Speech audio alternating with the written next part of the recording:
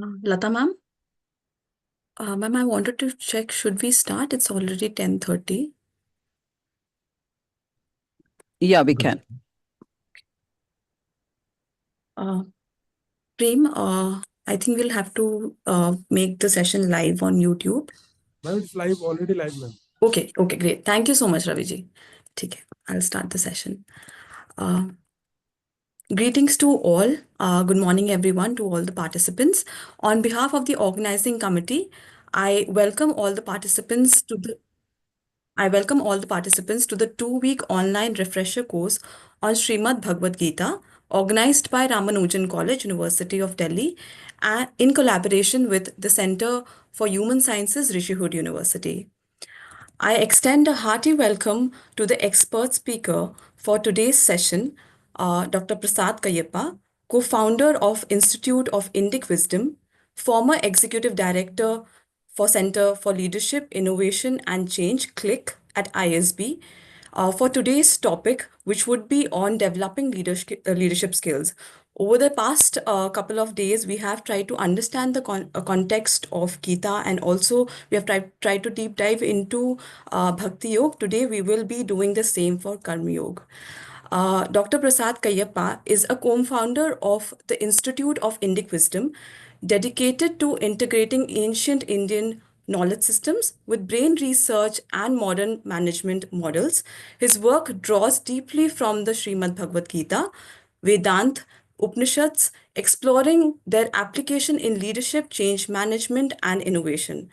As a former executive director of the Center of Leadership, Innovation, and Change at ISB, he has coached more than 130 Fortune chief executive officers and startup entrepreneurs, guiding them towards wisdom based decision making.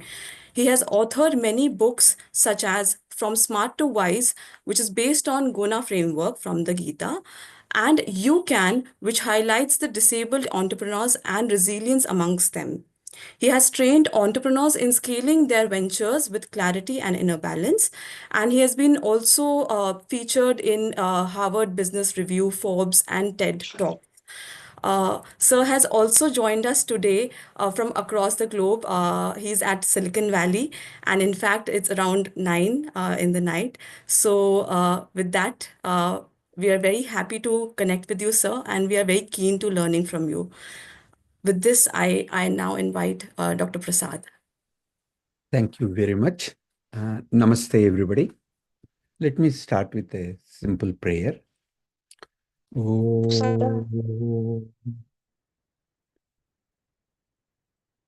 Om. Om. Partaya pratibodhitam bhagavata narayanena swayam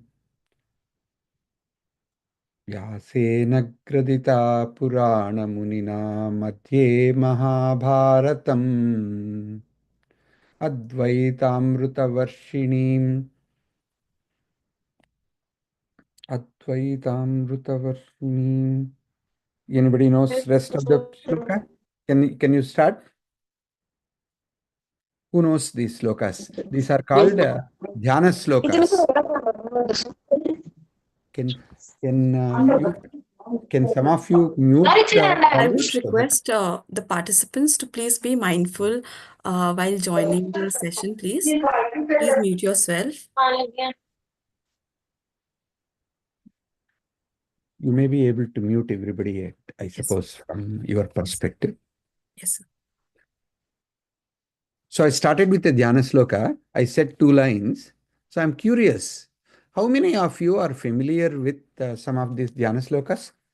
So I started with Partaya Pratibodhitam Bhagavata Narayanena Swayam Vyasena Gradita Purana Munina Madhye Mahabharatam. Who can complete the next 2 lines? Advai. Anybody?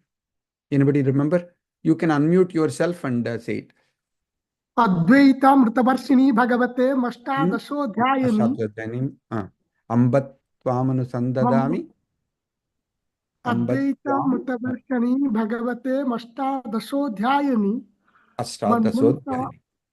Correct. Samvanta manusam dadami bhagavate. No, that is a different sloka. This sloka ends at that. Yes, yes, sir. So, reason, by the way, those are not part of directly Bhagavad Gita. Those are written by Madhusudan Saraswati, and there are a few slokas that might be very worthwhile to study, because to get concentration on any of these and to be able to really learn something meaningful, it would be good to first pray to the divine consciousness of Krishna by saying some of the slokas and then starting with it. So I heard you had 2 wonderful days of already introduction to Gita by Devdas Menon, Sampradananda Misra, and one Swamiji, and another entrepreneur. So today it is my opportunity to continue on the leadership wisdom from Bhagavad Gita. And what I thought I will do is connect some of the let me connect you to the slides so that you can see my slides. So that way it becomes a lot easier. Let me see, where is the PowerPoint? Okay.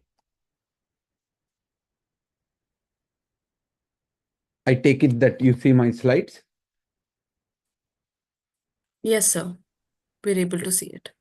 Good, good, good. So I thought I will start by bringing in the distinction of wise and compassionate leadership.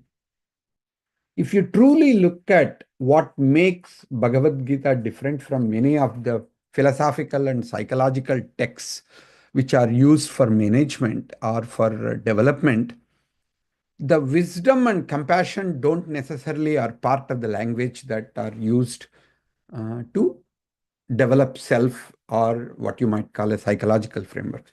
So we thought bringing in the perspectives of timeless wisdom of Gita with the modern leadership, it might be very fun and you might take it to a whole new level. I thought I could bring first by a few lessons. A modern person, an entrepreneur, goes to a Swamiji. Here he gives a small set of talks here.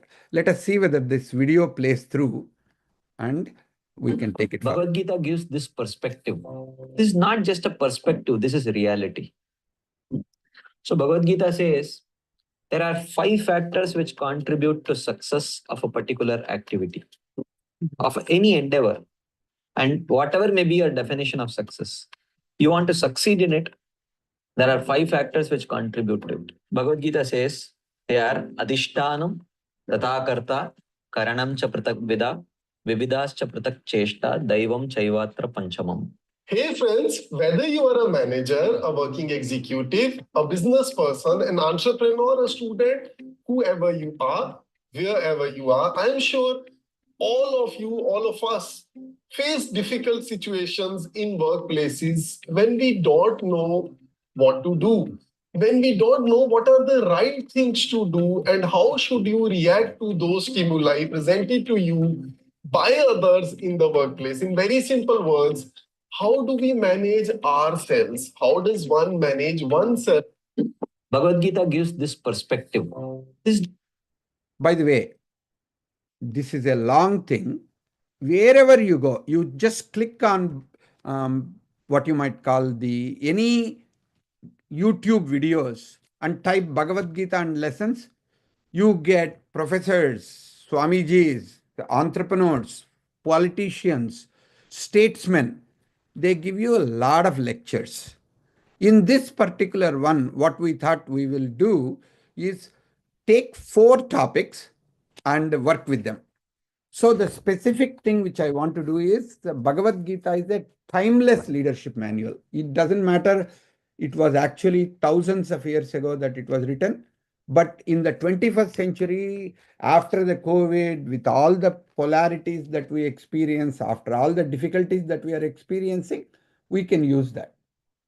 Second, the Bhagavad Gita focuses on 4 different things that are extremely meaningful and useful. One is self-mastery. Self-mastery, the idea of any leadership of other people begins with leading yourself. So the leadership which begins inside of you, inner leadership, if you want to call, that is the source of self-mastery. Second is following dharmic approach, paying attention to what are certain ethical and value-based principles that we need to apply, whatever we are doing, wherever we are going. That is the second part of leadership that we will touch upon. The third one we will also touch upon is how to make decisions, how to make effective decisions. I'll try to give you some tools around that as well. Whatever I'm saying is to a certain extent, connected to a book which I wrote about 12 years ago called From Smart to Wise, which helps leaders transition from a transactional leadership or a relationship-based leadership into transformational leadership. So one key concept I want to bring about is leadership is not about authority or control, but you can use the wisdom, what you call a acronym called WISE. That means wisdom, inner clarity, service orientation, and energy. These are the 4 things that you might want to pay attention to as we go forward. So the wise leadership connects with these 4 items, and we will talk more about it as we go forward. I will not use the video link because it looks like the video links, I do not know how sounds are coming through and how long these are. So I will just stay with the non-video type of things. The question it comes down to many times is, why do we need the wisdom today? And there are so many challenges in the modern leadership. As I mentioned, the uncertainty, the job market is really, really flaky, and the economy is going up and down with all kinds of changes happening, political leadership changes in United States, political leadership changes in Delhi. Wherever you talk about, there are lots of uncertainties that are there. And of course, as we said, the ethical dilemmas already are something that is becoming very clear. Then the third one is burnout. What does Gita say to some of these challenges? It says, Nishkama karma. We need to develop a certain detached engagement. We will talk about it. Why is that effective? And is that really possible for us to have a Nishkama karma kind of leadership? And second one, how do we develop the clarity? Because several times we come from what is called avidya kshetram. Avidya kshetram doesn't mean we don't know, we are ignorant. It just means we are confused. We take some principles from here, some principles from there, and we ask questions. How does this work there? Some of them don't work. So we need to figure out how do we find instead of a avidya kshetram, operating from avidya kshetram, how can we operate from a dharma kshetram? How can we have more clarity about it? And third is what is called a resilience. Resilience is something that has become a very big word everybody likes to use. What does it mean? It means learning to, what you might call a grow and bounce back from failures and figuring out a way to think about failure as the next step to success. That is something that is extremely important. And the third one, when we move from the smartness, because today everything is about smartphones, smart televisions, smart houses. The smart is the decade that we live in. Everything is about being smart. But of course, with the introduction of artificial intelligence tools like ChatGPT or Meta or Google, Gemini, and some of them, now the smartness is already given up for computers, for artificial intelligence, because you cannot be smarter than the AI tools that are available. So you need to look at, if smartness is taken over by AI, how can a human being become successful in working with AI in the 21st century? That is where the wisdom comes into picture, because we need to balance the logic and the rationale that comes from the big data, from the AI. We need to add intuition, because AI doesn't have intuition. It has mostly certain data-based approaches and it has a logic to it, but it has no intuition to play with. Third one is, the guardrails of AI are not strong enough. Human beings have got, if you can have clear values, you know what dharma is and what the boundaries of what you need to do and what you don't need to do, then you can use the external data with the internal compass to make better decisions. Then comes the example which you may need. Sometimes people ask a question, are there people who practice like this? As a matter of fact, this gentleman, Satya Nadella, who comes from India, by the way, his father used to be one of the secretaries in the PM office, Prime Minister's office, Mr. Yugandhar. And Satya Nadella, grew up in probably Andhra and partly in Karnataka he studied. He did not necessarily have a great pedigree to start with, or he cannot say, I went to IIT, I have this, I have that, but such a soft-spoken, quiet person who went through large amount of difficulties even in his personal life. He had a child who was not necessarily mentally fully developed in some respects. So he and his wife spent several years. He passed away recently, but for several years they have developed empathy and they developed compassion to work with other people based on their own experience with their son. So his key thing is empathy-driven leadership. And he was a very, very approachable and a personable young man who was not very well known outside, but he was having a spectacular success with his cloud-based computing and other things. So when Steve Ballmer, the previous CEO, was really not very successful for several years in a row to make Microsoft grow, and the stock value of Microsoft was so low, he was brought in as the CEO. Interestingly, he came in about 11 years ago, 2014.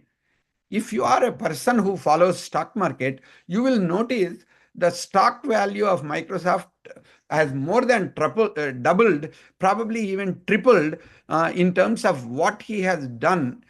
He has put the Microsoft back on the map of one of the top 5 companies. It is probably now number 2 or number 3. It is a multi-trillion dollar valuated company, and it is also, with its advanced way of thinking, Satya Nadella actually connected with ChatGPT. He invested more than $12-13 billion in ChatGPT.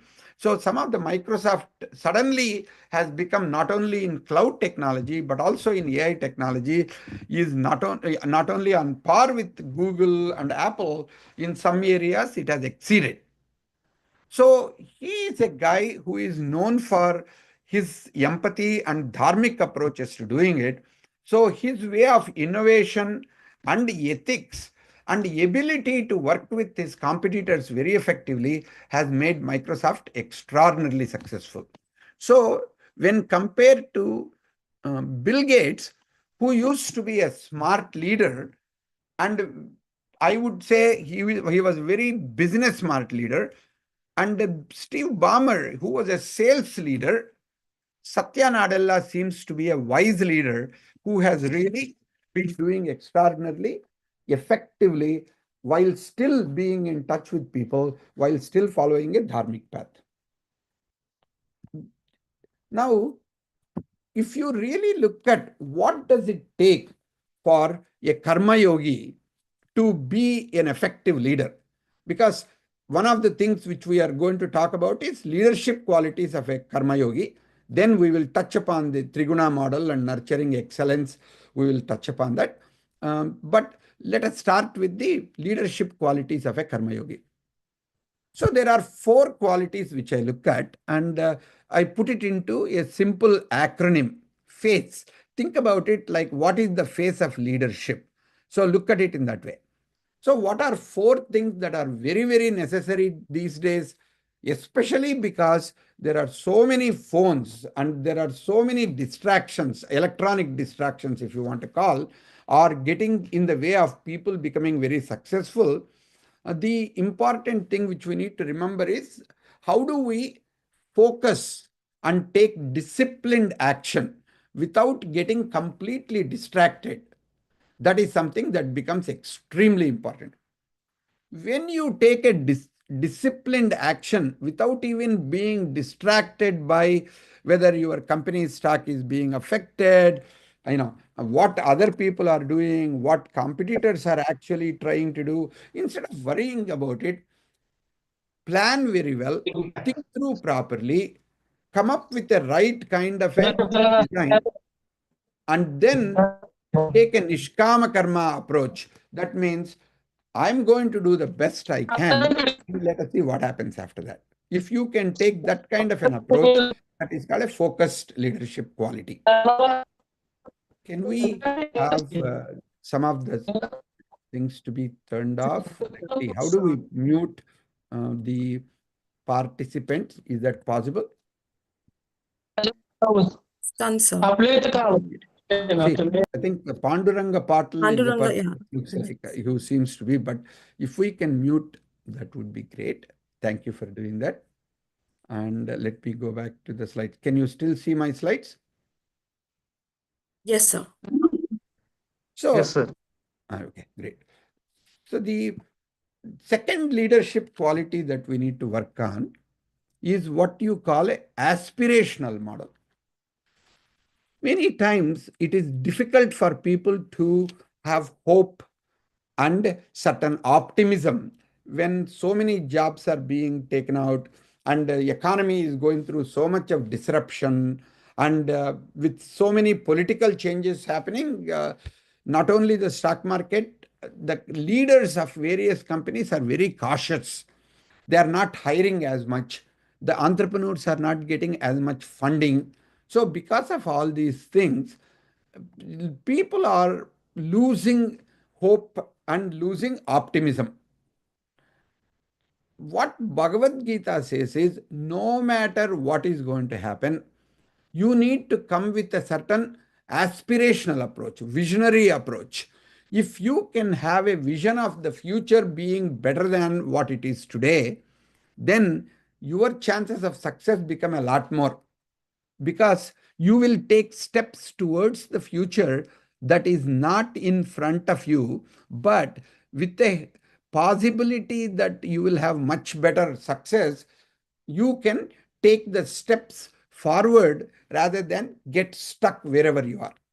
As a matter of fact, Bhagavad Gita is, being the Hindu text. What is unique about the Hindu text, Hindu philosophy itself, is we talk about what is called Akasha Tattvam. Akasha Tattvam, or the what you call the space, or the Akasha, is not considered to be one of the 5 elements except in India, anywhere else. Chinese talk about different kinds of elements. In the Western part, they talk about only the air, fire, water, and earth as the 4 elements. They do not acknowledge Akasha or the space as one of the elements. And in Hinduism, what Akasha represents is the infinite possibility. That means aspiration is built into the being human and being what you Hindu to a certain extent. So vision is something that is part of Bhagavad Gita, part of all the Hindu texts. Basically, they say if you want to really achieve something in the future, you need to be aspirational. Desperation and fear-based doesn't work very well. So second thing which you need to look at is what do you aspire going forward? What do you want for yourself? What do you want for the organization? All right. The third one, which becomes extremely important as part of this phase, four qualities of Karma Yogi. Third is the compassion, especially because there are so many fears and so many negative things that are happening, and people are so distracted, and people are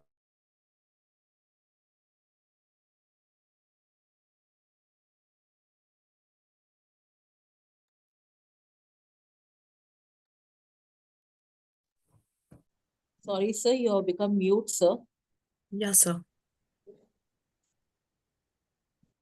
okay. Now, can you hear me? Yes, sir.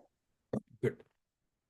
Yeah, I guess when we mute everybody, I have to unmute myself. I need to remember that. So I went back to the next slide. I want to stay with previous slide. So the compassion is something that we need to develop. Like we in the not just the Gita, in Patanjali Yoga Sutras, we talk about Maitri, Karuna, Mudita, Upeksha as four things. By the way, it is not just in Hindu Dharma, but also in Buddhism. They call them as four Brahmaviharas.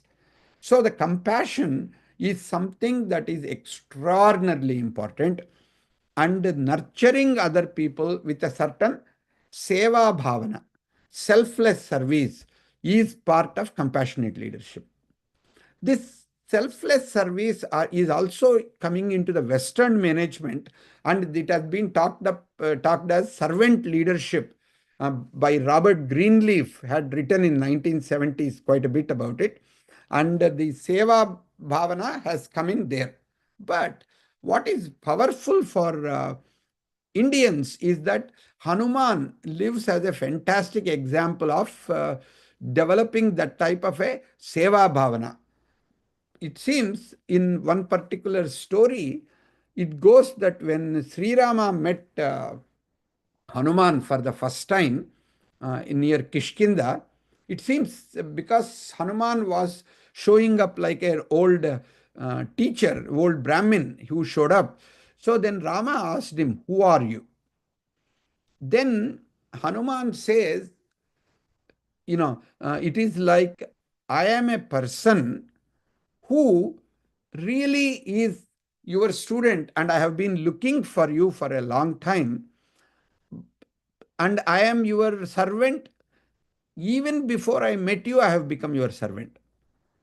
And my job is to really help you to become successful in finding Sita, and that is what I'm going to spend the rest of my time serving you and doing whatever needs to. And of course, as we know, he is the one who crossed Lanka and found Sita in Ashokvan.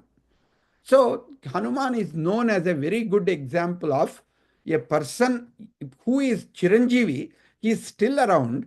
When I went recently to Chennai, and I saw in a State Bank of India, there was in a manager's desk, he put a quote: "If I don't know you, I serve you. If I know you, I am you." And it says Hanuman.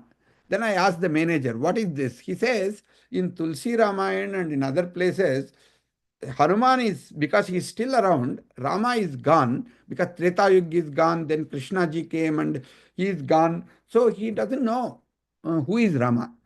But he knows Rama had shown up in a human form. So he says, I will serve everybody. I will serve everybody. It doesn't matter how they look or who it is, because they may be Rama in incognito. Rama might have come in a form that maybe he's trying to test me. He doesn't want me to recognize him. So I will deal with every human being, every customer, as if he is my Rama. But once I know whether he is Rama or not, there are only two kinds of people, according to me. Hanuman said, either you are a Hanuman waiting for your Rama, or you are Rama yourself. So if you are not Rama, that means you are like me, who is also, another version of Hanuman. So you are me.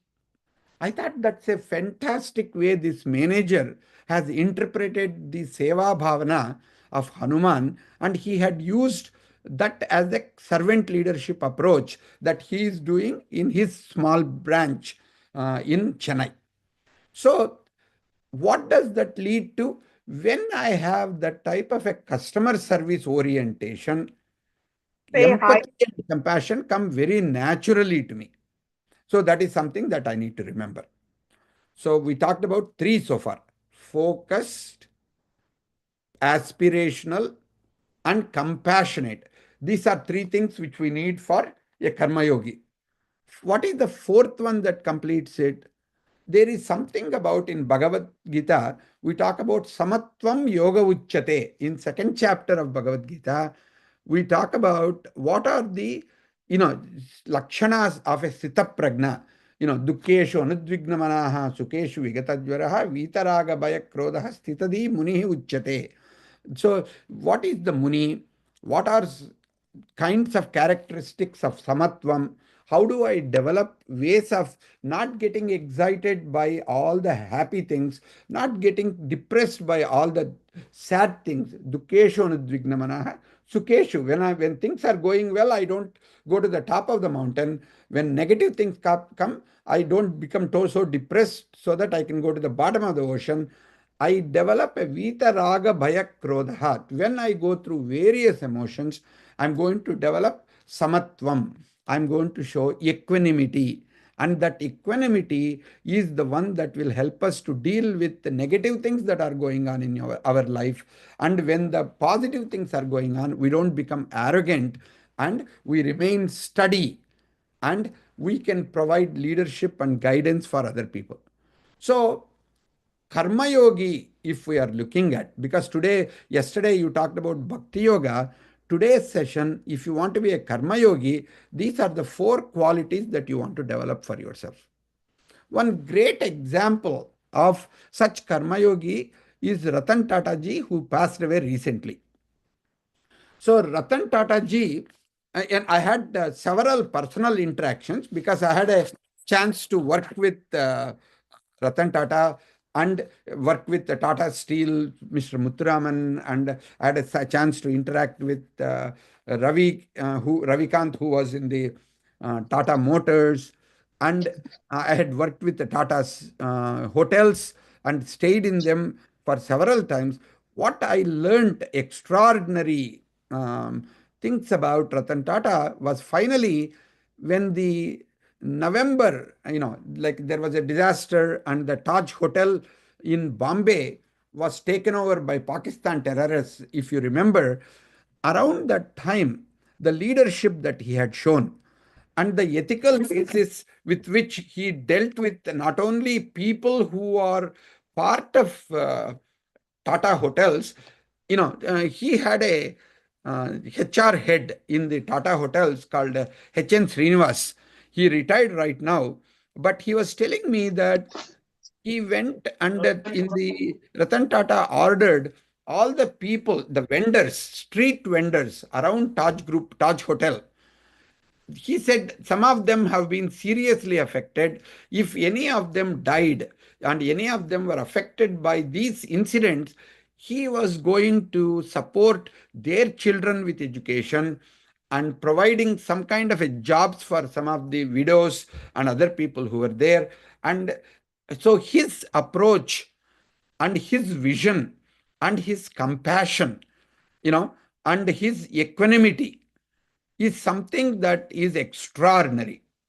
You might want to think about whether you have anybody whom you know who is focused, who has who is aspirational, and who is inspiring to other people, and who has a lot of empathy and compassion in their approach, and also who demonstrate the equanimity. If you think about some people, leaders in organizations that you worked with or organizations that you have studied, please put them on chat box. So I would like to see whether there are some things which you see as some leaders who fulfill and who have these four leadership characteristics. let me stop for a minute and see whether any of us can leaders fit in all the four characteristics and they demonstrate a karma yogi leadership as of now, according to you. Can you please type them up?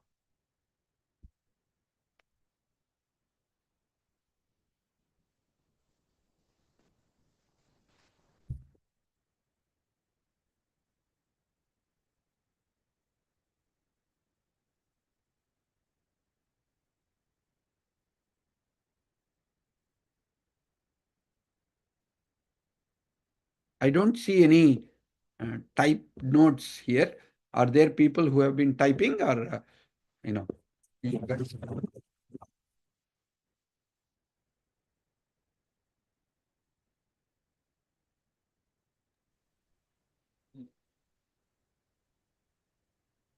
I think they're typing now, sir. and they're typing now. Okay, good. I just want to make sure. Modi ji, yeah, that is Modi ji seems to be a very good karma yogi. As a matter of fact, Dr. Balasubramaniam, who used to be the capacity commission head, he recently wrote a book about Modi ji as a karma yogi, and his model of karma yogi is based on Narendra Modi ji's life. That is one person. Netaji Subhash Chandra Bose. I do not yet know enough in terms of his equanimity or his approach. I do not know that he fits in that category. King Kamarajar. Okay. I guess I will have to learn. I will read about some of these people a lot more. Rani Lakshmi Bai, I do agree. And yes, Abdul Kalam, Honorable Abdul Kalam sir, I agree. I actually use him in some other things. Dalai Lama for compassion, yes. And Satguru. Satguru, you mean Sadguru Jaggi Vasudev? Okay. Great. So you do know, but you might want to think about, as I'm saying, some of them might have, and some of them might not have. Like when you give me some people whom you are mentioning, oh, Ganesh ji mentions himself as the person as a karma yogi. Well, I guess you need to know yourself whether you are a karma yogi or not, sir, but I will not be able to mention that. Oh, he is mentioning a present. Okay. Sorry.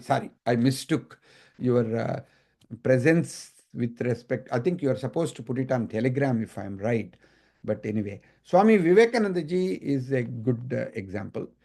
Narayana Murthy, definitely of Infosys to a certain extent, he is known to have some of these qualities for sure. And his wife, Sudha Murthy, many people have mentioned is equally a very good leader in that context. Okay. So think about, you might want to also look at it and say, out of some of the people whom you are mentioning, do they have all the four qualities? Or do they have only two or three of these qualities? What are the qualities they need to develop so that they could be a kind of a leader like this? Yeah, Mother Teresa, Gandhi ji, some of them, they are very good examples of all of that. You might also want to think about it and say, what qualities do you have in these four? What qualities do you need to develop? Because Bhagavad Gita is not just an ancient text that you want to read. You want to look at it as a daily leadership manual. That's what I mentioned. It's like a timeless leadership manual. You might want to think about it and say, are you potentially, by developing some of this, can you be a karma yogi? In doing whatever you are doing, the work that you are currently doing, what are the steps you need to take so that you can become a karma yogi is something that you may want to develop and pay attention to. That would be very, very useful. Okay, let me go back to the slides for a minute. The next thing which I want to talk about, because the second topic which I'm supposed to cover, is about the Triguna model of leadership. As you know, the gunas are some things that they talk about quite a bit in Bhagavad Gita. There is an entire chapter on gunas. And not only there is a chapter 16, there are gunas that are talked about. Even from the beginning, Krishna ji keeps on saying to Arjun, you have to become sattva, develop sattva, nitya sattvotsava bhava Arjuna. He keeps on saying every day, go from tamasic to rajasic, rajasic to sattvic. Do not focus on just the swabhava. You need to develop the swadharmas. So your swabhava might make you a tamasic person, but through your practice and through your sadhana, abhyasena to vairagyam, up to developing practices and sadhana, and also certain detached engagement, you can move from sattvic, move from tamasic to rajasic, rajasic to sattvic. That is what he talks about. What are these sattvic, rajasic, and tamasic qualities? Sattva is considered to be the highest quality. Why? Because it gives you clarity about what to do, what not to do. The dharma is very, very clear. Second, it also gives you wisdom. It doesn't give you just the knowledge. Knowledge applied with the discernment is wisdom. So that means you have the right knowledge, but you also know how to apply it, where to apply it, where not to apply it. That is called viveka or yukta, yukta vichakshana, yukta, ayukta. This is the right place, this is not right place. This is where I should apply my brain, this is where I should listen to other people. This is where I should open my mouth and say what I need to say. This is where I need to keep my mouth shut and listen to other people. When you develop that type of a wisdom and then have a balance, again, equanimity, when you have these three, they say there is a light, inner light of who you are that shines. One way we can apply it in the leadership literature, you can say you become very intuitive. A sattvic person has a lot of intuition that they operate from. Not only that, they have easier time to align their words and their thoughts and their deeds. That is what we call Trikarana Suddhi, Kaya, Vacha, Manasa. I can do. That means they have a spiritual development quality that they develop, and in the practical context we call it they have charisma, or they are the people when they say something other people will listen to them. Why? Many leaders, when they have the dharmic guidelines clear, they become ethical leaders. Why? Dharma means knowing one's duty and knowing what are ethical, not just what is legal, what are ethical. Ethical alone is not one quality that distinguishes sattvic people. They also have a vision of the future. They see things from a holistic perspective, purnatva drusti, purna bhavam.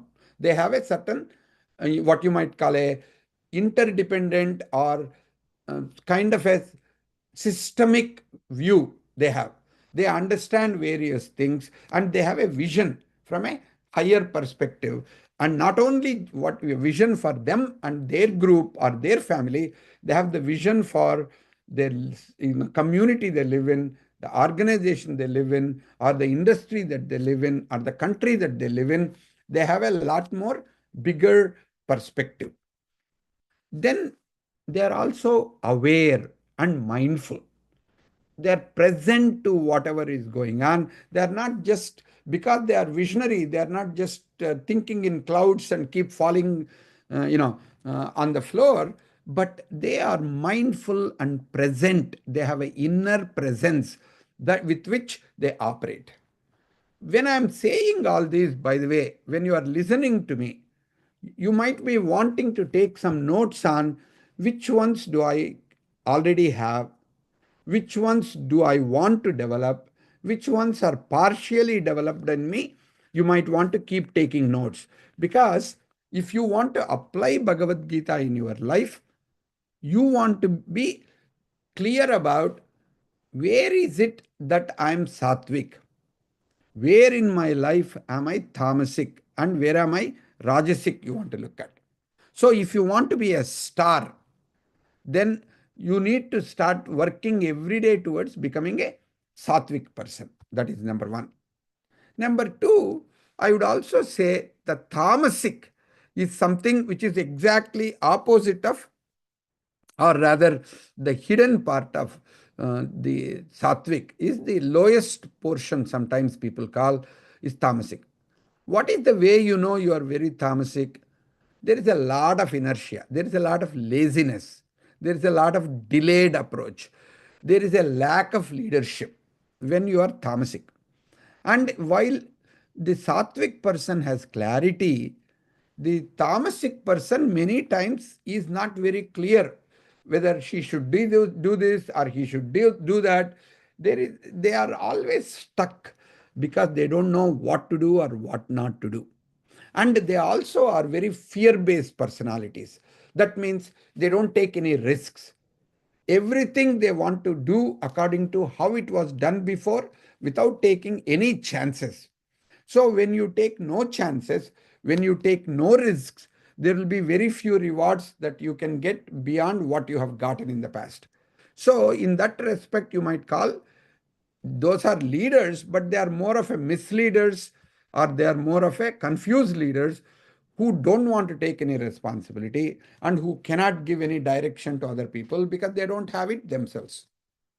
You want to check and you want to look at, as you are listening to me, think about it and say, which roles, which part of my work, which part of my relationships, I have a lot of laziness and I have a lot of confusion and I operate from fear. Where is it that I'm shirking responsibility?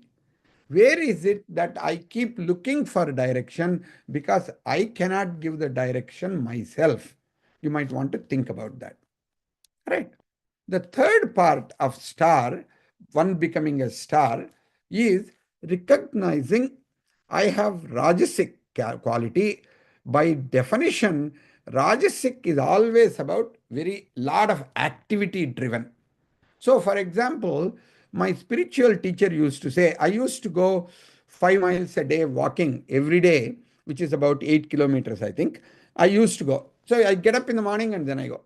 He says, why can't you just sit in one place and do yoga? I want you to stop doing this activity. He says, you are like a 65 years old and you are walking around like crazy. You should stop that. So from his perspective, my passion, he says, sometimes is so much that it is intensity. So he says, your intensity is good up to a point, but if you are blinded by passion, then you will also lose track of yourself. And also you will become very angry very easily. You become very temperamental and you become very...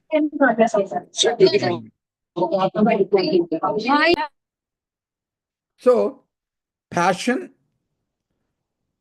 instead of compassion, compulsive action, they are so activity driven that they cannot sit still. There is a certain thing about what you call like a distractibility is very high. So some of the people, especially with the phones and all of them, they are constantly trying to do multiple things. When I come to India, when I look at these TV channels, the show will be going on, two people will be talking. There will be two or three bars that are actually playing on the top, at the bottom. There is so much of information. At 4, 5 different channels it is being given. That's a Rajasic way of trying to keep people glued to the television screen so that they don't change the channel. But of course, we keep changing the channel every time there is an advertisement because we try to watch 3 movies or 3 shows at the same time, switching channels between one and another. That is a Rajasic behavior. So these are some examples of doing it. In addition to that, If you get irritated very quickly, if your ego or what they call ahankar, if you get offended very easily, or if you feel like, you are like this, you should be respected like that, all of that is Rajasic characteristic. So the over ambitious leadership, for example, right now we have recently a new president in United States called President Trump. I would say he's a perfect example of ambitious leader because it's only like 3 weeks or 2 weeks since he became a president. He's already saying, I want Greenland and I want Gaza Strip and I want that. So the ambition, when it becomes restless, over ambitiousness, then you say your active rajas has taken over you. So that is a very good example of Rajasic. In the practical domain, in the leadership domain, we do not translate tamasic, rajasic, and sattvic in the same way as Bhagavad Gita says. In Bhagavad Gita context is all about paramarthika world. It is about spiritual world. But leadership and business or entrepreneurship is all about practical world. Practical world, I will say 80% of us and the 80% or 90% of the world operates on tamasic. Why?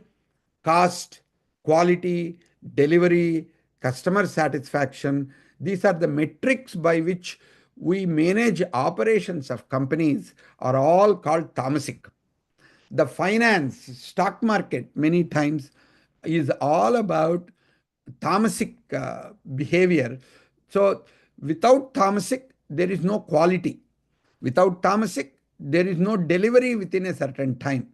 Without tamasic, there is no improvement. So tamasic is the basis on which the universe kind of operates. So it is not bad. Many of what we do are tamasic activities.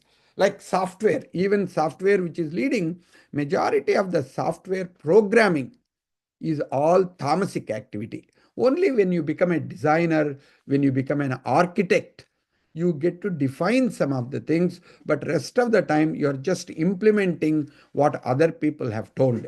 So many of the implementations and following somebody else to do right kind of work is also tamasic activity. And Rajasic also has a positive side, just like tamasic. When a Rajasic person really feels that passion towards people, he becomes a very good leader. He or she who have their passion for people and who are willing to act for their people and who have a certain managed ego, ahankar, ahambhav, they are able to take that pride and use that pride to serve their people and to support their people, fight for their people. They become very good managers and they become very good leaders. So, to a certain extent, many CEOs, department heads, and all of them probably are operating on what you might call the best way of being a Rajasic leader rather than the worst kind of a Rajasic leader who is not able to make progress in the spiritual domain. If Tamasic is like a functional leader, Rajasic is more like a business leader. What is the sattvic quality comes to? Sattva leads to wise leadership.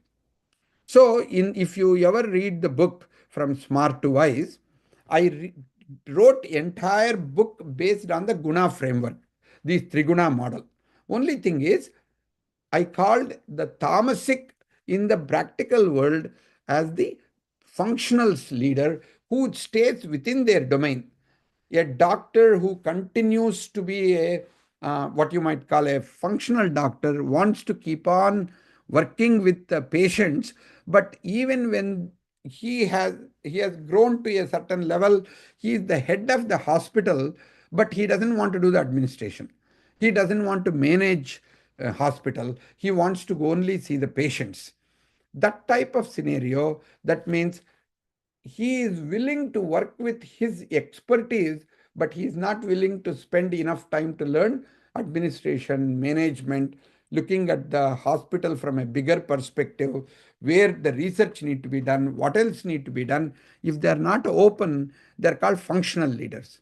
Same thing, some of the department heads, a marketing head, when he becomes or she becomes a CEO, they only operate and manage the company from a marketing perspective. For example, in Hewlett Packard, we had a leader called Carly Fiorina, who was excellent in marketing, but even when she became a CEO, she did not necessarily manage the sales, manage the R&D, manage the finance, but she focused on marketing. Whereas some other CEO who came, Mark Hurd, who came in, who was very good in operations. He was a very tamasic person, but focused on operations. He increased the stock value of the companies by straightening up the operations, not marketing or sales. He was more of a tamasic leader, a functional leader, whereas the rajasic leader like Carly Fiorina was another example. Same thing. I will talk more about Bill Gates and Steve Jobs. Steve Jobs, I had a good fortune to work with in the early days of 1980s when I was in University of Utah and when I joined Apple Computer. He was a very good business leader. He was a very rajasic leader. So business leaders who think across multiple divisions, across multiple functions are rajasic or business leaders. People who only focus on, vertical uh, integration, vertical level, they are more tamasic leaders. Sattvic are people who are like T-type leaders, as they call. They can think across when they need to, but go down and produce value when they need to on the vertical domain as well. That is what we need to do. And I also talked about, for example, we need to figure out a way how we can reduce the tamasic and balance the rajasic and enhance sattvic.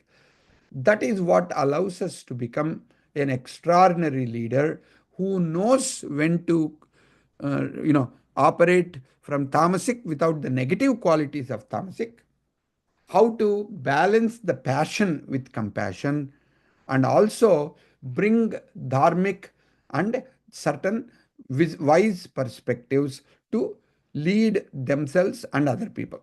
When we do that, then you become the star. So this is the Triguna model of leadership. And just to give you a little bit more, in the books From Smart to Wise, I took in the 18th chapter of Bhagavad Gita, there are 6 qualities that Krishnaji describes with all the 3 gunas. There are 18 slokas.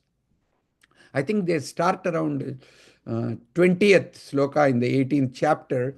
They talk about 6 qualities, which are Gnanam, Karta, Karma, Buddhi, Dhruti, Sukham.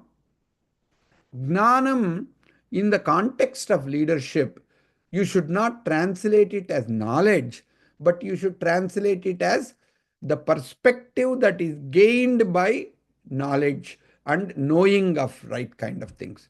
So that means you can have a sattvika gnanam, means a holistic, systemic perspective.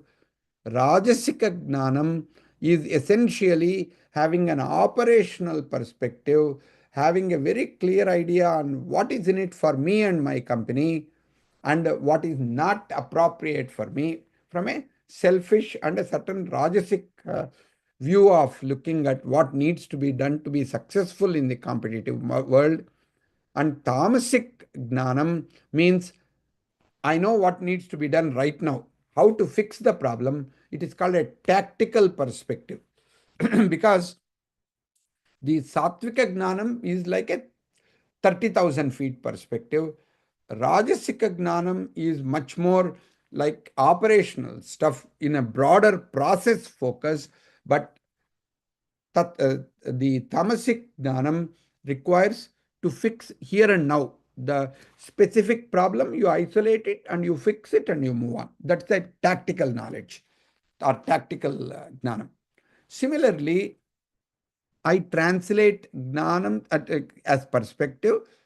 The karma, I translate in this context as action orientation.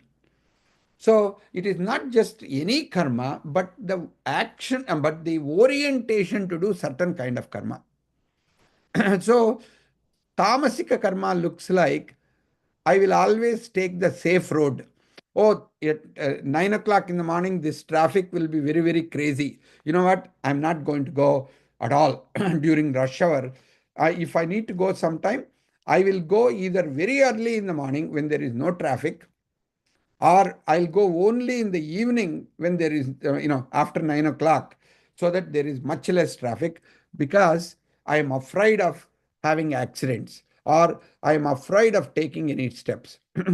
That means a person becomes very locked into very limited possibilities because their orientation is fear orientation.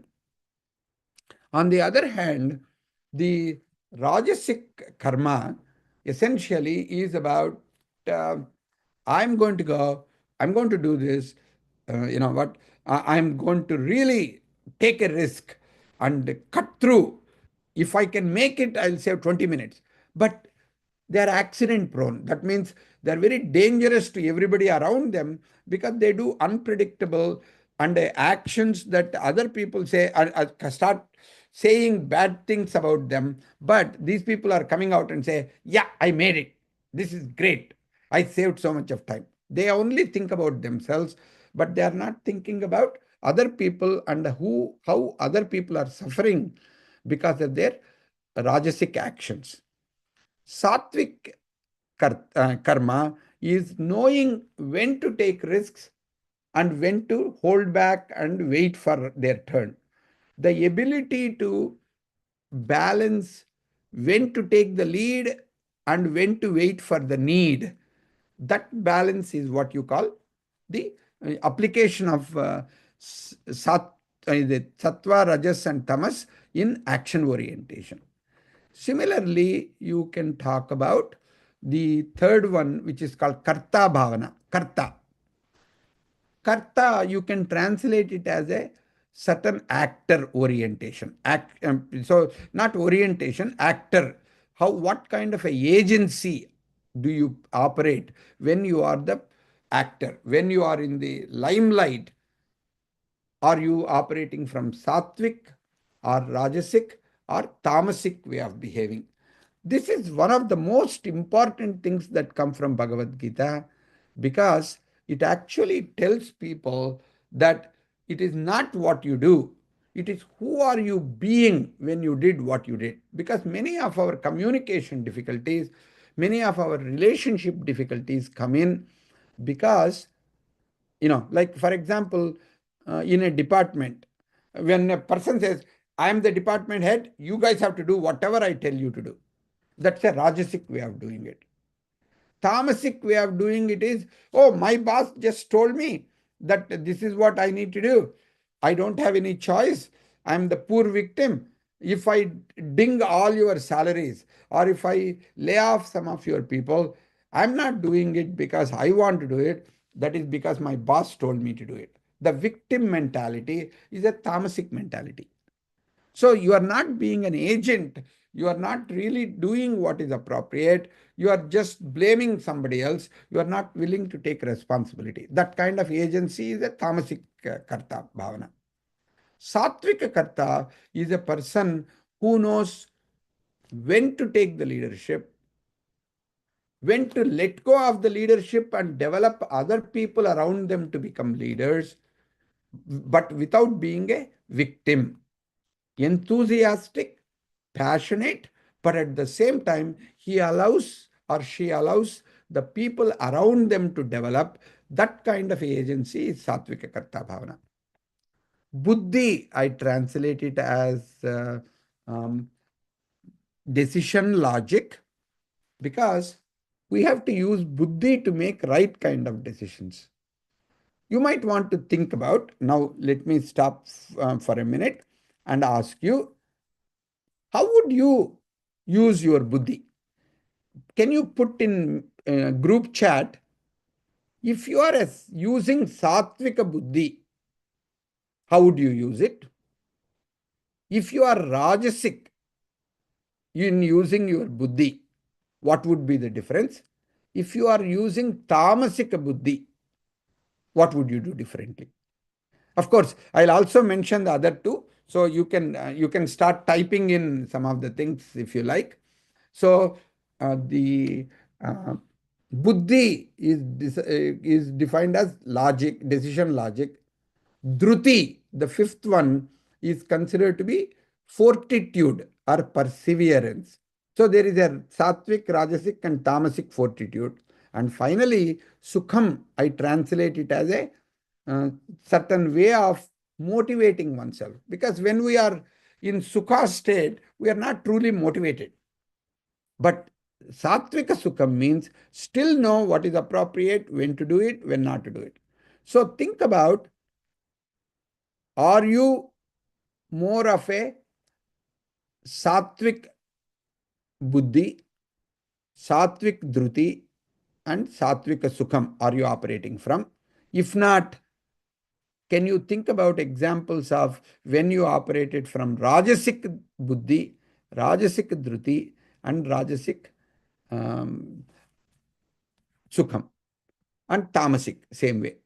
So can you think about what does it mean, and what are some examples, if you can think about regarding sattvic, rajasic, and tamasic?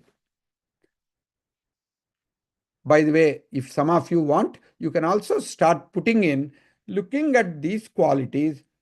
Do you think you are mostly rajasic, or do you think you are mostly tamasic or sattvic? What kind of a personality do you have? What kind of a star that you operate from? Where do you need to make changes? You can type in those also. Okay. I'll stop for a minute and I'll wait to see some of your feedback, because I want this class to be not just I keep on drone lecturing and you keep doing whatever you are doing. I would like you to be able to get something that you can apply today itself. So I want it to become something that even if you forget a lot of content that I'm saying, you can get some specific grounded way how to use Bhagavad Gita in your day-to-day use. And I hope at the end of my session, you begin to see you can do a karma yagna. That means you can actually, whenever you are in doubt, whenever you are struggling, you can come back to Bhagavad Gita and read some sloka and some meanings, and you can apply it to become a better person, to take better decisions, to have better communication with each other. That's why I'm asking. Yeah, we will get to Gunatita in a little while. I'm just going to touch upon that. And so, yeah, so sattvic decisions, what you call, will be with discretion. Yeah, with a certain amount of thinking. Rajasic decisions could be impulsive, and tamasic could be waiting for other people to decide. That's a good way to put, Sunita. And you might want to look at it and say, do I make these mostly from sattvic, rajasic, or tamasic? You might want to think about. Similarly, other people may want to look at. Gunatita is where that really goes into spiritual. So he talked about going to Sattvaguna itself for Arjuna. So Gunatita is something only Krishna can talk about. We are not in the Arjuna level, let alone going to Krishna level. So while Gunatita has a lot of meaning in the spiritual context, that means you don't have Rupa, Guna, you don't have any of these Nama, Rupa, Gunas. If you don't have them, then you are considered Bhagavan, or you are considered Parabrahman, or you are considered Devi. So, but we are not talking about these kinds of goddesses kind of situation. So I would prefer if we stay in the guna world. Let us not yet, Dr. Sujata, I think, who mentioned it? Yeah, Dr. Sujata, I would prefer not to go to Gunatita and talk too much about it other than what I just said for now. All right. So, yeah, so Dr. Neeru says, I'm mixture of Rajasic and Sattvic. What I recommend is look at these 6 characteristics. By the way, you can read my book if it is available. If not, you can even Google. There are lots of talks that I have given about these 6 characteristics. And if you guys need, in the second lecture that I do on 18th or 19th, I'll be happy to go much deeper into these if you like. But you might want to look at it and say, where am I being Rajasic? Where am I being tamasic? Because many times tamasic looks like sattvic to us because we don't have a perspective of our own. There is also an assessment that I had developed and I use it when I do coaching, one-on-one coaching sometimes. I found I can, if needed, and some of the things, I suppose I could even bring it up, some of these in a deeper level if you want after the break. Instead of going to the next lecture, we can touch upon it if you guys want to go deeper. So, yeah, one can be, Dr. Preeti, you say, yeah, one can be mixer of this or that or any two. That's true. But we are not talking about what anybody can be. I am asking you to develop some awareness of yourself so that you know whether you are operating from Rajasic or Sattvic or Tamasic. Are you with your students, which is your dominant behavior? With your other faculty, what is your dominant behavior? Under what context your tamasic comes out? Under what context you are willing to be Rajasic? Under what context are you being Sattvic? This is what, when you begin to pay attention, you develop the self-awareness and you begin to pay attention to where do I need to learn, where do I need to make changes. So that becomes very important. So generic answers like I'm mixture of all three, that means I don't want to know. Of course, you are a mixture of all the three. Everybody is a mixture of all the three. Only thing is, I am asking you to dig deeper into various things. And Dr. Sandeep says it changes with situations. You are right. But does that change automatically? Or do you have anything to change consciously? Because if you do not have a control of it, or if you don't have awareness of it, how are you going to become a better person? If you want to become a sattvic person, you need to know under what conditions my rajasic nature comes up, under what conditions my tamasic nature comes up, so that I can actually work with it in a very different way. Right. Yeah, you're right. Nimhans also has developed a scale, and there is one particular person in Bangalore. She had developed a guna and dosha using the Ayurvedic and these. Her company is called Swayam. Dr. Datar, she has developed a scale which is using the guna and doshas. Her scale is quite good. So you can check out her scale, DATAR, Dr. Datar, and her company is called Swayam. And if you look for it, you can use the scale and then you can do that.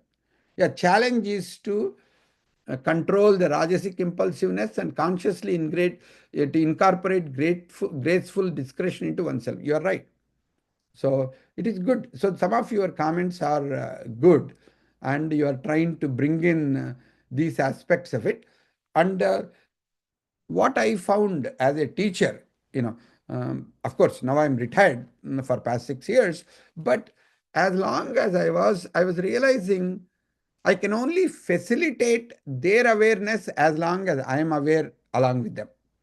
But if I try to tell them, which I am not aware of, I only have a cognitive knowledge, or I'm only using bookish knowledge, but I'm not, then I found, especially in these areas, their respect of me will go down very significantly. You can talk about Bhagavad Gita and you can talk about some of these without exactly bringing certain amount of your own personal experience and self vulnerability and willingness to examine yourself along with them.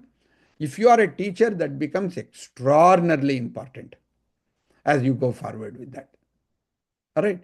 So those are some thoughts that I have if you want to really look at. Now, let me ask you another question now that I am talking to you. Can you think about a balanced sattvic leader?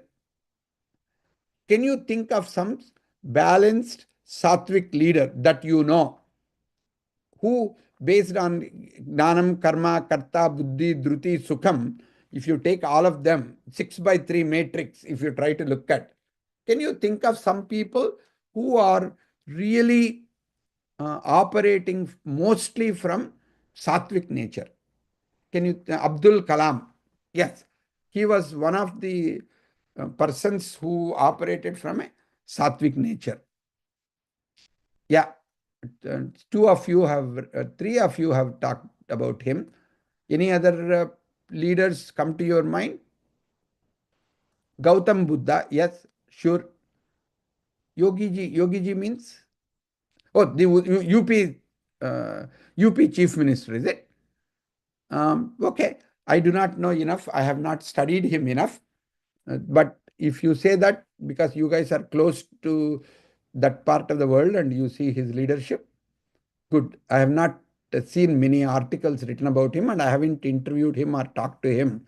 So I cannot talk more about his leadership qualities. Yeah. So think about also some business leaders, people who are living right at this time. See, many of what you are saying is from not having a direct experience, not researching on them yourself as much.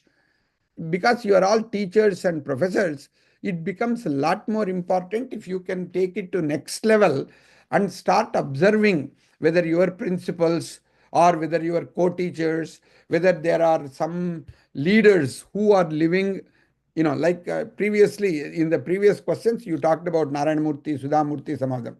But you might want to look at who are some of the people whom you can think of as a leaders. Okay. So let me go back to this.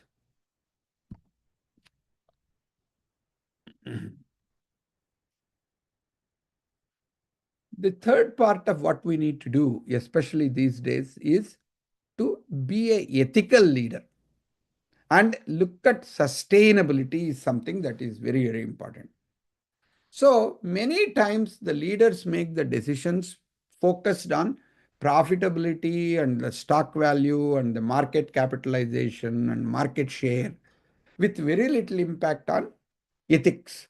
Like when we do what we do without thinking of a bigger picture, because you guys live in Delhi, you talk about every fall and every winter when people burn the crops or when people burst Diwali crackers or when people put too many what you might call a chemicals into your farms. That leads to food which is highly chemical oriented.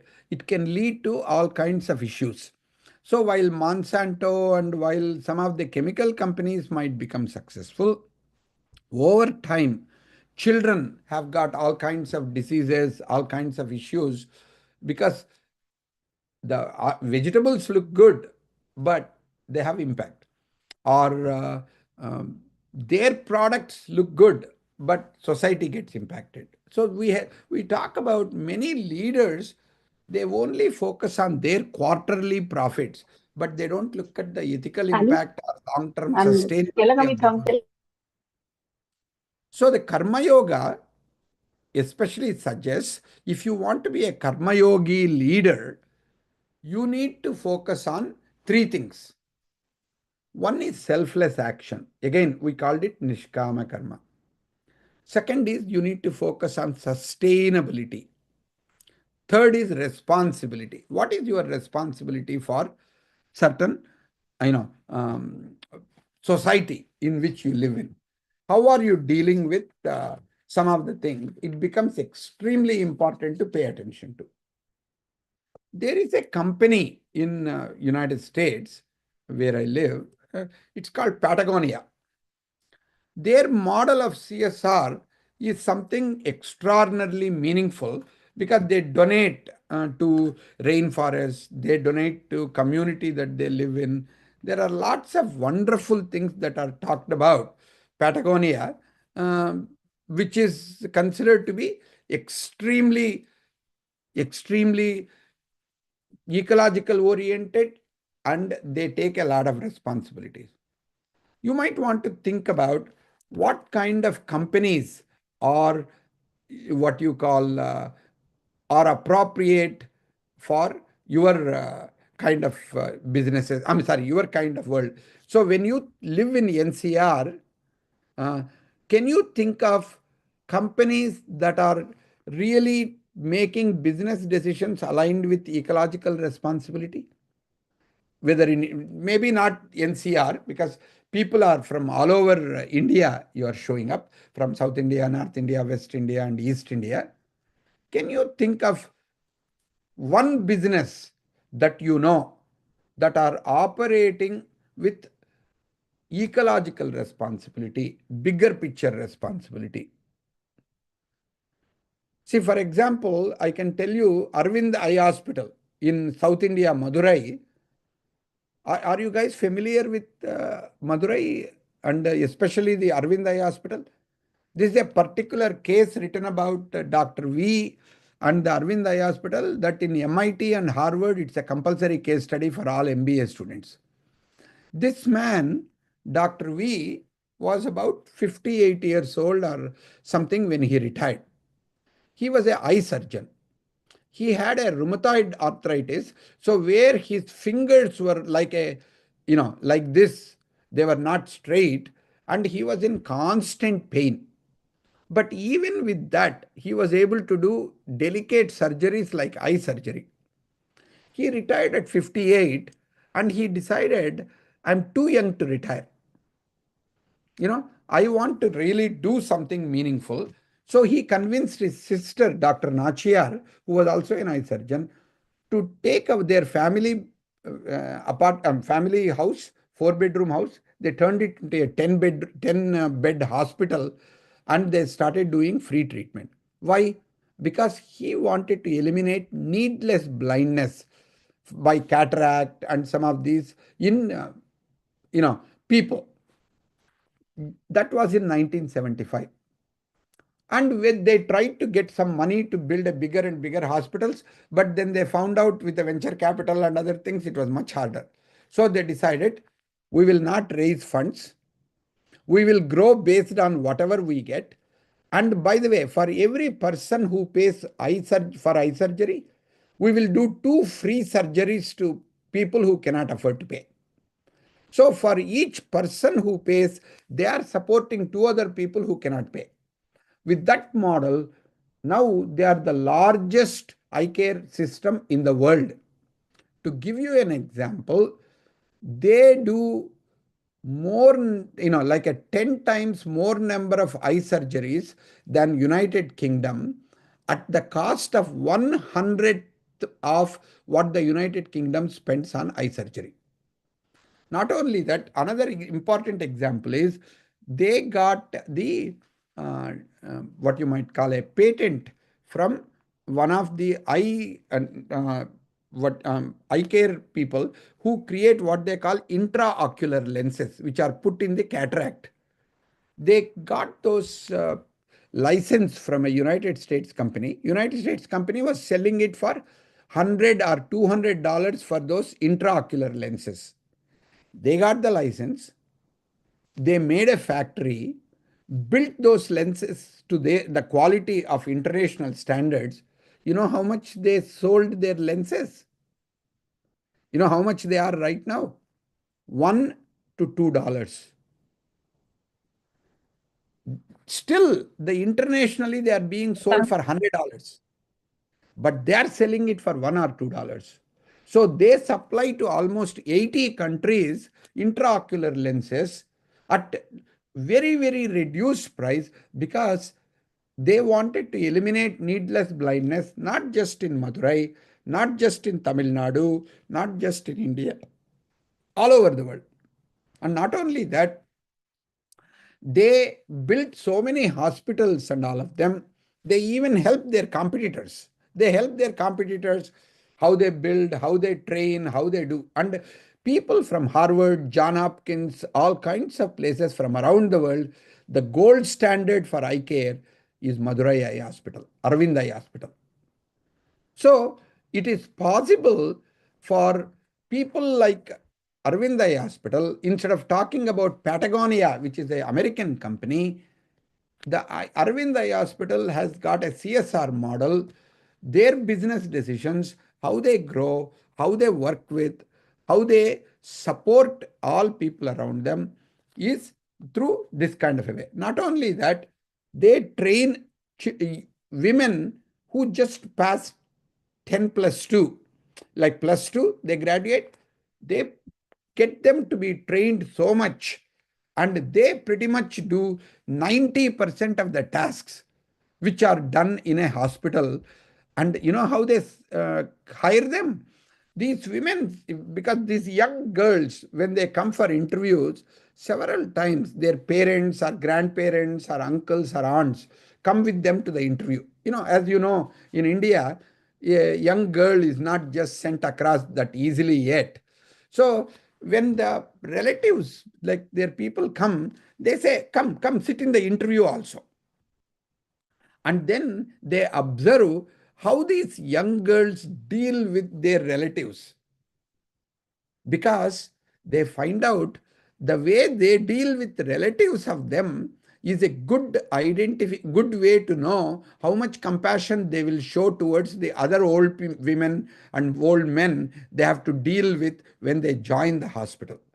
So their methodologies of hiring, their methodologies of training, their methodologies of supporting the young women to become extraordinarily good eye care aides is something that is making the villages around, wherever the Arvind Eye Hospital is, villages around all prosper. Why is that? They found if they hire the boys will come, they'll get trained, they will use their money sometimes for bad habits, or sometimes they may not provide it for their home. But if they hire women, young girls, and the young girls generally support their families, some of them, so the families become much better, much better, much better. So there are excellent examples of this kind of demonstrating karma yogi kind of models. They exist in India, not just anywhere else in the world. Let me stop for a minute and ask if you have any questions so far, because we are going to take a break in a couple of minutes. I want you to actually write down your questions, and we will join back after about 15 minutes. And when I start the next session, what I will do is I will start answering your questions. And I will also, if you are interested, I can take this model which I mentioned, like this assessment, like Gnanam, Karma, Karta, Buddhi, Dhruti, Sukham. I will get you go through some questions so that you will have a little bit of more deeper awareness of where you want to go and where you are. All right. So any questions, comments, will you please take a couple of minutes to write down, and then we'll take a break.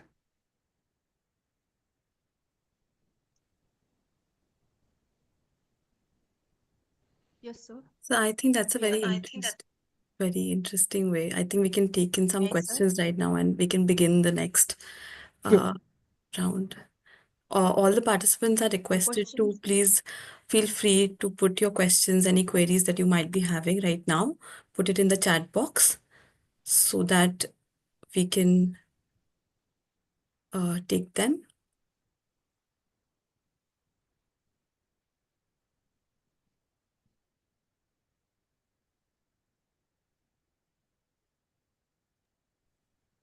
Sir? Alternatively, if you, okay, I think Yeah, somebody tell me. has Sir, unmuted themselves. yes. Yeah. Yes, sir. I am Dr. Neeru Vaishnav from SU College, Aligarh. So my question is that in this present scenario that the students are related to social media scenario, they are not keeping interest in coming classes and reading books and so and so. So what kind of leadership we should take in action so that we can do the goodness for the students as well as for our part also. See, one of the things, because the social media is so influential, we have to also become comfortable in using the social media. For example, I write like almost 30, 40, 50 articles a year on LinkedIn. And I post it onto X, like which used to be called Twitter. And now, and also not only that, there are some groups which asked me to do some reels, like a 1 minute reels, and some interviews, podcasts. At 69 years old, I'm spending a lot of time learning about social media, because if I want to reach younger kids, I need to speak their language. If I ask them to listen to me in my way, but I am not listening to them in their way, then the connection becomes very weak. So one recommendation is, as many of you professors and teachers and all of you, you might want to think about how comfortable am I in at least participating a little bit in social media, number one. Number two, can I understand why social media is so popular and I am not? I was talking to, because I also do like a 4 Gita sessions we do almost. We are doing a 9-week program, small thing on education and self-development and all of them. And we are asking questions. And when we are talking to people, they said, hey, you are, like a baby boomer. You are like 68 years old. We can't relate to you. Some of them are saying 18-year-old, 20-year-old, 22-year-old. Give me quickly. Give me, like a 3 points. I don't want to read 2 pages. We used to write books. So after that, I realized even 10 pages is a big thing for them to read. So I need to give a 1 page executive summary, and I need to give 3 points which they need to do. YouTube video 1 hour is too long. Bring it to 15 minutes TED Talk. From there, bring it into Instagram Reels or carousels. So what is happening is people don't have energy or time or patience to look at old model of teaching stuff. So I find I need to figure out what is the most important. How can I do that? How can I make people to be more engaged and involved with it? Because especially now there are 248 people on the Zoom call. If I keep on talking, if I don't engage with you, if I don't know what your questions are, whether what I'm saying is reaching you or not, I can finish my talk and go away. But it is of no use to you, because you came in for your certification, and you want to get your certification, whether you learn or not, it's your choice. But if I can make it interesting for you, maybe I can leave you with a few key points that you may be able to transfer it to your people. I don't have to do it. Actually, as I'm retired, my wife says I'm 2 times more busy now, even though I'm not doing any money earning, but because I look at it as this is my service. I'm doing my vanaprastha. I need to serve people because somebody else did that for me.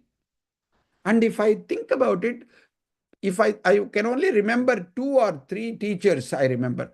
Why? I don't remember any content they taught me, but the affection they showed me, the care they demonstrated towards me. They listened to me. They paid attention to me. They dealt with me as I am a human being. And even though I'm much smaller and I'm a student and they are a teacher, but they felt I have something to contribute, and they paid so much attention to me. Even after 50 years, 60 years, I think about them and I feel like because of this teacher, I studied physics. Because of this teacher, I got interested in poetry. Because of this teacher, I studied Sanskrit. You know, my sense is you might want to think about it and say content comes through multiple ways now. They can even go to chat GPT and get more content than teacher can ever know. So our role as teachers has changed significantly. Don't focus on the content. Focus on connection and focus on compassion and focus on a way to help a person to know that you care.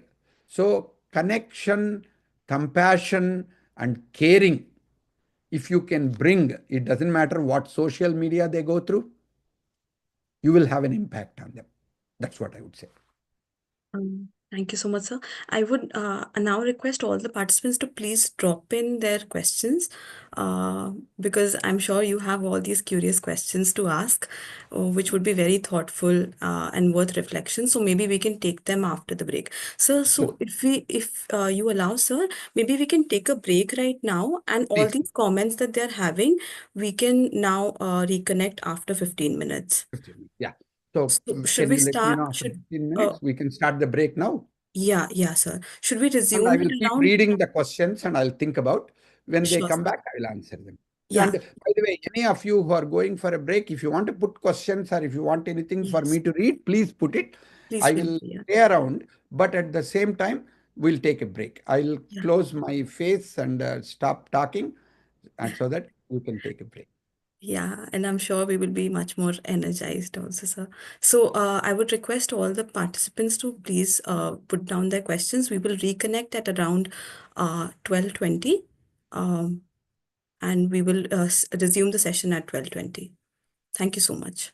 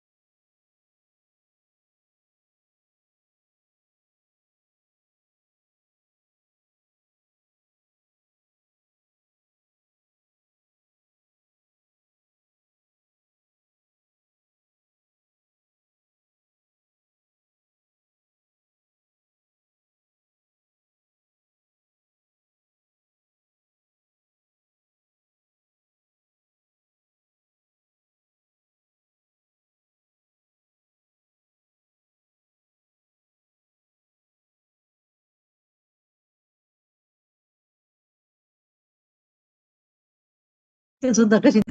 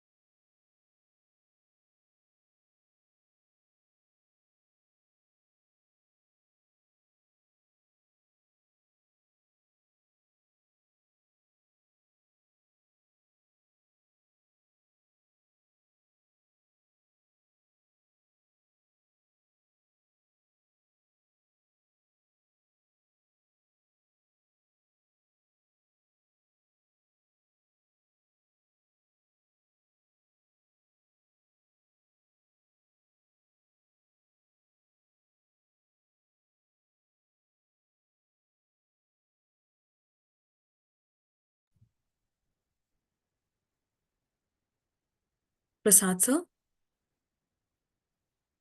Yeah. Ready? Yeah, sir, I think we can start. I mean, you've also sort of addressed some of the concerns that, and some of the comments uh, that the participants were Here having. only. That's, yeah. That's what I'm doing. I'm just typing in some notes for Yeah, them. that's really kind of you. No issues. I think we can resume the session now, sir. Resume the session and then talk. And maybe if you feel like maybe we can also address the Some- concerns as you were planning. We'll do that. And also, I added a couple more slides so that it'll go. And then I will give you the information about Shilpa Datar so that you guys can connect if you want to do the assessment. I'll do all that type of stuff. So we can do. All right. I would love to see your faces. If you have, then I'll also be motivated. So we tell that to students all the time. Maybe we need to see whether we can show our faces. That way, all of us can actually have conversations and maybe uh, we learn a lot more by body language rather than just the what you might call a uh, name and photo, which is there. Okay, let me start by responding to some of the questions which are there. Some questions I already touched upon, and I will mention them to you, and then we'll take it forward from there. So some questions which I answered are like one question that was there was, let's see, I think 3 C's somebody asked, saying, how do I work? Let's see, where is that? Already it has gone up and forward. This I have not answered. Okay, so there looks like a lot of things. So let me take what I have in front of it and I'll answer. Should we surrender and accept that there are no ways to improve students? That is a question Dr. Preeti Bansal had raised. I'll answer it in this way. Gita says you have to start from surrender. It is not like surrender is the last step. Do the surrender as the first step. That's why the key, if you notice in Bhagavad Gita till second chapter, almost 7th or 10th, Krishna doesn't answer anything. He brings the person to come in and sit down, stand in front of the Bhishma and Drona, and rest of the time he doesn't speak very much. Only when, if you remember in second chapter, I think it is the 7th sloka, he says, Karpanya dosha apata swabhava pruchami tvam dharma sammuda achetaha. I have become stabda. I have become completely inert. I'm not capable of actually responding in a proper way because I don't know what is dharma, what is adharma. Dharma sammuda achetaha. पृच्छामि त्वं धर्म सम्मूढ़ चेत निश्चितं ब्रूहि तन्मे शिष्यस्तेहं स्वादिमां त्वां प्रपन्ना. So take me as your student and tell me determinedly what is right, what is wrong, what should be done, what should not be done. Only when he starts saying that, then Krishna starts speaking. From 2:10 he starts speaking. From second chapter. Actually, even the commentary of Shankaracharya's commentary of Bhagavad Gita starts from second chapter, 10th sloka. The reason for that is, till you surrender, till Arjuna surrenders and says, I don't know what is right and wrong, please tell me. Krishna doesn't even open his mouth. Same way, when we surrender, the head actually goes below the heart. When we do the pranam, when we do that, the connection opens up, the heart connection. Like somebody said, today in the social media age, if teachers have to be effective, we have to start from the heart, not from the head. So to connect from the heart, that means your emotional intelligence.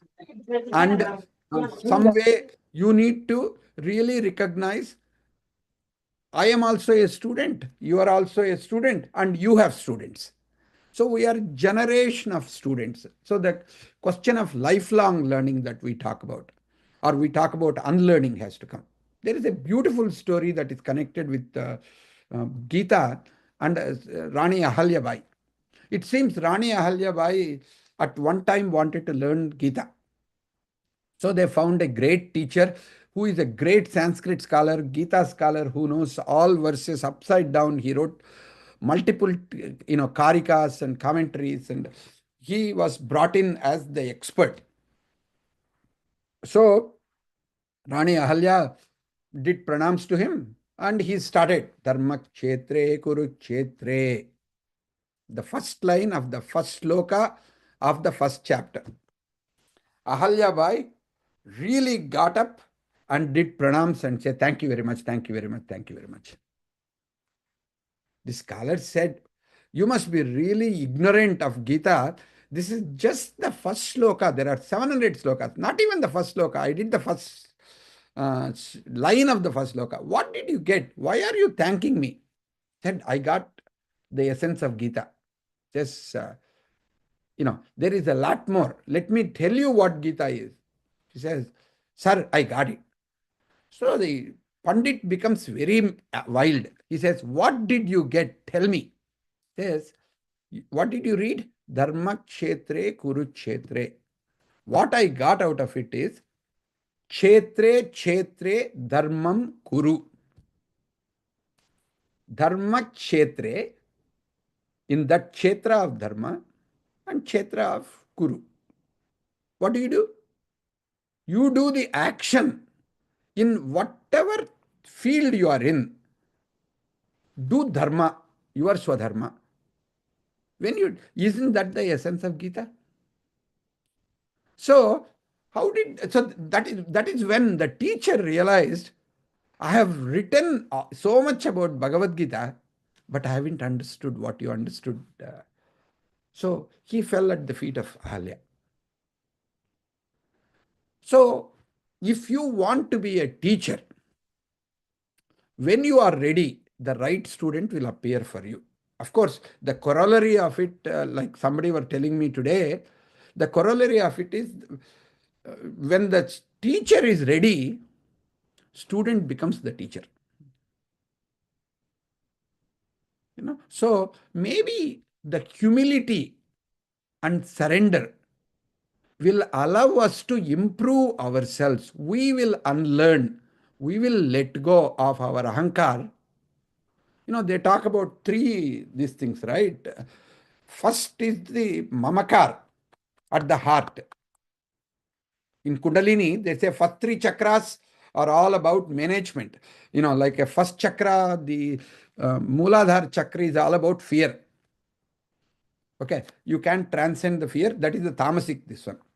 Second one, near the what is called a Swadhisthana chakra, near the genitals, is considered to be about desire. Small pleasures, small time, but satisfies you. It is like giving bonuses and giving small amounts of rewards and recognition, but not giving increments, because increments will raise the total salary for the rest of life. But just giving you a bonus for this year, only I give it to you this time. That itself, people are happy. So the second chakra, Swadhisthana, is like one kind of management. Theory X, Theory Y, Theory Z, they call it. But third one, which is at the stomach level, the solar plexus, that is about greed. So first is about fear, second is about desire, third is about fear. But fourth chakra is where the Gita or any of them become. Why? Fourth chakra is where the love comes into picture. The heart chakra. Anahata it is called. By the way, this is where the biggest barrier to growth at the heart level is mamkar. Attachment to knowledge, attachment to people. Raga is the biggest issue. So mamakar, we have to let go first. Whatever I think is mine, I have to let go. Mama, mama, mama. You say na mama, na mama, na mama, not mine, not mine, not mine, is the first thing which you need to do. Mamakar, after that, the fifth chakra, the leadership one where you can learn from, is where you need to learn here is ahankar.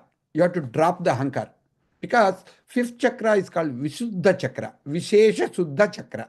Because that is where you became domain expert. You became expert in teaching whatever is your subject, your PhD, your research, your so many doctoral students. So much of wisdom gives you certain, I'm superior, I'm great, I see things other people don't see.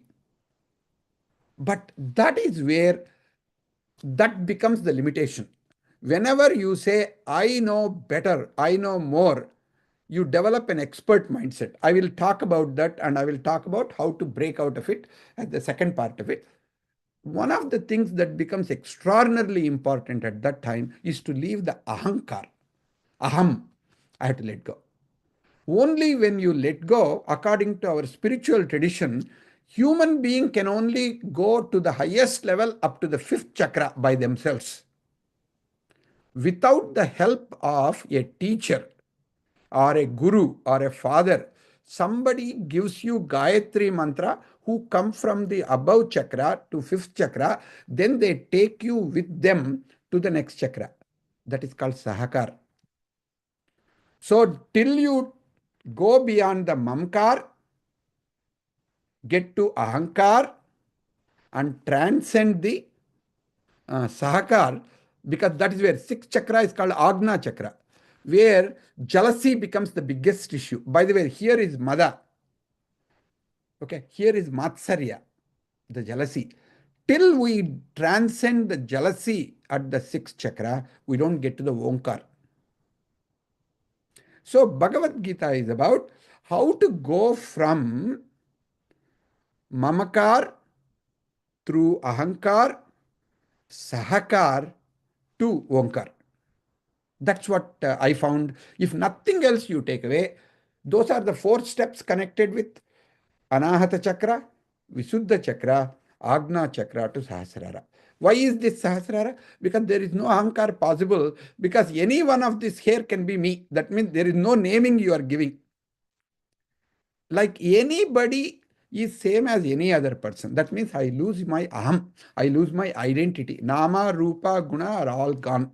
I don't care whether you are a Shiva worshipper, Vishnu worshipper, Devi worshipper, Ganesha worshipper, Surya worshipper, or a Jesus Christ worshipper, it doesn't matter. That to get to that Omkar level, I need to ask a question as a teacher, what do I need to surrender? What am I holding so dear to me that I think I can improve them? I need to start my own improvement. When I start improving myself, when I unlearn some of my ahankar, when I surrender, then my heart opens up. That is where the connection begins. Heart is where the connection begins. Here is where the resonance begins. The 5th chakra is where the resonance begins to take place. And here the differences drop. Then we all become one. Do you follow? So that is the answer to that question. Then let me take a couple more questions I have. The perception of younger generation changed much of it. Is it because their lack of experience or our failure to know them? I think it is both. One thing which Bhagavad Gita is one, but there are many others. Like for example, Yoga Vasistha we have, which is also supposedly written by Valmiki, talks about the early childhood of Rama. Basically, he around 15-16, before Vishwamitra comes and takes him to forest to kill Tataki and get married and all of that, it looks like he and Lakshman went around his kingdom and he got depressed. Rama got seriously depressed that he was not eating, he was not taking care of himself. He was really become a very thin version of himself. So when Vishwamitra comes and says, I want to take them with me to the forest, they are brought in front of Dasharatha. They have been not seen by Dasharatha and anybody else for past 3 months. That is when they ask, what happened to you? Why is that? He becomes depressed and starts saying, I don't know, what is this meaning? Where is this? Just like Gautama Buddha saying, I've seen the old people, I've seen death, I've seen illness. Like that, Rama also goes through serious depression. That is when Vasistha teaches him the whole idea of the way in which we operate. And he says, you have to do prayatnam, purusha prayatnam. That is one of the key words they say. You have to make your effort. But for people to make effort, somebody has to care for them. Somebody has to know them. So at some level, they come in with a lot of wisdom, but their wisdom is beaten out of them in the name of civilization or in the name of education. So they become very constricted in a small, narrow frame of what is called an individuality or a personality or social constructs that we have. So if we can help them to think freely, grow more intelligently, when they are young, they ask a lot of questions, because as professors and teachers, as you know, questions are more important than answers, because answers keep changing. The questions keep remaining fresh. If we can teach our young students to ask important and meaningful questions, If you give them some questions for which they cannot find answers on AI, they cannot find answers in the books, but they have to do critical thinking for themselves, chances are you're going to open up their hearts and you're going to get them to really connect with you a lot more deeply. So our failure to know them comes because we don't connect at a heart level. Okay. And, like, yeah, somebody says, I have students love and preference for me over other people have rift. Yeah, the distance for me, if no reason, because I have a better connection with them. How do I deal? Yeah, no, only thing is celebrate your connection with the students. It's great that you have a connection. My recommendation is teach other people how they can have a connection too. Because your connection will not become weaker if other teachers also learn from you and then do it. If they are feeling jealousy, that means they want to learn from you. Give it away. This kind of knowledge, more you give it away, it actually grows. This is not something that you can take away. Like they say in Bhagavad Gita, the Atma Nahantavyam. It is not something that you can kill. That is not something that can go. More you connect, more you share, more you'll teach others, more it grows. So that is one thing I'll say. And Hindi language, the session should be in Hindi language. So I'm sorry, that is not something that I can answer because I don't know Hindi myself. Actually, when I went to Ayodhya recently, I saw a movie and then I was asking for salt. I told them, Namakram. Then they all looked at me and said, please don't speak in Hindi. We are very happy because I didn't realize Namak and Ram. I was in Ayodhya. I used Ram and Namak too, but just like a sodium and chloride, two poisons become a common salt. It looked like Namak and Ram, two wonderful words, they become poison. So it looks like, so I need to learn to be careful with Hindi. So everybody around me warned me, please don't try to speak in Hindi. So like that, I don't know. South Indian people, several other people might not be exposed to Hindi.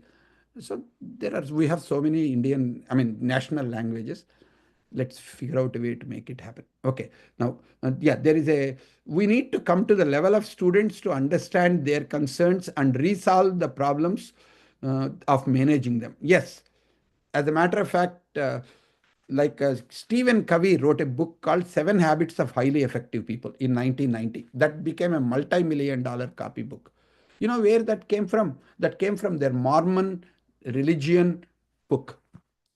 When they wrote that, somebody asked me, Prasad, do we have anything in Indian spirituality? In Bay Area, I was still living in 1990. I had just quit Apple Computer.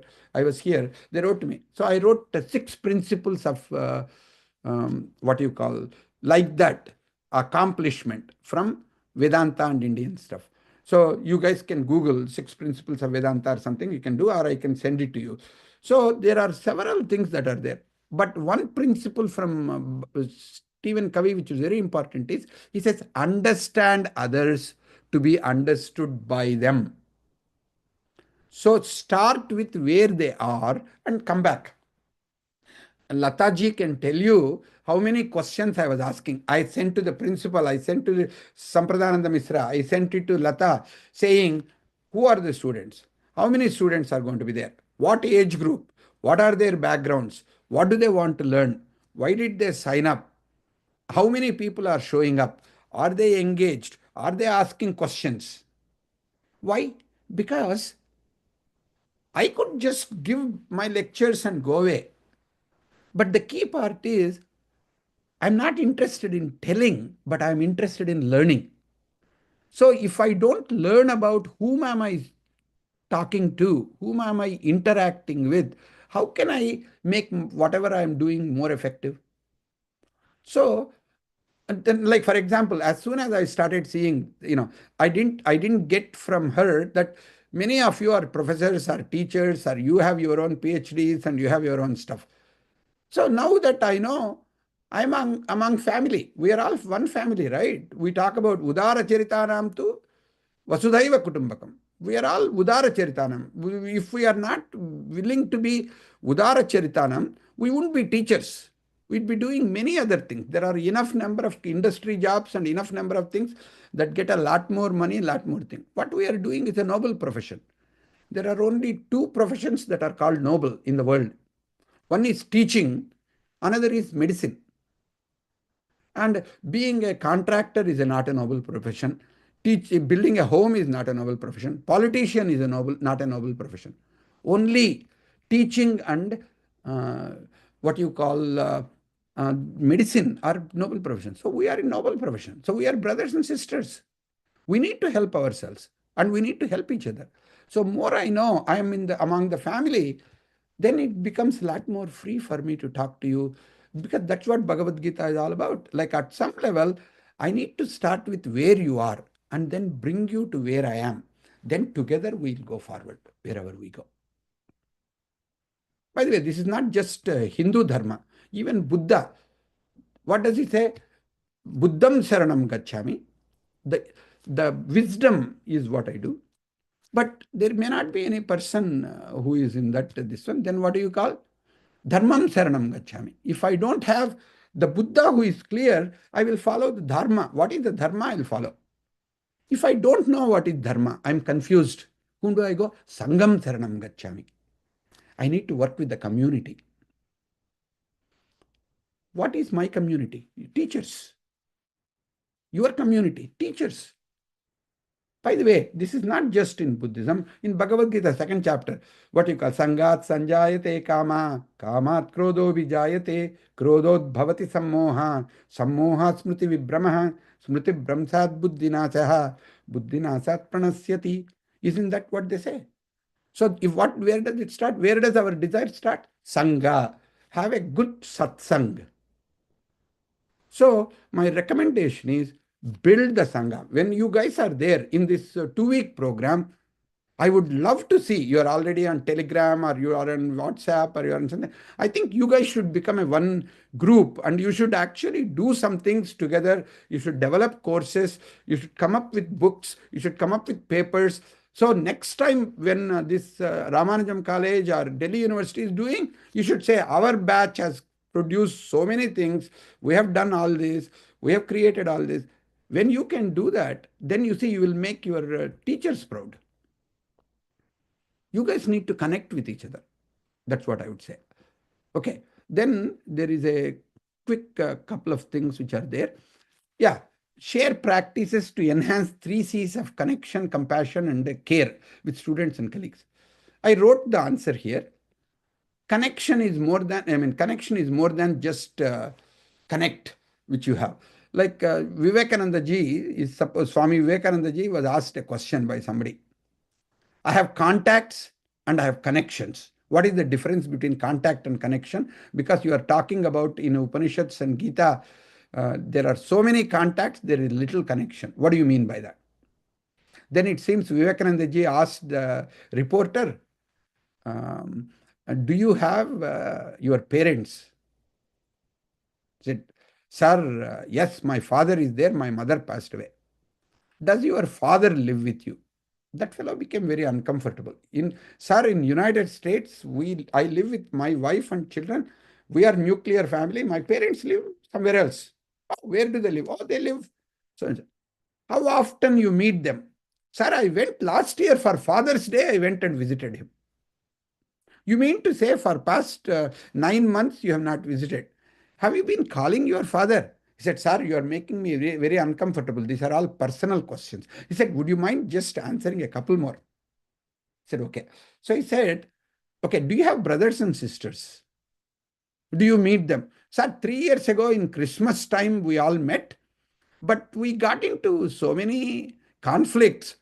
We decided being farther is much better than coming together and get into fights so that we don't see each other. Then he said, so your family, your brothers and sisters and your father are contacts for you. You don't have any connection with them.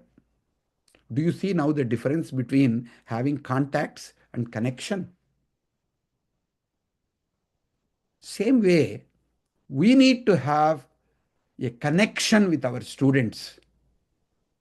a connection with our colleagues, not just having them contacts. That's the first part.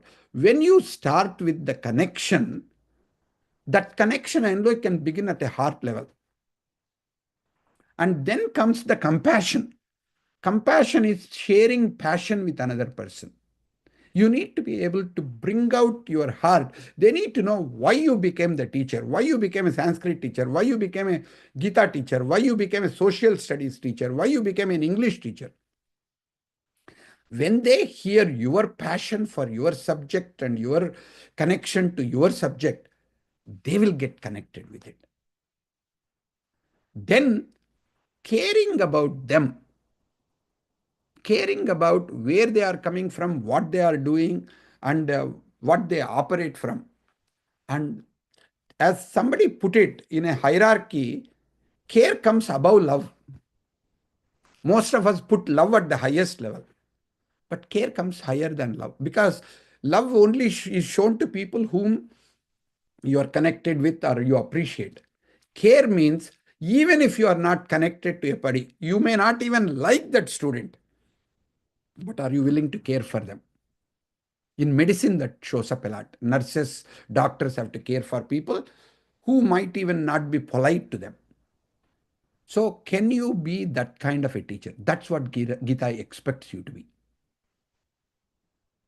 So when you can do that, the 3 C's, when you can bring that connection, compassion, and care, what you build is the character.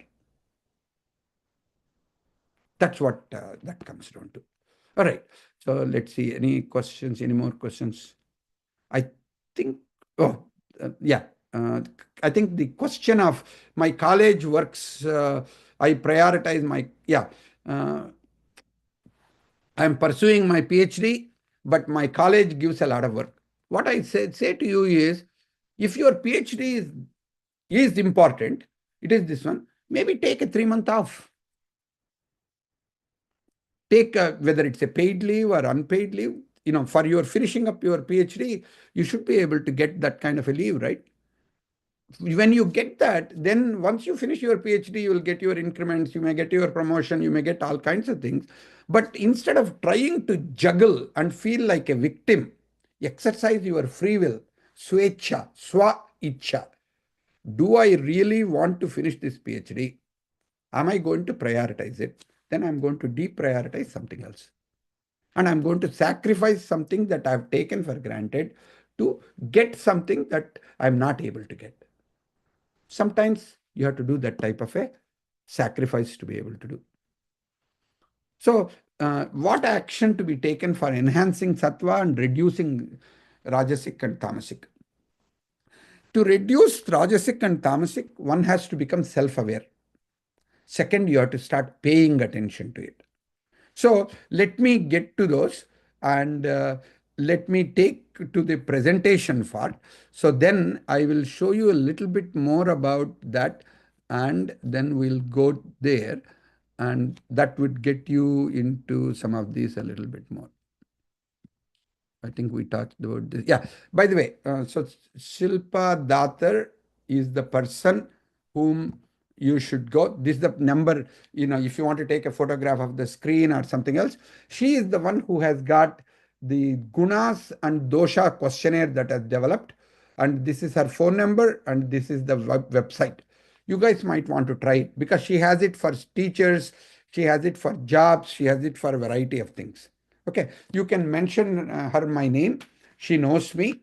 So if there is something that she can do, maybe she may do a little bit more attention to you, do something else if you use my name. Okay.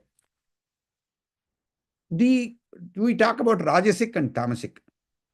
Tamasic I represent here by blue, fear-driven smartness.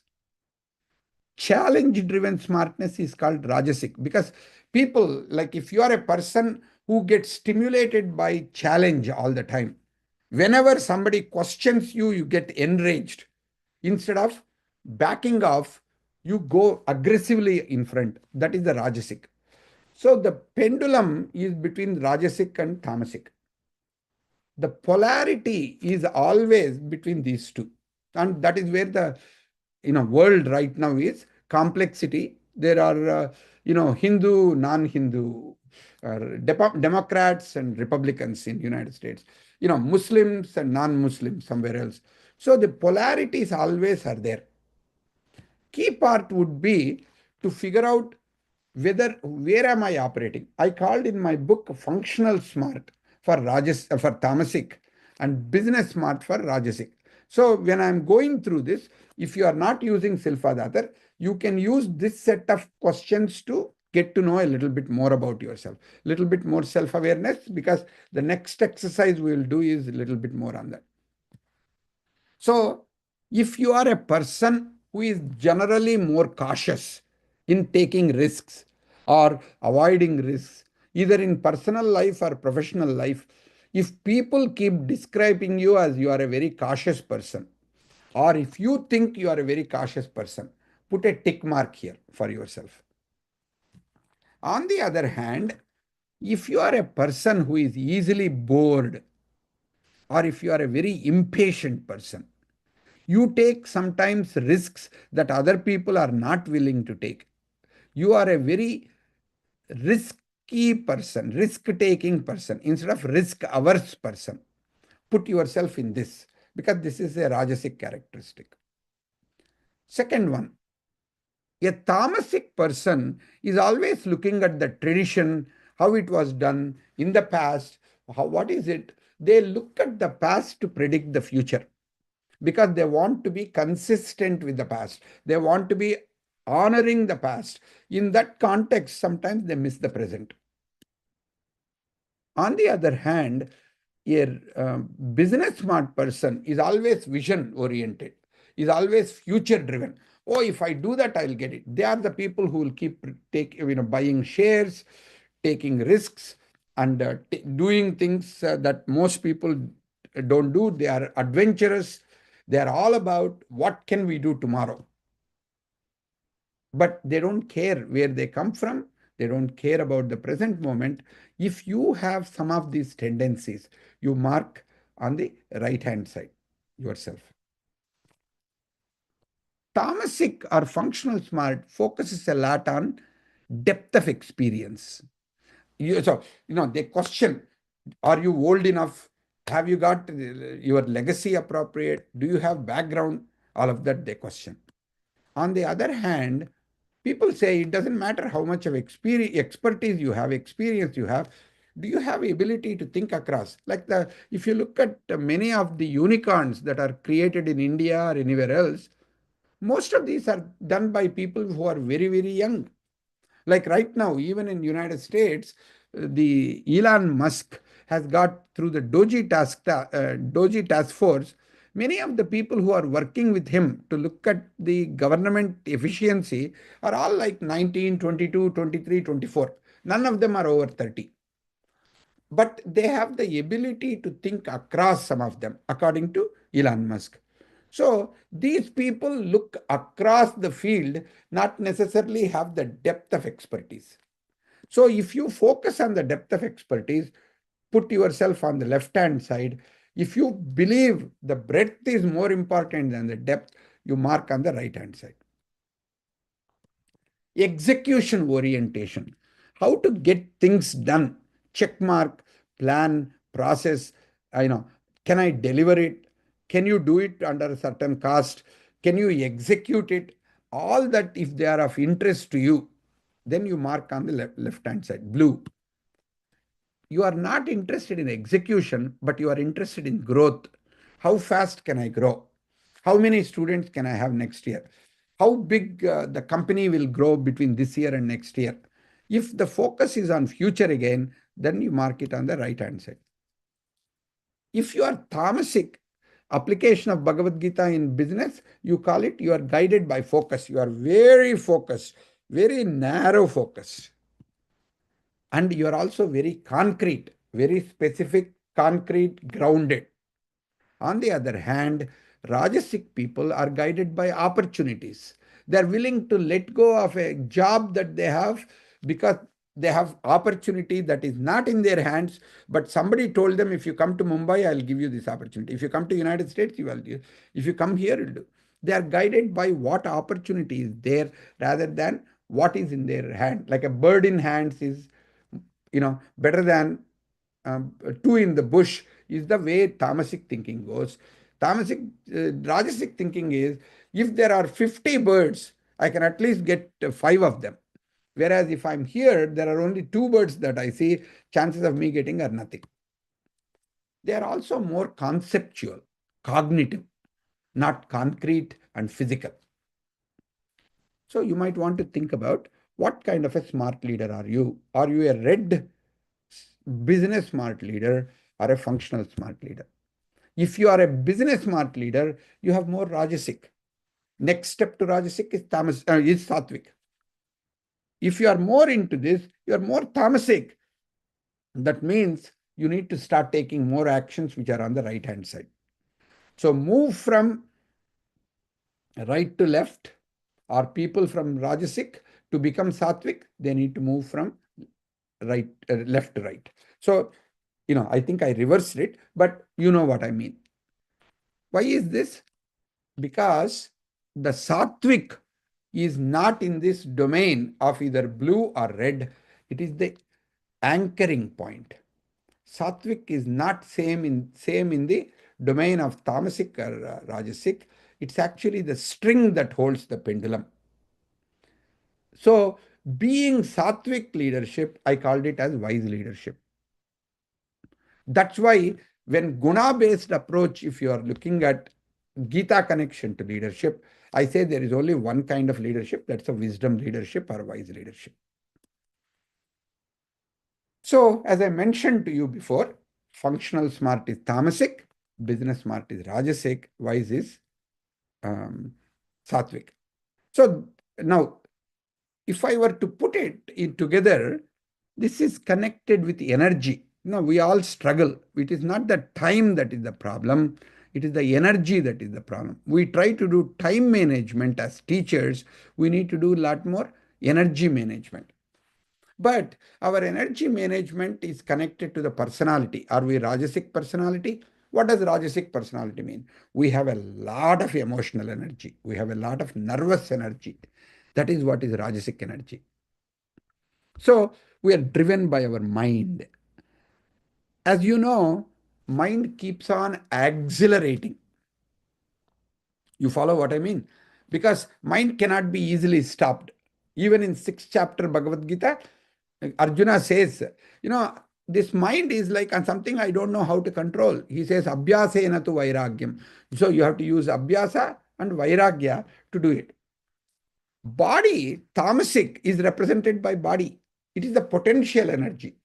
That is the stula kaya. Our body is the, gross body, whether it is 50 kgs or 70 kgs or 80 kgs, whatever that weight you have, whatever mass that you have, whatever volume that you take up, that is connected with tamasic. It has a lot of potential. Body is the one that needs to exercise, but body refuses to exercise. Mind is the one that needs to stop and quiet down. That is what we call meditation. But you know what? Mind doesn't stop. Body doesn't move.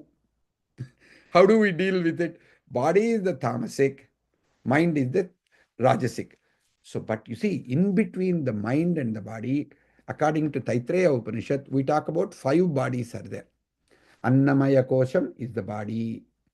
Pranamaya Kosam is the energy, vital energy, that is the prana, which is the breath connected. Then we have Manomaya Kosa, which is the lower mind, which is called emotional body. Then we have a higher mind, which is called Buddhi. It's called Vijnanamaya Kosa. That is what we use to make decisions. Then we have Anandamaya Kosa, that is the subtlest of it. It is connected with ego. Then we have Atma. Annamaya, Pranamaya, Manomaya, Vijnanamaya, Anandamaya, then Atma. Then we have Paramatma. So between the body and the mind, you have vital body, which is the energy. That is the prana.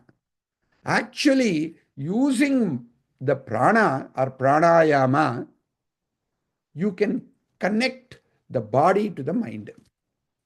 When you can properly use ways of the subtle energy, focusing on the energy, If you can deal with it, then you not only tap into the emotional energy and potential energy, you will tap into the spiritual energy.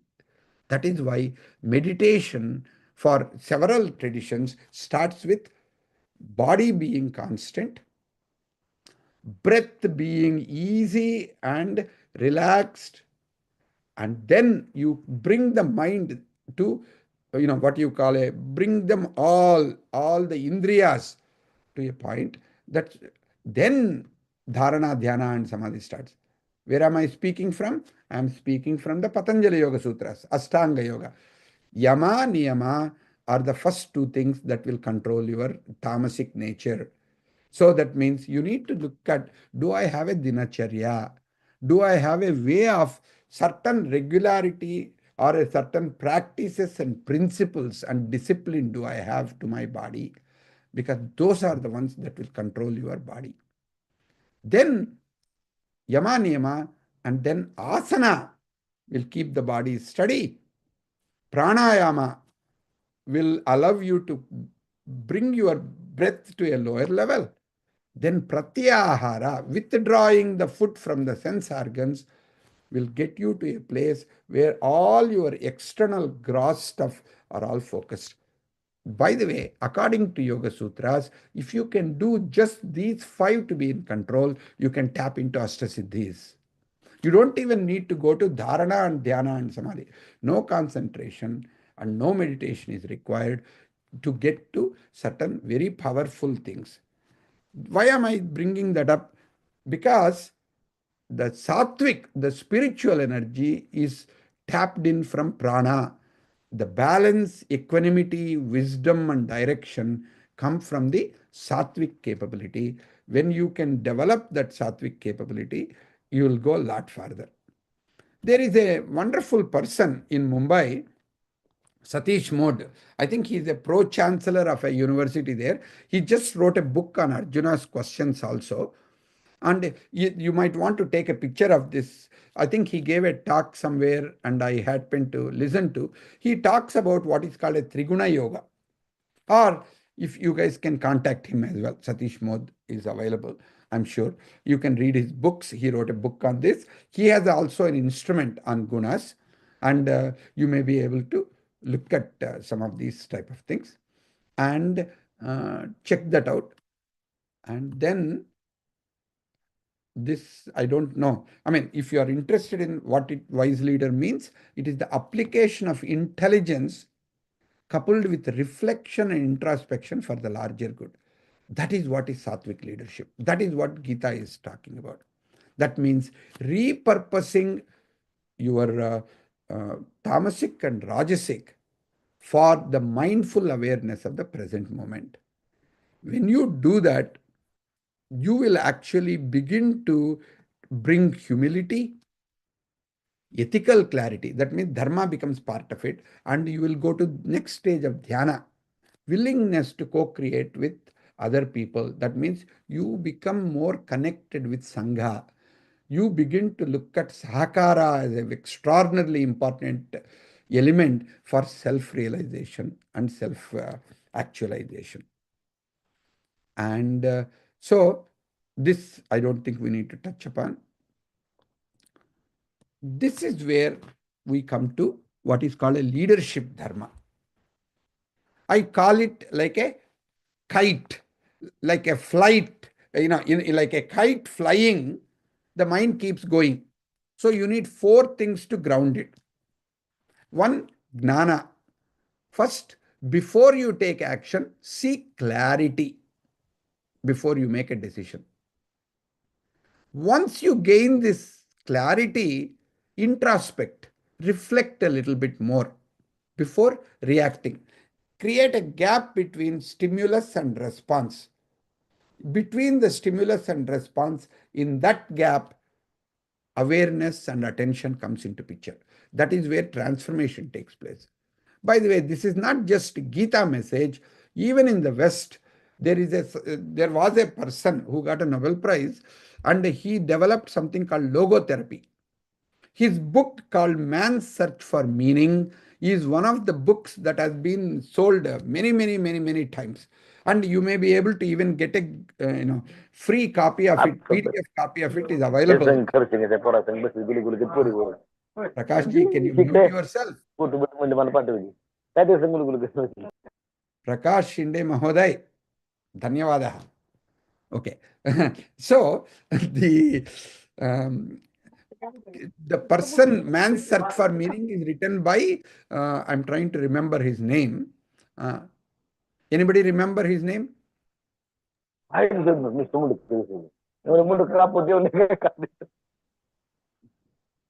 Okay. Okay. So I don't think I understood what he said. He may have told the name of the person, but Prakash J, what he said, I couldn't understand. So please, maybe you might want to check that out. I forgot the name of that. Man's Search for Meaning. Look that up. He is the one who developed logotherapy. Viktor Frankl, right? It's okay. My senior moment has passed. Viktor Frankl, Frankl, is the person. If you look up Man's Search for Meaning, that's an excellent book. That also talks about creating a space between stimulus and response. Third, Shraddha, trust, rely on wisdom instead of instinct. Instinct comes from the gut. Intuition comes from Sattvic. Instinct comes from Tamasic. Vision comes from Rajasic. Vision comes from Rajasic. Intuition comes from Sattvic. Sapna ji. Okay. So she went into mute. Okay, good. Equanimity is what we talked about as a few minutes ago. The whole idea of samatvam yoga uchyate, when you say that. That is where the equanimity, the sita prajna lakshanas in second chapter, they talk a lot more about accepting results. Not only that, there second chapter 47 sloka, karmanye vadekaraste mapaleshu kadachana. You only have an authority or a right to actions. Why? Why is that? Because any action that you take, along with you, there are many other people who take action. Let me give a simple example.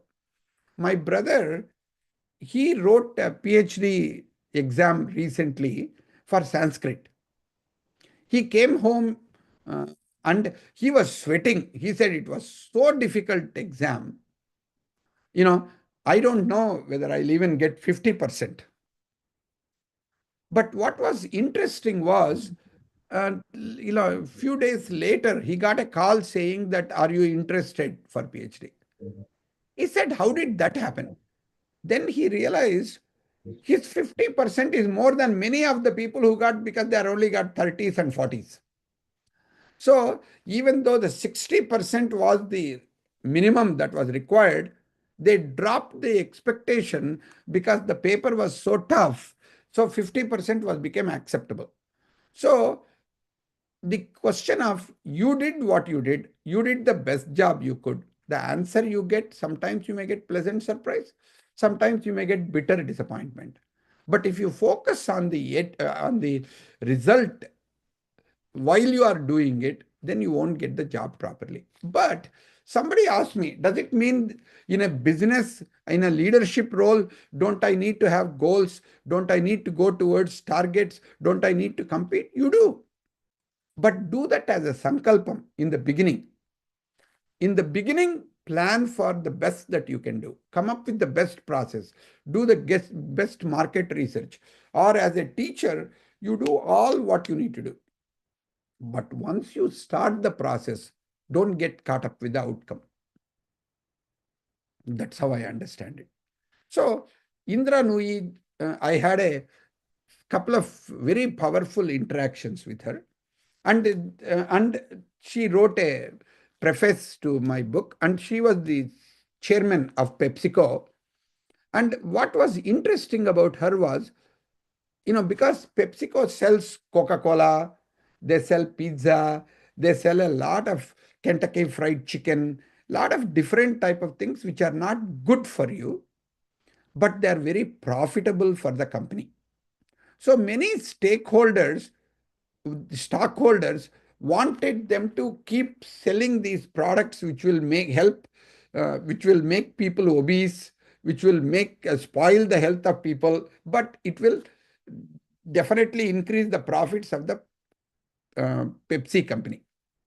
But she said, I want profits with a purpose. I want to align these with what is good for the people, not just what is good for the company. And when she wanted to introduce products that are healthy, many of the shareholders and many of the people were very unhappy. So she is one person who talked about what you call a performance with purpose. So I feel she followed a leadership dharma that was extraordinarily meaningful. So let me stop for a minute. Are you following what I'm saying? And do you have any questions, comments, anything that you want to ask? Then I want to give you one or two tools and I'll stop. Let me stop and ask. Can I ask whether you have any questions, comments?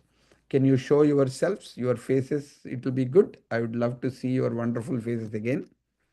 And then if you have any questions, I can answer them before I go to something else. It's interesting. Out of 100 plus people, only about 20 faces will show up. But it's okay. Pradeep ji, you have a hand up. Yes, sir. Namaskar, sir. Sir, when you gave the example of PepsiCo and other things, so I just question pop up from that example only. The leadership supposed to be ethical, that is the expectation. But the same, and the Madam Indra Noyi Madam also, what you discussed a little bit, what idea I got. So the question is that, what about the ethics of the shareholders of that company, who the leader can take the decision, and again leader is doing the job, that's his duty, something like that. In decision he should be ethical, that is expectation of the society. But when the people, they are investing with the motive of profit, all the people who You're muted, sir. Yeah, I cannot hear you. You got muted. Can you unmute yourself? I'm sorry, sir. Sir, I was asking about the people who invest their money with the profit motive in those places where this type of threat is there. Correct. So many How do you companies, so address many that? other things. Thank you, sir. Thank you, sir. See, two things. One is there is an appropriate profit. There is extraordinary profit. Okay. So, for example, if you have electric company or if it's a phone company, if they charge you for your phone certain amount of price, you say that is fair. But if they charge you extraordinary amount of money because the other two companies died and they raised the price 3 times, you complain, saying that this is not acceptable. Right? So, as a society, as a customer, you demand a certain amount of what is called fairness and equality. Same thing. Now, if the shareholders of PepsiCo are demanding unusual profit, which comes by killing some of the customers, then you say to them that is not dharma. I will accept it. I will accept some of the things. I will get some fair profit. But if in the name of fairness, if I start killing my customers, because that's what you're doing, right? If you bring obesity, if you bring diabetes, if you bring lifestyle diseases by the kind of food that you are supplying, it is like a cigarette business. You want them, as long as they're there, they will support you, and then when they die, your business dies. So there are equal things to think about from different angles. We have to pay attention to them. Okay. Any other question? No? Okay. And if you have something else, please do add it to it. And then I'll go back to Hello, showing sir. the last couple of tools. Yeah, please Can I go say ahead. something? I do not have a question, but you mentioned about Mood, sir. He is there in our Somaya Vidyavihar University where I'm working, and he is the Pro Vice Chancellor of that university. I just Oh, wanted good. to share. Oh, that's good. Nice to hear that, Prachi. Yeah. So, yeah, Satish Modh is a person who had developed an instrument. He had written a couple of books. Yes, So, sir. you guys might want to check out. I mentioned Silpa Datar, who worked on both Guna and this one. And Satish Modh did it based on Gunas. I Yes. like both the models. You guys might want to try out Sure, as sir. teachers if you want to I'll explore. contact him. Thank you. Huh? Yeah. Please convey my regards to him as well. Sure, sir. So thank you for giving that information. All right. Let me come back to some tools. How do we use tools? All right. Let's see, where am I? Okay. Gita. All right. So, because the decision making, see, ultimately leadership is about three things: communicating, especially communicating things that are not easy to communicate, number one, or not so pleasant things to communicate. If leader is unwilling to communicate, like I have to lay off or I have to close this unit, I have to do this, then that person is not a leader. Second is decision making, making tough decisions sometimes. It requires, you know, that's what the conversation Gita is all about, right? Gita is all about actually Arjuna making tough decision. Uh, about decision to kill his teachers and relatives because they are not on the path of dharma. Third is taking action. Sometimes taking action that is not pleasant and that is not popular for other people. So it doesn't matter what leadership style that we operate. Ultimately, it comes down to decisions, actions, and communication. That's what we are talking about here. So let's talk about some tools. If you notice, all through I have been telling you, awareness is the most important that the Gita talks about. He wanted Arjuna to develop that awareness. Actually, in 17th chapter 63 or somewhere like that, he says in the end, or 18th chapter actually, Krishna says, I told you everything I need to tell. Now you do what you like to do. What is Preetikaram for you, you do it. What does it mean? Nobody can, as a teacher, you cannot control somebody. You cannot push somebody.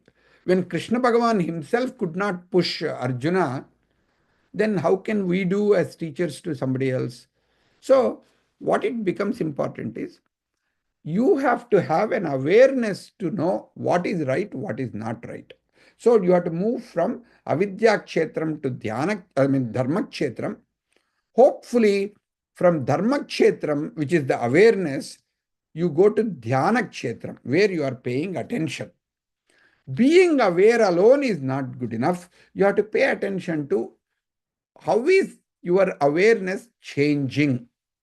Like as I mentioned to you, are you tamasic or rajasic? In which context are you tamasic? Which of these six characteristics, gnanam, karma, karta, buddhi, dhruti, sukham, which of those are you rajasic? Which of those are you tamasic? You need to pay attention to specific things. When you pay specific attention to some things, then action becomes emergent. Action doesn't come from pre-planned checklist of activity list. You will actually notice what need to come. It comes from the mindfulness of the present moment. So, operating as a leader from Gita perspective requires us to develop the awareness, pay attention to what's going on around us and inside of us, so that whatever actions that we want to take emerges from within. At that time is the time to reflect. Like somebody said, you cannot keep reflecting while you are doing it. While you are driving, You put a goal and you go. Like, for example, if you try to fly a plane from New Delhi to Bangalore, you set in the GPS system, your destination is Bangalore. But once you get in the air, you go right and left and back and forth based on the wind and whether the wind is supporting you, whether you have headwinds. You may have to do lots of different things. So you never end up from A to B straightforward. You go like that. So the idea is, while you are going, at one time, you may be exactly going in the opposite direction of your goal. So that's why during the path, do not make judgments or do not try to reflect on what's happening till you reach the goal. So reflection at the end of the process allows you to see the big picture. You can get a Purna Bhavam, you can get a systemic view. So even, if there is a Sufi mystic called Jalaluddin Rumi. In one of the poems, he says, how can I polish your mirror if you keep getting irritated at every rub? How can I polish your mirror if you keep getting irritated at every rub? So the idea is, we all want to react to every change that universe is making. Every bad thing that is happening, every good thing that is happening, you have an opinion about it. Stop it. Develop silence. Develop the inner silence. Allow the process to be complete before you make the judgment. So the reflection here, if you take it at the end of the process, it will increase your awareness, both outside awareness and your inner awareness. And then within the awareness, you develop the dhyana to identify where is it that I need to pay attention to so that I can get better. That will tell you exactly what you need to take as a next action. Then you reflect and see whether this action produced the kind of result which I need or not. At the end of it, that will increase the awareness to what to do. So this is a positive reinforcing virtuous cycle. You might want to develop in your life, in your teaching. Am I paying attention and am I having right awareness? Am I taking appropriate emergent actions? Am I reflecting on the whole in a meaningful way? It is also important to know this has got a shadow cycle. This AAR cycle, many times we mistake when we are operating from what is called the chaotic mindset or avidya kshetram. We mistake awareness to be past knowledge. Like any time anybody says, I know. If I ask you, do you know this? I know. The moment I know comes, the question disappears. Like somebody told a very beautiful story, which we don't have time to tell this time. The key part is, any time I think I know, I have stopped learning. I know gets in the way of learning. Similarly, attention is the positive way of looking at it. Tunnel vision is the negative way of looking at it. What gets in the way of emergent action is a set of activities that I have pre-planned. And finally, instead of reflection, what we do most of the time is navel gazing. So this is a vicious cycle. This vicious cycle gets in the way of our learning and growth. This will keep us deep in the avidya kshetram. You might want to look at, where am I in this particular scenario? Now, I just will take you to what gets in the way of being self-aware. As I said to you, whenever you say, I know, if you think you are a teacher, if you think you are a doctorate, if you think you know, you are in the what is called an expert mindset. Unfortunate part of it is, expert mindset uses more of autopilot, but uses less of self-awareness.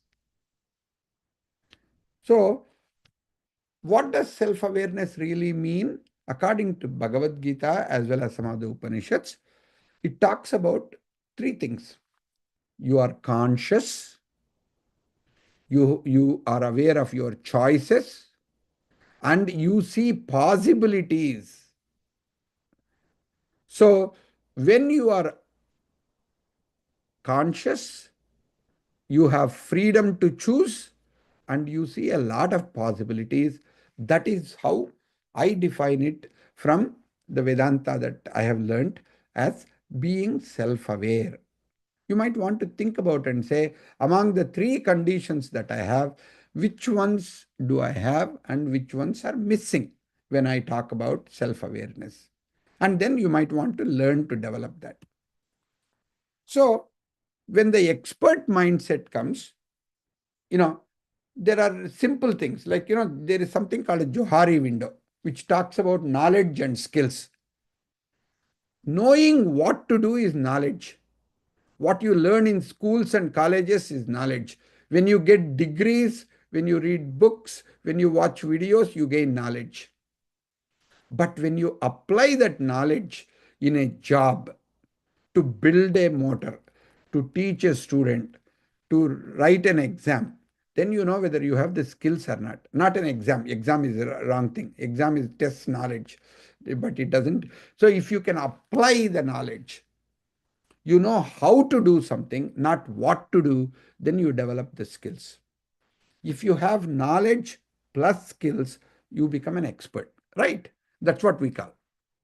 But if that is what is expert, what do we call people who have skills but no knowledge? Those are the, by the way, before we go there, we'll talk about a competent person, competent teacher, competent manager is a person who knows what to do and who knows how to do it. Okay, let's keep that in mind. On the other hand, if you take a new student, a new PhD person who became a teacher for the first time, or who is a new employee, they have a lot of knowledge, they have degrees, but they don't have skills yet. Why? Because the skills means they need to know how to work with the principal, they need to know how to work with the department chair, they need to know how to work with the students in their class. So they know what to do, they have the subject knowledge, but they don't have a contextual and cultural sensitivity to become effective teachers in their context.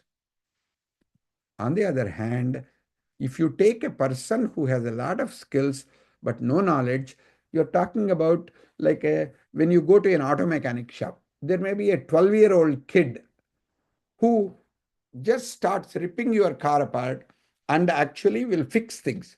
What kind of a degree or a diploma that person has, that kid might not have even gone to a high school. They might have a elementary school knowledge, but their body has got certain skills that they have developed by apprenticing and trying it out. They may not know the name of the part, but they can fix the part. Those are the people whom you call, craftsmen, or people who are skilled laborers, we call them. But now let's look at the fourth one. How many people like to be in an area where they have no skills and no knowledge? Chances are none of us want to admit that we have no skills and no knowledge in any area for that matter. But you know what is most amazing? Because I live in Silicon Valley, I see that actually when there is no awareness and distinction, when they don't know that I don't know, they are the people who invent and who become entrepreneurs. Majority of the new technologies, like for example, even in past 2 weeks, Chat GPT has been challenged a lot. There is something called a deep, I forgot the name of the company also, Chinese company, that came up and said they are able to do something with $5 million, $10 million. What the open, AI and some of these people are doing for billions of dollars. So similarly, as I mentioned, Madurai Arvind Eye Hospital are able to do same thing for $1 to $2, what the Americans are doing for $100, $200. That comes, the innovation and the creativity comes when you are willing to experiment and explore and not take existing stuff for granted. So let's look at the emotions which people go through. We talked about a skilled worker. Skilled worker begins with doubt. I don't know how to do it. I don't have any education. So they are apprentice or they work with somebody, but they have a lot of doubts, and those doubts get resolved. They develop trust in their body. On the other hand, the experts begins with resistance. I don't want to do it. If you call me an expert, why did you hire that person also? But once they learn to accept that they are part of a community, they learn from each other, they accept other experts as well as that, they get into learning. If you take a new employee, they have a lot of anxiety. But once they begin to develop the skills, they develop a lot of confidence. And finally, inventors, when they become open to learning, open to unlearning, they develop a lot of remarkable capability. Now, if you look at it, if you look at the cycle of the blue, they go through anxiety, resistance, doubt, and closed. If you look at the red, it is confidence, acceptance, trust, and open. What I did is I developed that a framework where people who are open, they go from being a new inventor, new entrepreneur, to become one of the domain experts. That's what is happening, right? When people come up with all kinds of companies and they build extraordinary stuff, they go directly from here to there. They don't go get degrees. Like a Bill Gates doesn't have a college degree. Steve Jobs didn't have a college degree. I don't know what Elon Musk has got, but he's CEO of 4 companies or 5 companies. Many of these people go directly from being uneducated to become extraordinarily educated. That for that, the key is openness to learn, openness to be receptive. So a listener to a learner, open to learn from anybody, anywhere, from any age, is the sign that allows people to become extraordinary.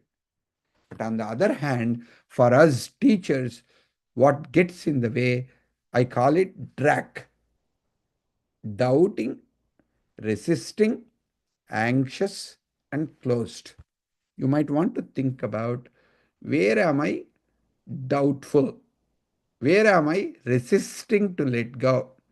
Where am I anxious about not being able to perform?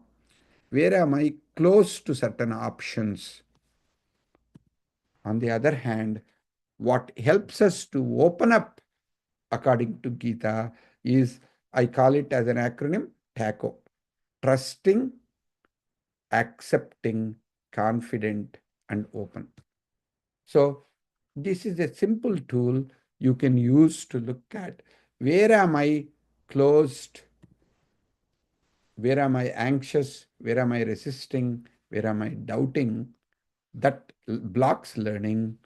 On the other hand, your creativity will start juicing up when you start trusting, accepting, confident, and open. So this is connected with the mind, heart, spirit, and the body. What Gita says is, align all of them. Like, there is a Vishnu Sahasranamam, for some of you are familiar with. At the end of Vishnu Sahasranamam, there is one shloka that is read. Kayena vacha manasaindriyairva buddhyatmana va prakrute swabhavat karomi yat yat sakalam parasmai narayanayeti samarpayami. What does it mean? you have body, heart, mind, spirit. There are so many ways. Kaya, vacha, manasa, buddhi, ahankara, all of them.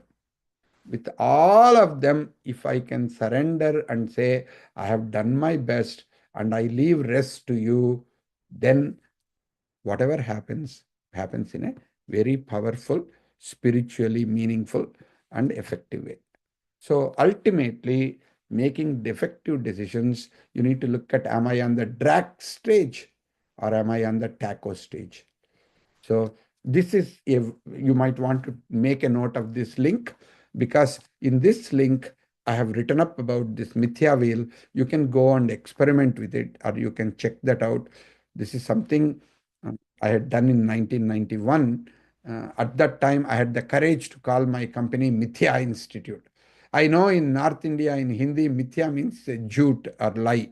Okay, I won't go jute whether it means lie or not. I'll stay with English because I'm warned repeatedly not to get into Hindi. Mithya actually in Sanskrit means unreal. Mithya sabdam anirvachaniya vachanam in Sanskrit. But also there is a beautiful statement. There is a sloka that goes something like Brahma Satyam Jagat Mithya Jivo Brahmaiva Naparaha. There is, so world is not an illusion, but world appears to be illusion. And if I can understand that and work with each other, then I will have a lot of future. So let me stop at this. I think I have gone, uh, uh, probably we have about 7 minutes for questions and answers. And let me stop at this particular one. And if there are, don't type up in this, what you call chat box, but if you have questions, comments, anything else, and if I can see your beautiful faces, I would appreciate it. And if you have questions, please ask me on my face. I'll answer it and we'll complete the session.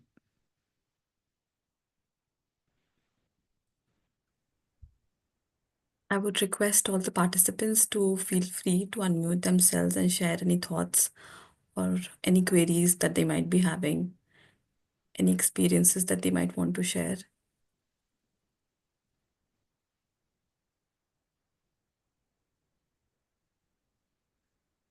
There is only one thing I tried to do today. I tried to see how Bhagavad Gita from a spiritual and from a religious text, how we can apply it as a philosophical, psychological text that will help us as teachers and as individuals to learn and find solutions to our problems. So my approach is not to do Gnanamarg. My approach is you have to take a karma marg. So I am a karma yogi from Bhagavad Gita perspective, because I found a lot of answers, a lot of philosophical stuff, very practical, which are, I am a guy who spends a lot of time with neurosciences. Lot of things which I'm learning in the brain research, whether you talk about amygdala, anxiety, or whether you talk about hippocampus and prefrontal cortex, or what is happening in mirror neurons. Many of them, what they are discovering are very consistent with what Gita has told. So my recommendation is pay attention to Gita. Look at what you can be a teacher and a leader, because ultimately the best leaders we need are teachers as leaders, teachers as conveners. If you can become an extraordinary leader, I have a feeling thousands and thousands of students in India are going to be benefited from you. And I wish you that kind of a leadership capability and that type of a self-awareness and a willingness for you to learn from yourself, from others, and from Gita, so that you can show the light to students. Tamasoma Jyotirgamaya. Let there be a lot of light in your students' lives because of what you are learning. That's my wish. Thank you so much, sir. नमस्कार sir, बहुत ज्ञानवर्धक, बहुत सुंदर. Whatever you said in Hindi, I appreciate. Very knowledgeable, very beautiful. Thank you, sir.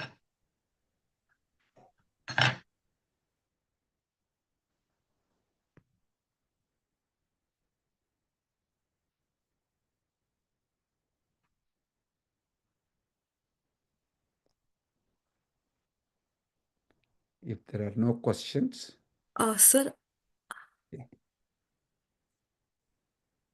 I think I was able to see Samantha, sir. Oh, you Uh, have some. Oh, I see. I yeah. need to check the Uh, chat box. Sorry. Is there sir, any mention of a discipline while learning or attaining knowledge mentioned in Gita? See, the Gita itself is about self-study, right? So, oh, can you hear me? sir, you're audible. I think sir is not audible. That's why he has put in a question in the chat box, probably. So he's multitasking. Pradeep ji is talking to multiple people at the same time. So we will stay with this one. So Gita focuses on self-knowledge. So the discipline, entire thing is about becoming self-aware and knowing who you are. Like my colleague, one Raghu Anantanarayan, he asks a question. When you are doing what you are doing, what are you really doing at a meta level? That is from third chapter. He asks a question. So our actions at a superficial level might not be our intention at a deeper level. When we can inquire into what am I really doing with this, you will get a much deeper answers. Second thing you might want to ask is, who is actually doing this? Am I the one who is doing it? Or am I what you call, like Krishna says in Bhagavad Gita, one part he says, Nimitta matram bhava savyasachi, he says. You actually become nimitta karanam because you are not upadana karanam. You are like a pot, mud and the potter. Both are necessary. But without mud, there is no pot. So you are not the kind of a mud, you are actually the potter. So when you recognize that, even from the beginning to the end, Gita talks about who am I, what is my role, and how should I fulfill my role to the best of my ability. That's all Gita is all about. That is the topic. That's why I said it's all about self-knowledge and self-awareness that Gita talked about. But beautifully, in so many details, so much of clarity about psychology of a person, philosophy of a person, what are the traps that we fall into, what are the issues that come up. Everything is discussed in Bhagavad Gita. Self-development, if you want to call it. uh, sir, I think the way that you have, uh, had a whole discussion and had this whole discourse on Karma Yogi and making it so practical, and all these amazing acronyms that you've given us today, WISE, FACE, AAR, triple AR. I think these are very, applied and very interesting ways to quickly remember and also apply this in our everyday lives. I think the way in which you made all the examples so practical and approachable and view it from the lens of Gita was something that was truly, truly reflective.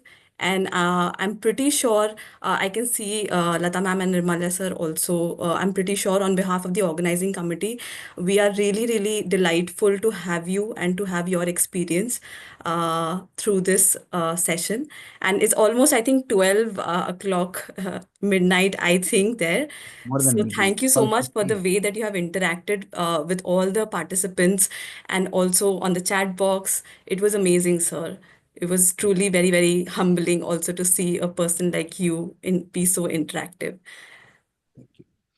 Thank you. And I think I have one more session with you on 19th about the same time. Yes, And I yes, yes, engage you. yes. We would love Yeah. to see you and hear you again, sir. Thank you so much. Thank you to all the participants. We would now start the next session at 2:15. We'll see ma'am you. Ma'am एक problem है ma'am हाँ जी. I think जी sir sir it would be wise अगर आप थोड़ा chat box में डाल सकते हैं if your मैडम queries मेरा it चैट would बॉक्स काम नहीं कर रहा है मैम, उसमें अटेंडेंस लिंक भी नहीं काम कर रहा है हमारा, पता नहीं क्या बात है। uh, हम I will 12:30 go बजे से and I'll let try you कर रहे continue. हैं, Namaste. अटेंडेंस लिंक नहीं काम कर रहा है हाँ मैडम। मैम, so हमारा we भी can नहीं कर रहा है, all the participants I would attendance link request भी नहीं कर रहा है। Disabled है मैम। क्लिक काम I नहीं कर would रहा है। request, may I now request all the participants to please convey all of these queries, maybe in the chat box. The chat box was disabled for a purpose, and that was so that you can access the attendance. Rest of the queries can be taken up, maybe through emails or in the chat box in the next section. So, Ma'am, there is thank one you. more thing that we would like to say, that when we are engrossed in the session, it is very difficult to track the attendance link. That means we have to keep on looking for attendance link instead of Ma'am, attending the thank you. lecture. Yeah, yeah, So it thank would you. be Thank you so really much for letting us know, ma'am. We'll consider all of these concerns that you might be having, and as organizing, we would get back to you regarding the same. yes. Thank you so much. Ravi ji, I would request you to please end the session from our end.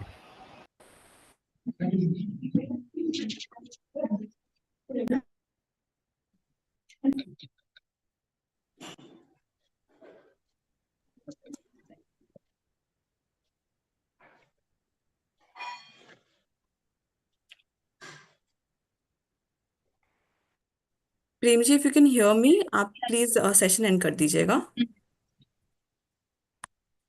अब feedback Ma'am, the chat box is disabled actually. What about the assessments, ma'am?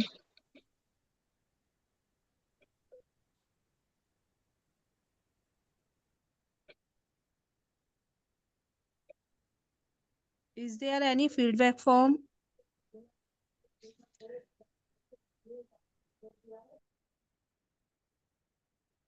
What about the assessments? Assessments or assignments? Daily assessments or assignments?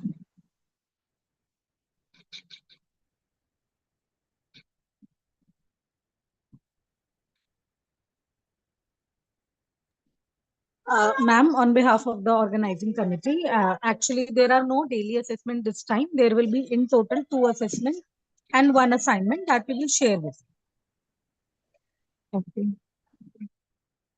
Okay, thank you.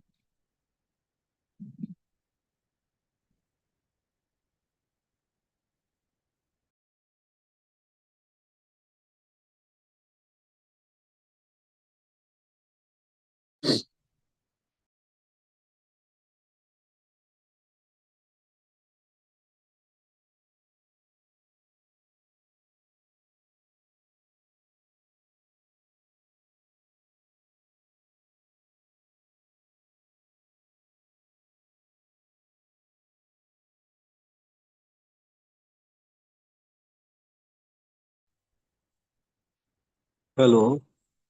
The participants cannot communicate with the course organizers.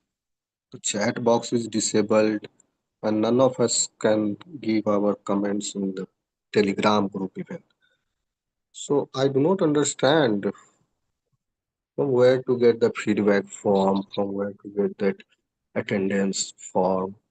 Since 3 days we are sincerely attending and getting benefit from this beautiful lecture. But the management is, I don't think what they have to, neither they have shared the assignment nor the quizzes, etc. What will happen? Should should we do not get any certificate at the end of this course? I don't understand this. Feedback आया ये भी नहीं खुल रहा है। I heard that Ramanujan College organizes the courses very well, but this is a great confusion here. Thank you.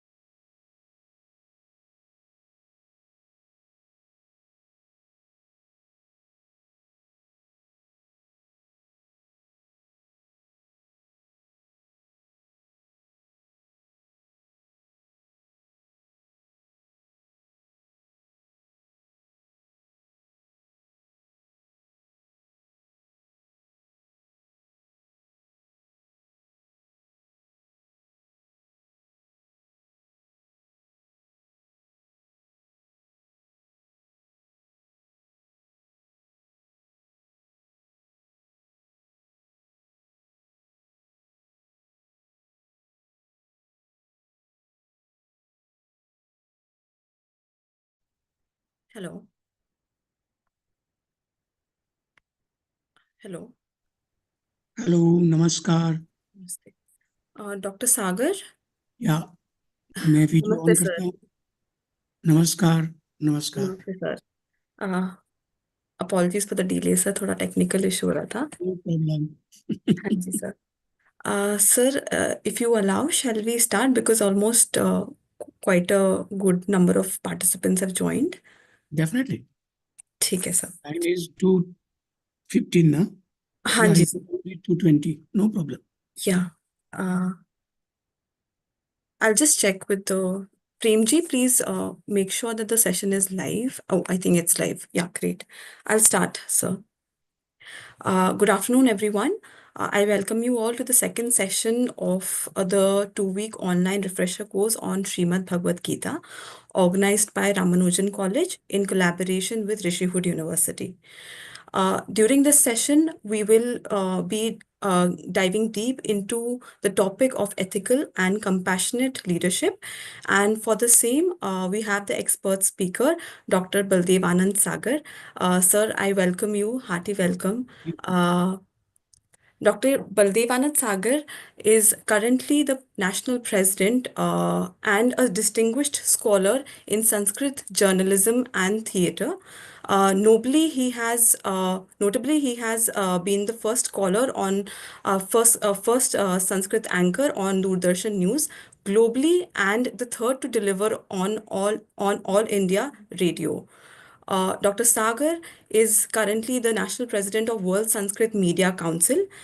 As a visiting faculty at the National School of Drama, New Delhi, he imparts knowledge in translation, dictation, presentation, and soft skills.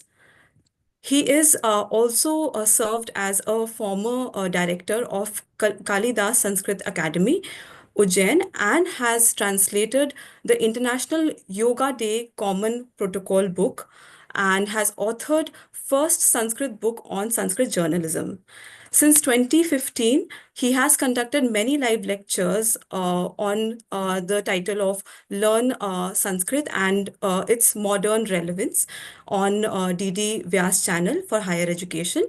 And additionally, he has also translated various broadcasts of Prime Minister's Man Ki Baat into Sanskrit on All India Radio since 2017. He has been conferred with many accolades, which includes the Certificate of Honor by President of India in the year 2018. With this, now I give the stage to Sir and to please address the gathering. मुझे पहले first session में 3 बजे तक बोलना है ना. 3:30. हाँ जी 3:30. हाँ जी सर हाँ जी. और लैंग्वेज संस्कृत हिंदी इंग्लिश सब मिली सर जुली हम या. बाइलिंगुअल रख सकते हैं. Okay. Till first session is till 3:45 sir. And then we will take a 3:45. 15-minute break. Okay. So we will stop at 3:45 and then we'll start again at 4 o'clock, if that works with you, sir. Thank you. हाँ जी. Okay.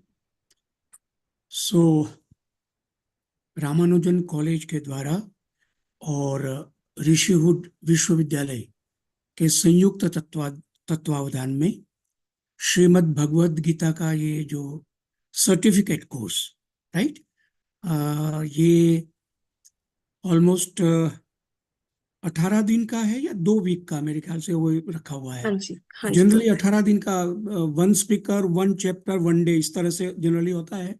Last year शायद Ramanujan college ने भी यही किया था.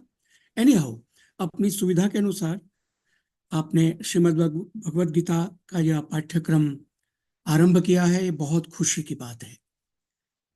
और आज तीसरा दिन है और श्रीमद् भगवद गीता के बारे में आप जितने लोग जुड़े हुए हैं सबका मैं स्वागत करता हूं, प्रणाम करता हूं.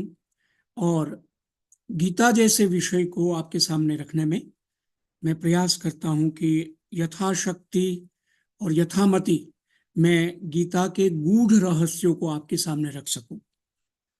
आप में से बहुत सारे छात्र, अध्यापक, प्राचार्य, आचार्य और संस्कृत विद्वान भी होंगे. और आपके सामने शायद मैं जो बात रखूं, अपने विचार, अपने अनुभव, और अपने अध्ययन के आधार पर जो अपनी बात रख रहा हूं उसमें कहीं कोई विसंगति होती है तो मुझे अवश्य आप सूचित करेंगे, और कोई त्रुटि होती है बोलने में तो उसके लिए मुझे आप क्षमा करेंगे। आरंभ में मैं मंगलाचरण करूंगा। मंगलाचरण भी एक तरह से भारतीय जो ज्ञान प्रणाली है, इंडियन नॉलेज सिस्टम, उसके हिसाब से हमारे यहाँ कोई भी कार्य किया जाता है तो उसके आरंभ में मंगलम उच्यते, मंगलाचरण। जैसे कि हम पूजा पाठ करते हैं या कोई और शुभ कार्य करते हैं तो मंगलम भगवान विष्णु, मंगलम गरुड़ध्वज, मंगलम पुंडरीकाक्ष, मंगलायतनो हरि, ऐसे करके आरंभ करते हैं। आप लोगों ने सुना ही होगा। तो मंगल शब्द ही अपने आप में एक बहुत पॉजिटिव शक्ति वाला शब्द है। क्यों? कि मंगल का मतलब होता है ऐसी गति, ऐसा संचरण, ऐसा विचार, ऐसी अनुभूति जो रचनात्मक हो, पॉजिटिव हो, उसको मंगल कहते हैं सामान्य रूप से। तो मैं भगवान भाष्यकार आदि शंकराचार्य, जिन्होंने श्रीमद् भगवद गीता पर भी भाष्य लिखा है, उन्होंने वैसे प्रस्थानत्रयी पर भाष्य लिखा है, और प्रस्थानत्रयी टेक्निकल टर्म है। स्थान माने प्लेस होता है वैसे तो, लेकिन स्थान का एक अर्थ शास्त्र भी होता है, और प्रस्थान माने विशेष ज्ञान वाला शास्त्र या very particular branch of knowledge आप कह सकते हैं। तो उपनिषद जो वैसे 11 या 12 भी मानते, वैसे तो 108 भी उपनिषद है, लेकिन मुख्य रूप से जो भगवान भाष्यकार ने 12 उपनिषदों पर भाष्य लिखा है, ईश, कठ, कैन, तैत्तरीय, छांदोग्य, मांडुक्य, ये नाम है। ये तो बार बार आते रहेंगे, विद्वानों से आप सुनते रहेंगे इस कोर्स में। और श्रीमद् भगवत गीता पर भाष्य लिखा है। और ब्रह्म सूत्रम, ब्रह्म सूत्र, सूत्र माने फॉर्मूला होता है। हमारे यहाँ सूत्र पद्धति एक विशिष्ट पद्धति है। बीच में मैं आपको वैसे ही इनपुट करके बताऊं, आपने विद्वानों से भी सुना होगा, क्योंकि मैं आरंभ से संस्कृत के व्याकरण का छात्र रहा हूं, उसके बाद दर्शन में शास्त्री वगैरह किया है। तो व्याकरण, संस्कृत पढ़ने के लिए व्याकरण जो पाणिनीय व्याकरण के रूप में अभी प्रचलित है, और उनके अष्टाध्यायी है, आप जानते होंगे, जिसमें 4000 सूत्र है। इसी तरह से योग सूत्र है, जैसे इसी तरह से मीमांसा सूत्र है। तो ब्रह्म सूत्र के रचयिता वेद व्यास, जिन्होंने महाभारत लिखा, उन्होंने ब्रह्म सूत्र लिखे हैं, और उस पर शंकराचार्य जी ने भाष्य किया है, और उन सब का समाहार श्रीमद् भगवत गीता में है। तो प्रस्थानत्रयी माने उपनिषद और ब्रह्मसूत्र और श्रीमद् भगवत गीता, इसको प्रस्थानत्रयी कहते हैं। और कोई भी आचार्य या शंकराचार्य या जगत गुरु का पद जो कहते हैं हम जगत गुरु है, तो वो इन तीनों पर भाष्य लिखते हैं, कमेंट्री लिखते हैं, अपने विचार और उसका एक्सप्लेनेशन करते हैं, तो वो प्रतिष्ठित विद्वान के रूप में या जगत गुरु के रूप में या शंकराचार्य के रूप में माने जाते हैं। ये हमारी भारतीय ज्ञान प्रणाली की एक परंपरा है। तो आइए, मैं भगवान शंकराचार्य जी का एक दक्षिणामूर्ति स्तोत्र है, जिसमें उन्होंने अपने सदगुरु की प्रार्थना की है कि मेरा सदगुरु कैसा है, उसको मैं संक्षिप्त में कह के फिर गीता पर आऊंगा। ओम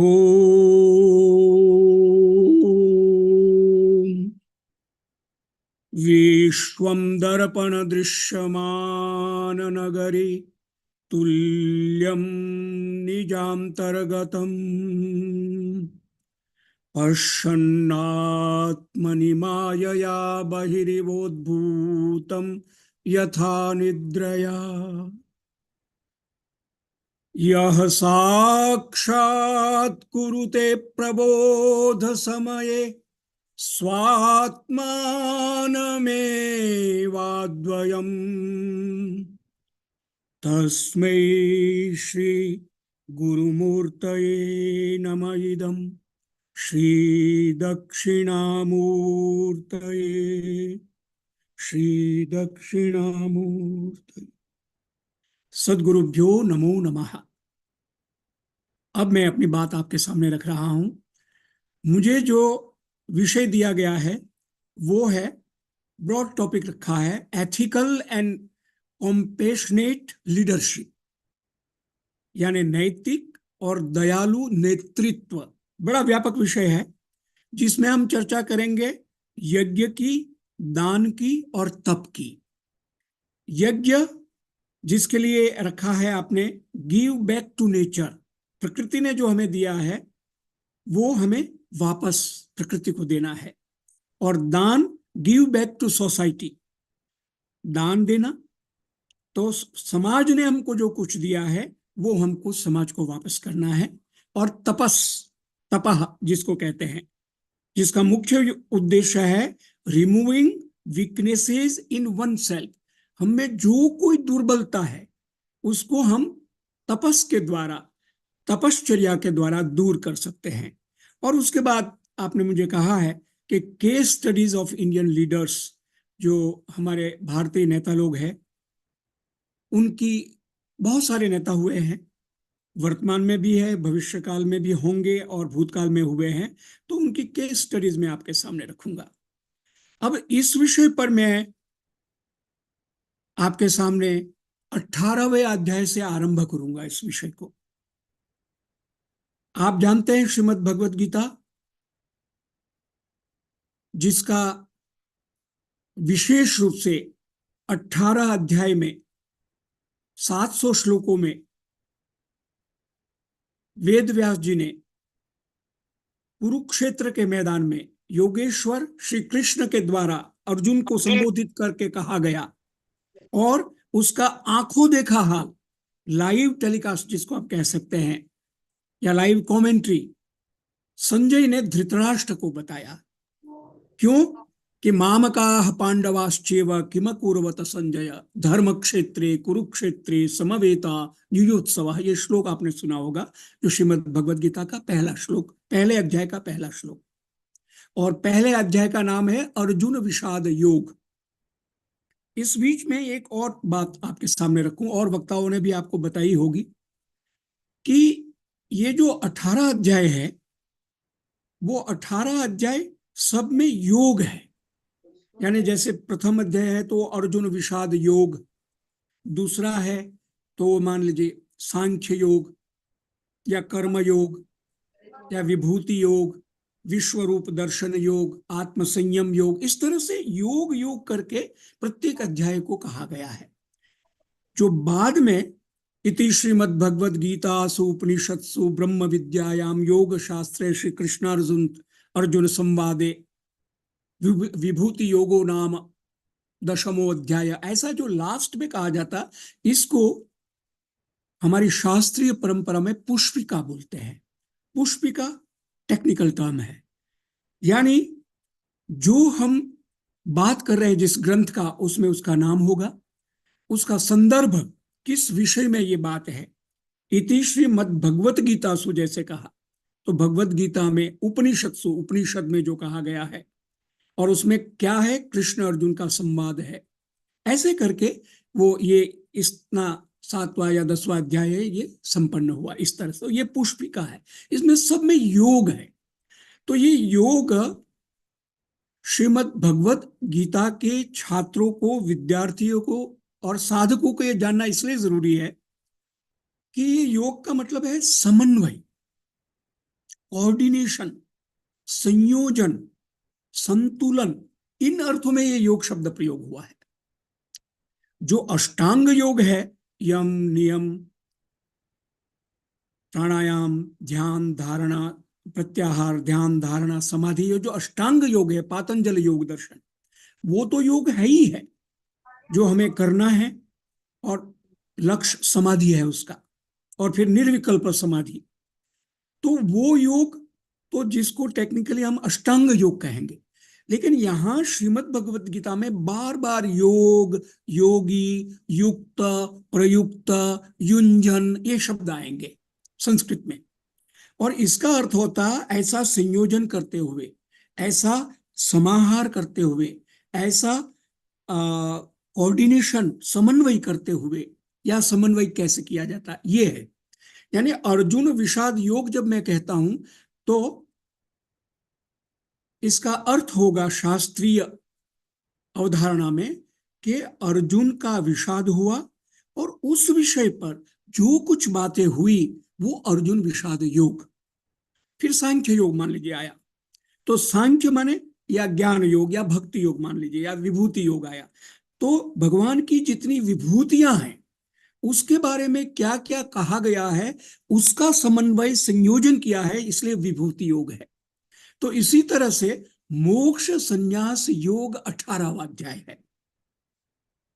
मोक्ष संन्यास योग जो अंतिम अध्याय है, और वहां से मैं अपनी बात आरंभ करूंगा, क्योंकि यज्ञ दान और तप जो मुझे विषय दिया गया उसके बारे में मैं ज्यादा आपको विस्तार से बताऊंगा, लेकिन बीच बीच में और भी संदर्भ आते होंगे आएंगे, उसका भी मैं आपको संकेत करता जाऊंगा। तो 18वां अध्याय का प्रथम श्लोक है, अर्जुन उवाच संन्यासस्य महाबाहो तत्त्वमिच्छामि वेदितुम् त्यागस्य च ऋषिकेश पृथक् केशी निषूदन। मोक्ष संन्यास योग है 18वां अध्याय। तो अर्जुन अब प्रश्न पूछते हैं, क्योंकि ये 18वां अध्याय में तप दान और यज्ञ का जो महत्व बताया गया है वो मैं आपके सामने पहले रख रहा हूं, और फिर 17वें अध्याय पे आऊंगा जिसमें विस्तार से यज्ञ का 3 प्रकार बताया है, ज्ञान का दान का 3 प्रकार बताया है, तप का 3 प्रकार बताया गया है। और ये चैव सात्विका भावा राजसा तामसाश्च, ये जो 7वें अध्याय में कहा गया कि सात्विक राजसिक तामसिक त्रिविधा, क्योंकि श्रद्धा त्रय विभाग योग है 17वां अध्याय। तो श्रद्धा हमारी आस्था, हमारी निष्ठा, हमारा विश्वास, वो कैसे अलग अलग संदर्भों में 3-3 प्रकार का होता है वो 17वें अध्याय में बताया गया है। तो इसीलिए मैंने 18वें अध्याय से आरंभ किया, जिसमें अर्जुन पूछते हैं कि आपने ये सब भेद बताया श्रद्धा त्रय विभाग योग में, तो संन्यास जो है उसका तत्वम वेदितुम इच्छामि। हे महाबाहो, महाबाहो माने योगेश्वर कृष्ण को वो कहते हैं कि मैं संन्यास का जो तत्व है, त्याग, न्यास माने कोई विश्वास न्यास रखना, संन्यास माने अच्छी तरह से, न्यास माने रख देना, माने छोड़ देना, इस अर्थ में संन्यास होता है सम उपसर्ग पूर्वक। तो जो त्याग करते हैं, जो सन्यासी बन जाते हैं या चीजों को छोड़ देते हैं, उसका रहस्य क्या वो मैं जानना चाहता हूं। महाबाहु योगेश्वर का कृष्ण का संबोधन है। और केशी निषूदन, केशी नाम के राक्षस को मारने वाले कृष्ण है, इसलिए केशी निषूदन संबोधन है। पृथक माने आपने कई बार इसका संदर्भ पहले वाले अध्यायों में दिया है कि संन्यास क्या है, ज्ञान क्या है, कर्म संन्यास क्या है, सकर्म सकाम कर्म निष्काम कर्म ये क्या है, और उसकी व्याख्या करते हुए द्वितीय अध्याय में ही किम कर्म किम अकर्मेति कवयोप्यत्र मोहिता, ऐसे कह के उन्होंने कर्म के रहस्य की बात की है। और श्रीमद् भगवद गीता पर ही लोकमान्य बाल गंगाधर तिलक जी ने कर्म रहस्य करके उन्होंने पूरा बहुत बड़ा विशाल रूप में उसकी व्याख्या की है। महात्मा गांधी ने अनासक्ति योग के रूप में लिखा है, और बहुत सारे विद्वानों ने, महर्षि अरविंद, महर्षि रमण, सबने गीता पर कहा है। ओशो ने खूब गीता पर बोला है।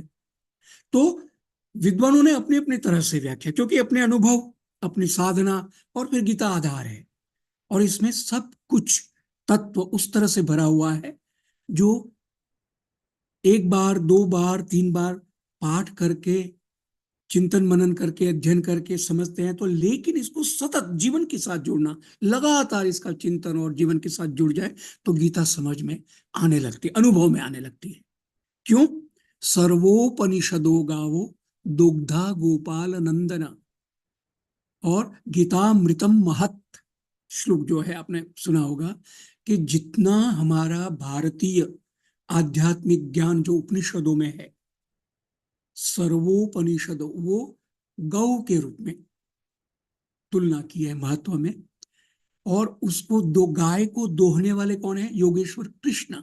और उन्होंने क्या दोहा? दूध होता है दोहने पर, गाय को दोहते हैं तो। लेकिन ये गीतामृतम महत, गीता रूपी महत्तम अमृत हमें दिया है। भगवान वेद व्यास जी ने। तो ये कृष्ण योगेश्वर जो व्यक्तित्व है उसके बारे में तो मैं क्या कहूं, श्रीमद् भागवत महापुराण सुना जाए तो उसमें पता चलता है कि किस तरह से उनका बाल्यकाल की लीलाएं, युवा अवस्था की और बाद में अंतिम अवस्था की जो सारे कार्य है, अद्भुत लोकोत्तर कार्य है, वो हमारा विषय नहीं। तो इसके बाद अर्जुन ने जब ये पूछा तो श्री भगवान उवाच, कृष्ण ने क्या कहा, काम्यानाम कर्मणाम न्यासम संन्यासम कवयो विदुः सर्व कर्म फल त्यागम प्राहुस्त्यागम विचक्षणा। ये 18वें अध्याय का दूसरा श्लोक है। और इसका सिंपल जो अर्थ होता है वो ये है कि जो कवि लोग हैं, कवि माने यहाँ विद्वान, जो एनलाइटेंड सोल जिसको आप कहेंगे, और भगवान शंकराचार्य जी की भाषा में अगर मैं बोलूं तो कवयः क्रांत दृष्टारः, ईशावास्योपनिषद के एक मंत्र में उन्होंने कवि शब्द की व्याख्या करते हुए लिखा है कि जो क्रांत दृष्टा है, यानी कि समय, काल और भूगोल, जो मेटेरियल, टाइम एंड स्पेस आप कह सकते हैं, टाइम एंड स्पेस के परे जो देख सके या उसके परे जो सोच सके, अनुभव कर सके, वो कवि है। कवयः क्रांत दृष्टारः। तो कवयो विदु माने वो लोग जो बहुत आत्मचेता लोग हैं, जानने वाले लोग हैं, उन्होंने काम्यानाम कर्मणाम न्यासम संन्यासम इति ते ज्ञातवन्तः। जो काम्य कर्म है उसको छोड़ देना, वो संन्यास है। क्योंकि हमारे यहाँ काम्य कर्म है, नियत कर्म है और निमित्त कर्म है। इस तरह से कर्म की बहुत व्याख्या की गई कि किस प्रकार, और हमें जो नियत कर्म वो नहीं छोड़ना चाहिए, वो आगे कहेंगे। यज्ञो दानम तपश्चैव पावनानि मनीषिणम्। तो इसलिए ये यज्ञ है, दान है और तप है, वो नियत कर्म है, प्रत्येक को करना ही करना है, व्यावहारिक रूप से, विजिबली या मानसिक रूप से, लेकिन करना अवश्य है। ये हमारी भारतीय ज्ञान परंपरा का अभिन्न अंग है। तो जो काम्य कर्म है, अब काम्य कर्म क्या है कि डिजायर करते हैं, कामना करते हैं कि मुझे ये मिले या मेरी ये सिद्धि हो, या जैसे यज्ञ का ही हम संदर्भ ले तो पुत्रेष्ट यज्ञ, या और कोई चक्रवर्ती राजा जब बनते हैं तो वो अपना कोई यज्ञ करते हैं, या दशरथ ने जैसे पुत्रेष्ट यज्ञ किया, तो मेरे को कोई संतान नहीं है, मेरे यहाँ संतान हो, और उसके लिए वो यज्ञ कर्म करते हैं। तो ये काम्य कर्म है। कोई भी इच्छा करके किया गया जो कार्य है वो काम्य है, और उस प्रकार के कर्म अगर छोड़ दिए जाए तो वो संन्यास कहा जाएगा। और उसमें सर्व कर्म फल त्यागम प्राहु त्यागम विचक्षण, पहले कवि कहा, कवया, और फिर कहा विचक्षण। विचक्षण क्या है, इस शब्द का अर्थ भी आप समझिए। विचक्षण माने बहुत व्युत्पन्न मति वाले या बहुत मेधा रखने वाले, अद्भुत बुद्धि प्रज्ञा वाले व्यक्ति। जो विचक्षण लोग हैं उन्होंने सभी कर्मों के फल के त्याग को त्याग कहा। सर्व कर्म फल त्यागम प्राहु त्यागम विचक्षणा, विचक्षणा प्राहु माने विचक्षण लोगों ने, बुद्धिमान लोगों ने और एनलाइटेंड सोल लोगों ने कहा है कि सर्व कर्म फल त्याग ही त्याग है। उसके बाद फिर इसी 18वें अध्याय में तीसरे श्लोक पे कहते हैं, त्याज्यम दोषवद इत्येके, एके माने कुछ लोग, कर्म प्राहुर मनीषिणः। अब देखिए शब्दों को, कवि आया, विचक्षण आया, और अब शब्द आया मनीषिणः। मनीषीन कहते हैं जिनके पास मनीषा हो, मनीषा बुद्धि को कहते हैं, या मनस्विता, जिसका बुद्धि, मन और आत्म चैतन्य बहुत प्रकट है या जागृत है। मैं ये अपनी ओर से आपको ये बता रहा हूं, तो वो मनीषी है। और मनीषिणा प्लूरल नंबर में प्राहु, मनीषियों ने क्या कहा है, दोषवत त्याज्यम, जो कर्म, दोषवत कर्म त्याज्यम इति एके मनीषिणा प्राहु, माने उन मनुष्यों ने जो आत्मचेता महापुरुष है, उन्होंने कहा कि जो दोष वाला कर्म है वो छोड़ देना चाहिए। वो तो ये कहा था ना। और यज्ञ दान तपः कर्म न त्याज्यम इति चापरे, अपरे, एके अपरे। कुछ लोगों ने तो ये कहा, लेकिन दूसरे लोगों ने क्या कहा कि आप कोई भी कार्य है जो दोषवत है उसको तो आप छोड़ दीजिए, वो काम्य कर्म है।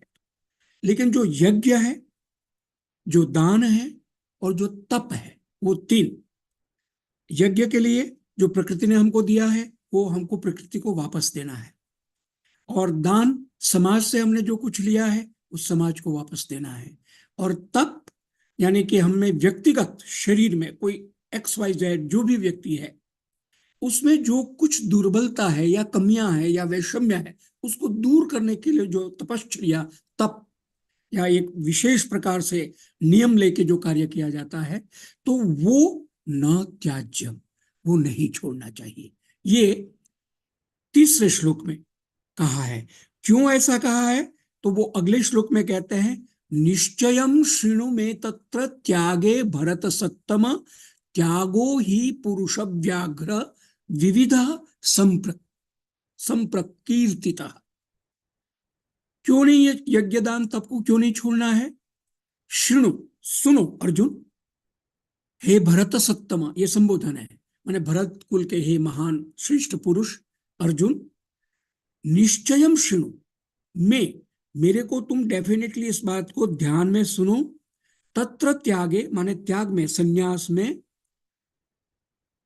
त्रिविधा, तीन प्रकार का त्याग कहा गया है, सात्विक, राजसिक, तामसिक। अब ये सत्व, रजस, तमस, इन शब्द, ये भी टेक्निकल टर्म है, इसको मैं थोड़ा डिटेल में आपको आगे बताऊंगा, लेकिन ये तीन प्रकार का, त्रिविधा संप्रकीर्तिता, तीन प्रकार का कहा गया है। और फिर संबोधन बार बार आते हैं कृष्ण और अर्जुन के, पुरुष व्याघ्र, हे भरत सत्तम, हे पुरुष व्याघ्र अर्जुन, त्रिविधा त्याग संप्रकीर्तिता, प्रकीर्तित करना, कहना, तीन प्रकार का त्याग शास्त्रों में कहा गया है, महापुरुषों ने कहा है। कौन सा?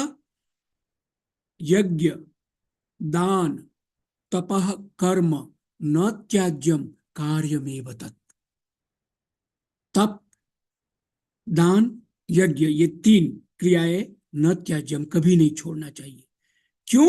जैसे मैंने पहले आपको कहा था, यज्ञो दानम तपश्चैव पावनानि मनीषिणा, मनीषिणाम मनीषी लोगों के लिए, साधकों के लिए, समाज के जो अच्छे विचारक व्यक्ति है या जो अनुभव करते हैं ऐसे सदस्यों के लिए ये तीन नियत कर्म है, ये पावन करते हैं, पवित्र करते हैं मन को, बुद्धि को, अंतःकरण को, शरीर को, समाज को। पावनानी, ये पवित्र करने वाले हैं। फल के बारे में तो बताएंगे, भेद करेंगे तब कि फल मिलेगा नहीं मिलेगा, किस तरह से इसका होगा, लेकिन ये पावन करने वाले हैं, इसलिए यज्ञ, दान और तप प्रत्येक व्यक्ति को करना चाहिए। कैसे करेंगे? एतान्यपि तु कर्माणि संगम त्यक्त्वा फलानि च कर्तव्यानि मे पार्थ निश्चितम मतमुत्तमम्। एतत् मतम निश्चितम, ये डेफिनेटली जो मंतव्य है, धारणा है, वो पक्की है, और डंके की चोट पे मैं कह रहा हूं, कृष्ण कहते हैं अर्जुन को, ये यज्ञ दान तप, एतानि तु कर्माणि संगम त्यक्त्वा फलानि च, इसमें आसक्ति को छोड़कर और फल की आशा को छोड़कर यज्ञ दान तप करना चाहिए। कर्तव्यानि, हे पार्थ, फिर संबोधन है पार्थ, पृथा, कुंती को कहते हैं, पृथा का बेटा पार्थ, हे अर्जुन, ये करना ही करना है, लेकिन यज्ञ दान तप करते हुए भी तुमको फल की आशा को छोड़ना है, और आसक्ति, संगम, संग माने आसक्ति, इसमें एक तरह का कोई मोह ना हो जाए, या विमूढ़ता ना, क्योंकि विमूढ़ शब्द भी बार, मूढ़ और विमूढ़ शब्द भी गीता में कई बार आया है, तो उसका वो प्रयोग करते हैं। नियतस्य तु संन्यासः कर्मणो नोपपद्यते, उसी बात को रिपीट कर रहे हैं 18वें अध्याय के 7वें श्लोक में, कि जो नियत है यज्ञ दान तप, उस कर्म का संन्यास कभी नहीं हो सकता है। मोहात, लेकिन कुछ लोग हैं जो छोड़ देते हैं। कैसे छोड़ते हैं? मोहात। मोहात तस्य परित्यागः तामसः परिकीर्तितः। अगर कोई मोह से, यानी मन में ऐसा दुर्बल विचार आ गया, या उसमें ऐसा कुछ सोचने की अक्षमता आ गई और छोड़ दिया, यज्ञ भी छोड़ दिया, दान भी छोड़ दिया, तब भी छोड़ दिया, या एक कोई छोड़ा, तो वो तामस त्याग कहा जाएगा। उस त्याग को, क्योंकि त्याग के 3 प्रकार है, तो ऐसा त्याग जो नियत कर्म को छोड़ देता है मोह से कोई, तो ये तामस है, तृतीय प्रकार का है। अब मैं आपको बताऊं, तमस का मतलब होता है अंधेरा, तमस का मतलब होता है अज्ञान, तमस का अर्थ होता है जो एग्जिस्ट न करे, या जो केवल और केवल नेगेटिविटी की ओर ले जाए, उसको तमस कहते हैं, अंधेरा। और इसी प्रकार से रजस, रज वैसे तो धूली को, मिट्टी को बोलते हैं रजस, लेकिन रजस का मतलब होता है जो सत्व और तम से मिला हुआ हो, माने तमोगुण, तमस भी हो और सत्व भी हो। अब सत्व क्या है? सत्य शब्द समझना आवश्यक है। आप लोग जानते होंगे, सत्य, ट्रूथ आप बोलते हैं, सच्चा बोलते हैं, सत्य बोलते हैं, लेकिन सत्य जो है, इसका अर्थ होता है एग्जिस्टेंस, अस्तित्व। अस, अस्ति, अस्तित्व। अस्ति का मतलब है, संस्कृत में अस धातु चलती है, अस्ति स्त संति, आपने सुना होगा धातु का रूप। तो अस्तित्व माने एग्जिस्ट करना। और इसीलिए ऋग्वेद में एक मंत्र है, एकम सत विप्राह बहुधा वदंती। 5 अक्षर है, एकम सत विप्राह बहुधा वदंती, ये मंत्र है पूरा, और इसमें पूरा पूरा वेदांत है। वो सत्य, वो अस्तित्व, वो कॉस्मिक पावर, वो ब्रह्मांडीय शक्ति या ऊर्जा, एकम, एक है, सत्य एग्जिस्ट करती है, ठीक है। लेकिन एकम सत विप्राह, विप्र माने आपने सुना होगा इसका पर्यायवाची के ब्राह्मण को विप्र कहते हैं, लेकिन विप्र का सही अर्थ है विगताः प्रपंचाः यस्य इति विप्रा। ये संस्कृत में शब्दों को एक्सप्लेन, एटिमोलॉजी आप बोलते हैं ना, व्युत्पत्ति कैसे की जाती शब्दों की, तो विगताः प्रपंचाः यस्य स विप्राः, बहुव्रीहि समास में इसको मैंने कहा कि जिसके सारे प्रपंच छूट गए, मोह छूट गया है, काम क्रोध लोभ मोह मद मात्सर्य जो षड्रिपु बोलते हैं वो छूट गए हैं, और चेतना में जो अवस्थित और सच्चित आनंद का जो अनुभव करता है, तो वो विप्र है।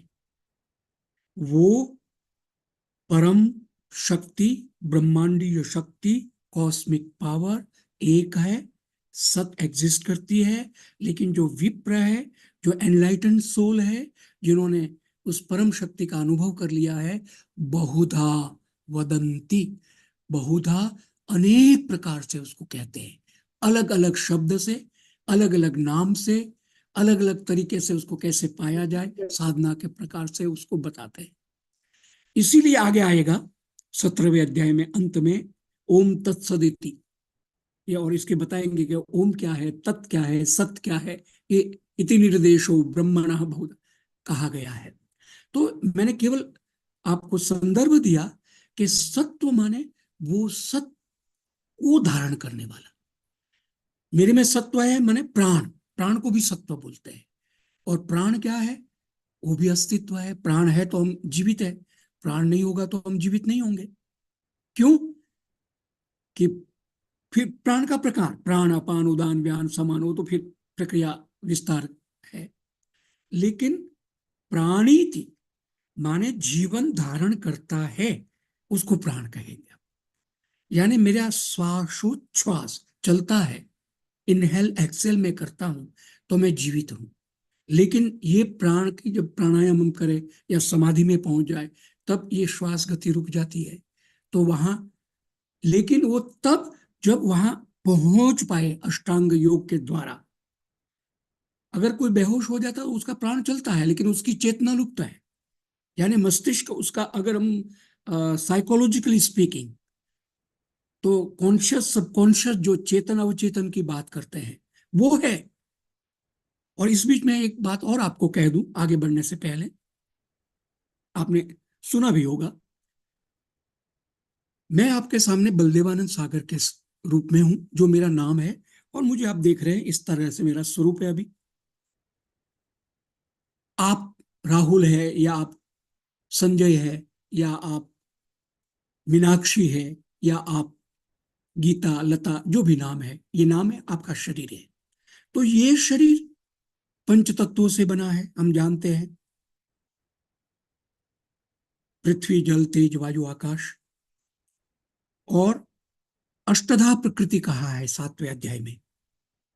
मन, बुद्धि, अहंकार। पृथ्वी, जल, तेज, वायु, आकाश, पंच तत्व का पुतला।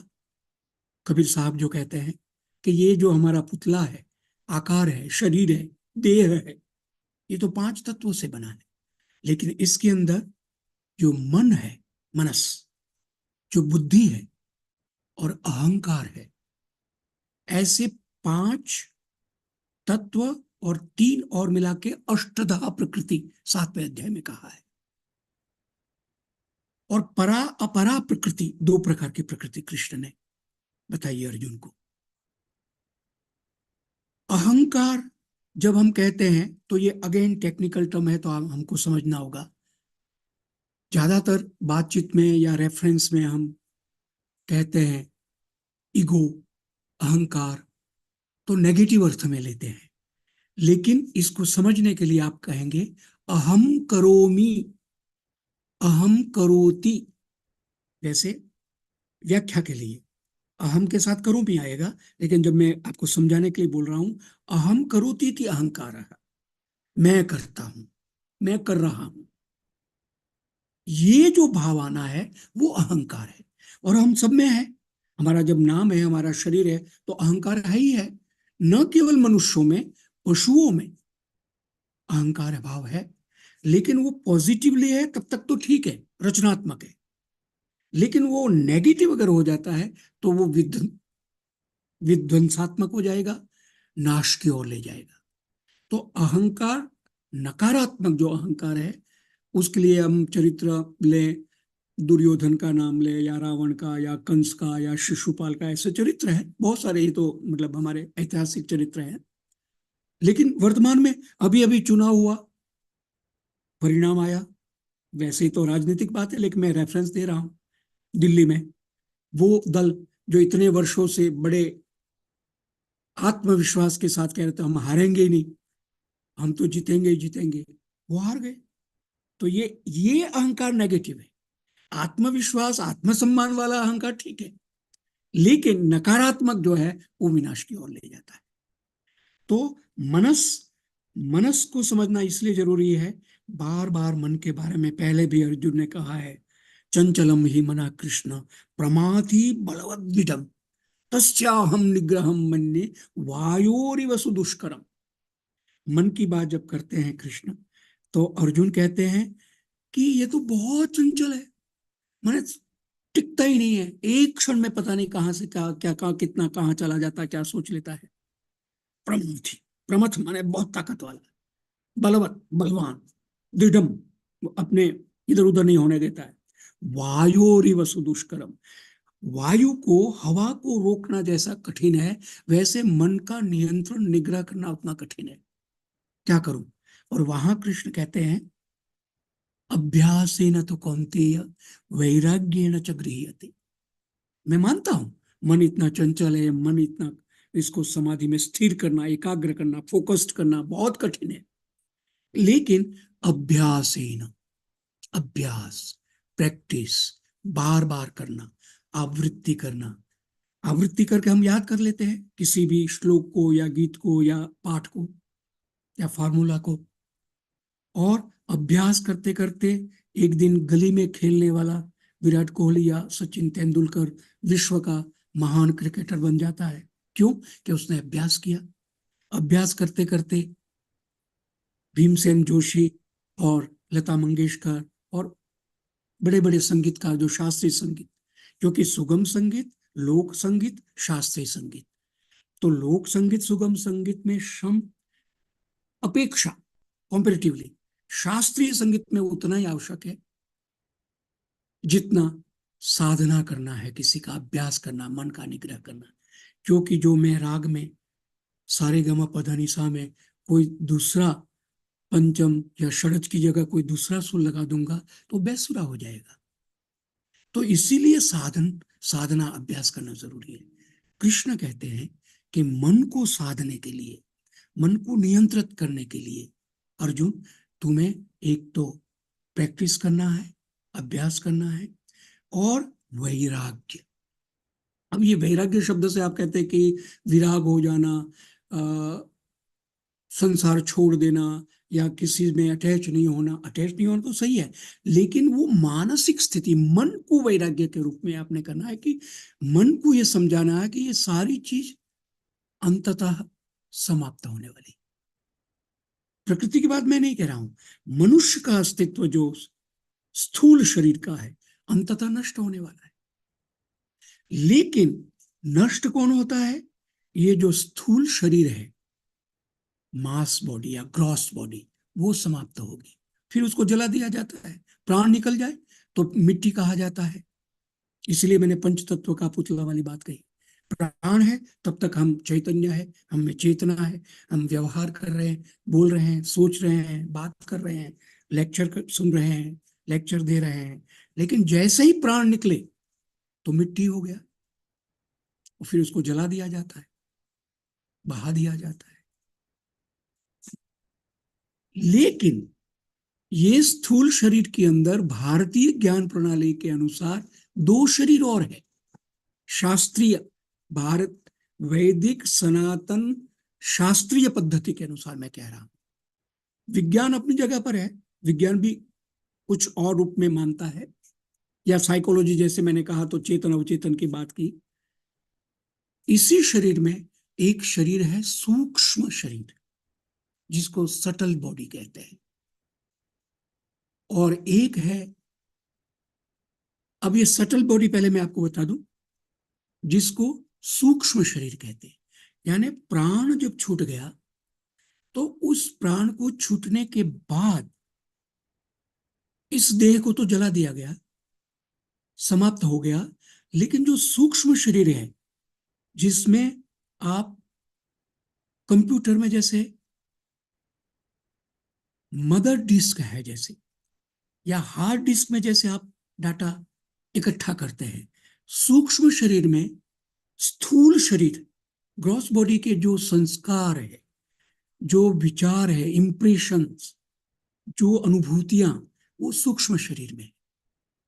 इसीलिए हनुमान चालीसा में जब आप पाठ करते हैं, भूत पिशाच निकट नहीं आवे, तो ये जो भूत है, भूत माने पास्ट, हो गया। भूत भविष्य वर्तमान आप जानते ही है। तो भूत माने ये सूक्ष्म शरीर जिसमें सब कुछ स्थूल शरीर का है, वो भूत है। और इसीलिए मुक्ति के लिए हमारे यहाँ वो श्राद्ध और दूसरे कर्म किया जाता है। उसका वो दूसरा पक्ष है, वैज्ञानिक पक्ष। लेकिन मैं आपको समझाने के लिए या बताने के लिए सूक्ष्म शरीर की बात कर रहा हूं। लेकिन ये सूक्ष्म शरीर तब तक घूमेगा जब तक कि उसका या तो मुक्त हो जाए या दूसरा जन्म हो जाए। क्यों? कि अवश्यमेव जिसका जन्म है उसकी मृत्यु अवश्य है। जातस्य ही ध्रुवो मृत्यु, ध्रुवम जन्म मृतस्य च, द्वितीय अध्याय। अर्जुन को एकदम इलेक्ट्रिकल शॉक की तरह कृष्ण कहते हैं, तू सोचता तू मारेगा? ये कुरुक्षेत्र में जो तुम्हारे संबंधी लोग हैं या जो शत्रु पक्ष के लोग हैं, ये तो पहले से ही मरे हुए, तुम्हें तो निमित्त बनना है। क्यों? जातस्य ही ध्रुवो मृत्यु, जो पैदा हुआ वो मरेगा ही, उसकी मृत्यु निश्चित है। जन्म से पहले मृत्यु निश्चित हो जाती है, शास्त्रों में तो ये कहा गया है। आयुर्विद्या च वित्तम च निधनान्येव च पंचेतानि विलिख्यन्ते गर्भस्थस्य देहिना। संस्कृत श्लोक है, इसका अर्थ होता है कि माँ के उदर में जब होता है जीव, तभी ये 5 चीजें, आयु कितनी, विद्या कितनी, धन कितना, और इस तरह का सब उसका आ जाता है, लिख दिया जाता है। तो ये सूक्ष्म शरीर जब दूसरा जन्म, तो जन्मांतर हम मानते हैं, दूसरा जन्म होगा, जातस्य ध्रुव मृत्यु ध्रुवम जन्म मृतस्य च तस्मात्, इसीलिए अर्जुन अपरिहार्य अर्थ, अनएवॉइडेबल सिचुएशन है ये। न तुम शोचितुम अर्हसि, तुम्हें शोक करने की या परेशान होने की आवश्यकता नहीं है। तुम क्षत्रिय हो, तुम्हारा कर्तव्य लड़ना है। तू लड़ कहता मैं नहीं लड़ूंगा, गांडीवम संसते अस्ताद त्वक्चैव परिदह्यते, मेरी चमड़ी जल रही है, मेरा गांडीव जो है हाथ से गिरा जा रहा है, मुंह सुखा जा रहा है, विषाद जब अर्जुन को होता है। तुम्हें शोक करने की जरूरत नहीं है, क्योंकि मरेंगे ही, क्योंकि ये धर्म युद्ध है, और जो अधर्म पर चलेगा उसकी मृत्यु युद्ध के में होगी ही। तुम्हें तो निमित्त बनना है, तो इसीलिए मृत्यु निश्चित है। तो सूक्ष्म शरीर जब दूसरे जन्म, दूसरी किसी जिस योनि में जाना है वहां शरीर धारण न कर ले, तब तक वो भटकता है। इसीलिए मुक्त जो श्राद्ध पिंड दान वगैरह किया जाता है, उसकी मुक्ति के लिए पूर्वजों को किया जाता है, ये हमारी पद्धति। अब आइए तीसरा शरीर, स्थूल शरीर, सूक्ष्म शरीर, और तीसरा कारण शरीर, कॉज बॉडी। कॉज बॉडी, अब यहां फिर मैं 7वें अध्याय में जो अष्ट प्रकृति कहा है उस पर की जो निमित्त, मूल कारण क्या है शरीर के, ये तो स्थूल हो गया जिसमें दिखाई देता, विजिबल है, अनुभव होता है।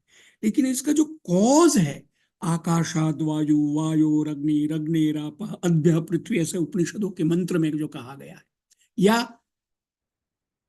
तैत्तरीय उपनिषद की भृगुवल्ली का अगर मैं मंत्र आपके सामने रखूं, ओम आनंदाध्येव इमानि भूतानि जायन्ते आनंदेन जातानि जीवन्ति आनंदं प्रयन्ति अभिसंविशन्ति तद्ब्रह्म तद्विजिज्ञासस्व। ओम शांति शांति शांति। ये तैत्तरीय उपनिषद का वो मंत्र है जिसमें जो संपूर्ण उपनिषदों का सार, जैसे गीता का सार हम कहते हैं, ये सब है कि पूरा आनंदात इमानी भूतानी जायन्ति, ब्लिस, प्लेजर, आनंद, खुशी, सुख, कोई भी पर्याय, ये सब पर्याय है, सिनोनिम्स है। पूर्णता, परिपूर्णता। क्यों ये मैं शब्द इसलिए कह रहा हूं कि उस बात को मैं आपको बताना चाह रहा हूं, लेकिन शब्दों से वो पकड़ में नहीं आ रहा।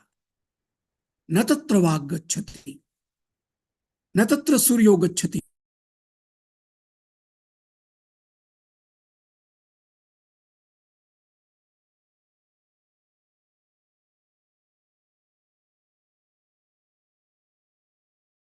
सूर्य, चंद्रमा, हजारों चंद्रमाओं का चंद्रमा, उससे वो आनंद रूप है, परिपूर्ण रूप है।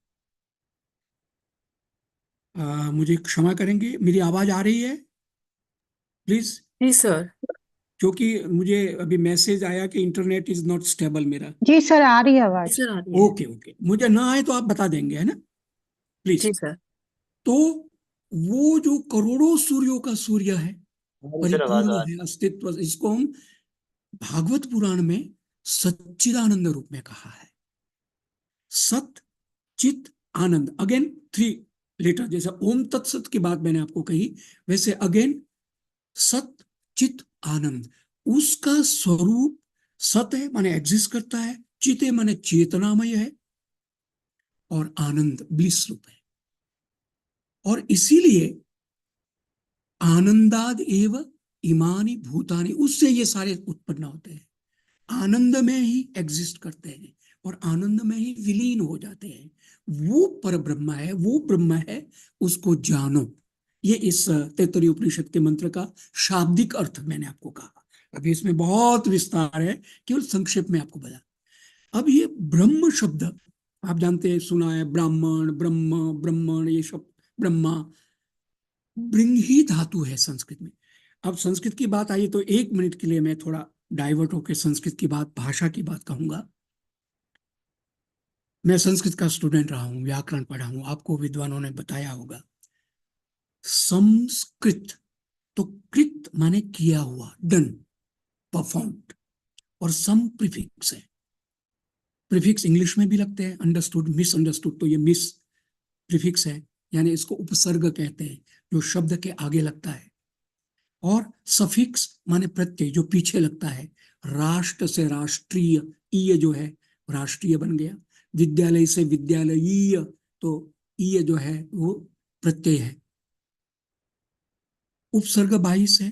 प्र, पराप, सम, अनुअव, निस, निर्दुस, दुर्भी, आंग, अधि, अति, अपिसु, उत, अभिप्रति, पर्युपे, विचार, संचार, प्रचार, दुराचार, ये सारे उपसर्ग है। आप जानते हैं आहार, विहार, ये सब संस्कृत व्याकरण में पढ़ाया जाता है। उपसर्ग धातु, रूट फॉर्म, वर्ब, जिसको हम इंग्लिश में बोलते हैं। 2000 धातु ये पाणिनि महामुनि ने परिगणित की है। 22 प्रत्यय, 2000 धातु और 200 प्रत्यय सफिक्स, इससे करोड़ों शब्द संस्कृत के बनते हैं।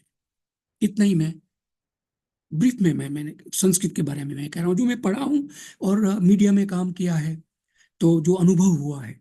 क्योंकि गुजराती मातृभाषा है, हिंदी राजभाषा, राष्ट्रीय भाषा के रूप में पढ़ाई है, संस्कृत विशेष रूप से पढ़ा, और इंग्लिश का वर्किंग नॉलेज जितना है।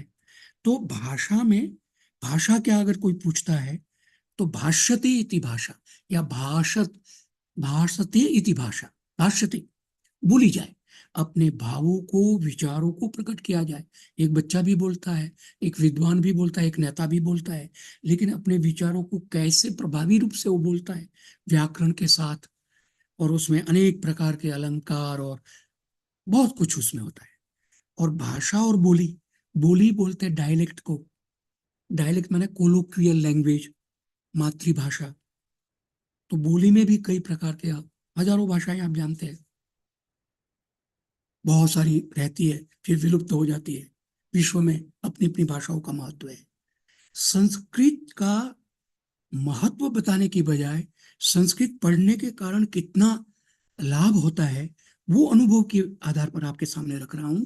कृत माने किया हुआ, और सम माने सम्यक प्रकार से, अच्छी तरह से, very nicely done, very orderly and with discipline performed, वो संस्कृत है। क्यों?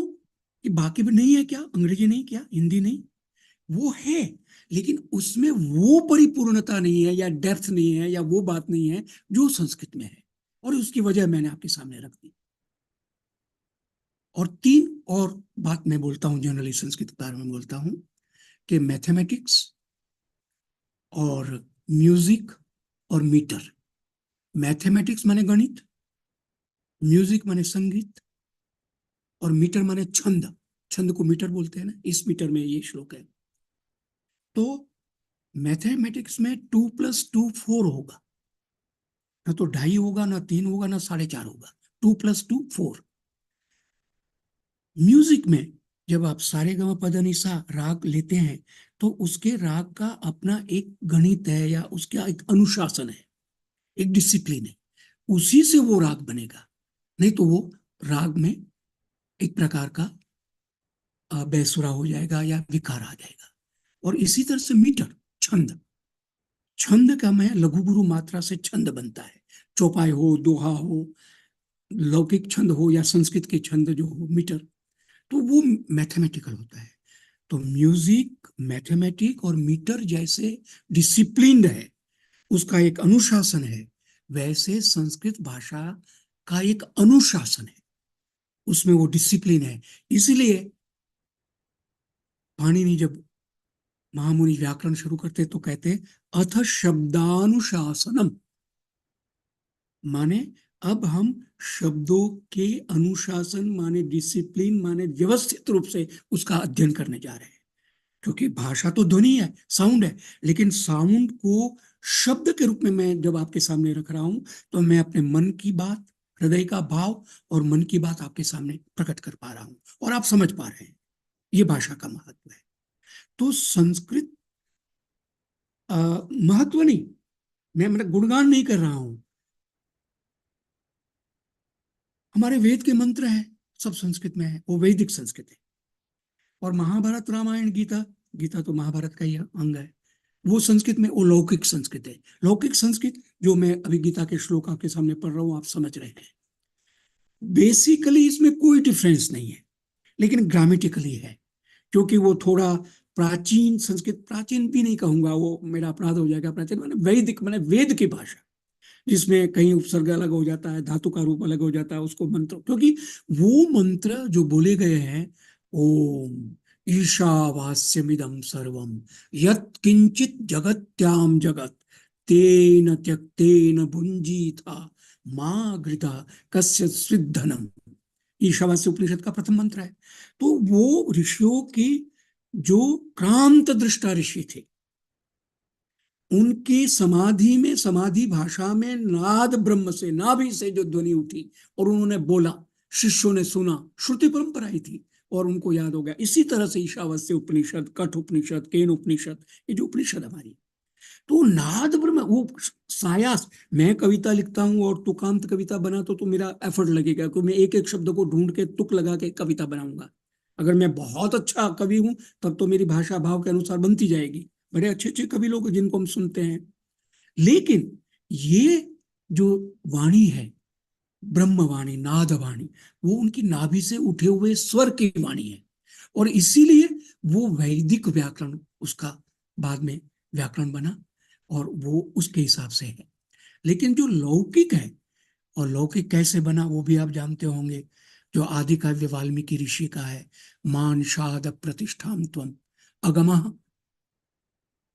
करके, यत् क्रौंच मिथुनादेकम अवधि काम मोहितम अगमः शाश्वती समा। एक बहेलिया शिकारी ने क्रौंच मिथुन, she and he, Krauncha crunchy विचरण कर रहे थे, विहार कर रहे थे, और शिकारी ने उसमें से एक को तीर मार के मार दिया, तो जो एक बचा साथी था वो बहुत रुदन कर रहा था। और उसी समय वाल्मीकि ऋषि तमसा नदी के तट पर संध्या स्नान के लिए आ रहे थे, और देखा उन्होंने, और उसको देखते ही उन्होंने, उनके अंदर से ये भी नाद ब्रह्म के रूप में ये वाणी निकली, मा निषाद प्रतिष्ठाम त्वम अगम शाश्वती समा यत् क्रौंच मिथुनादेकम अवधि काम मोहितम।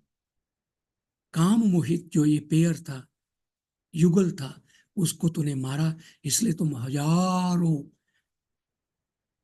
समा माने वर्षों तक, शाश्वती समा माने हजारों, अनंत काल तक मां गमान, तुम्हें मुक्ति नहीं मिलेगी। ये श्राप एक तरह से। और ये सुनते ही, जैसे कि हम सुनते हैं, साक्षात चतुर्मुख ब्रह्मा प्रकट हुए और उन्होंने निवेदन किया कि ये लौकिक वाणी, लौकिक संस्कृत का ये श्लोक आपने अनुष्टुप छंद में जो बोला है, इसके आधार पर आप एक महाकाव्य लिखिए। और फिर वाल्मीकि ऋषि समाधि में बैठ के जब देखते हैं कि मैं अपने महाकाव्य का नायक किसको बनाऊं, और फिर कौन ऐसा व्यक्ति है जो इसका हीरो बन सके, और वो फिर विस्तार है। तो लौकिक संस्कृत आदि काव्य रामायण से आरंभ हुई है, और आज भी कालिदास, भवभूति, भट्टी, ये जो भी ऋषि संस्कृत के कवि लोग मैं बोल रहा हूं, तो इनके काव्य सब लौकिक संस्कृत में है। वेद व्यास जी ने फिर महाभारत लिखा तो वो लौकिक संस्कृत में लिखा। तो इसीलिए मैंने संस्कृत की बात आपको कही कि इसका महत्व नहीं, इसकी उपयोगिता है। और अब तो खैर ये बहुत प्रसन्नता की बात है कि आर्टिफिशियल इंटेलिजेंस, कृत्रिम प्रज्ञा जिसको हम बोलते हैं, और जिसके माध्यम से अभी मैं बोल रहा हूँ और आप मुझे देख रहे हैं और मैं आपको देख रहा हूँ, सुन रहा हूँ, आप सुन रहे हैं मुझे, ये आर्टिफिशियल इंटेलिजेंस है। और जो टेक्नोक्रेट है आर्टिफिशियल इंटेलिजेंस के, जो वैज्ञानिक है, वो उनके एक विभाग जो साउंड टेक्नोक्रेट है, जितना मुझे पता है वो मैं आपको बता रहा हूँ, मैं गलत भी हो सकता हूँ, प्लीज अगर मैं गलत हूं तो आप प्लीज करेक्ट करेंगे, कि ध्वनि साउंड टेक्नोलॉजी जिसको हम कहते हैं, उस ध्वनि के कारण हमें अर्थबोध होता है, शब्द बनता है, और शब्द से अर्थबोध होता है, और उसमें फिर ओम की बात आएगी, उसको मैंने बाद में विस्तार से बताऊंगा। लेकिन चूंकि मैंने आकाशवाणी में काम किया कर रहा हूं, तो साउंड टेक्नोलॉजी पूरी वहां है। और तब आज से 50 वर्ष पहले की अगर मैं बात करूं, तो रेडियो में बहुत डिस्टरबेंस आया करती थी, आकाशवाणी के प्रोग्राम जो ब्रॉडकास्ट होते थे या रेडियो के प्रोग्राम।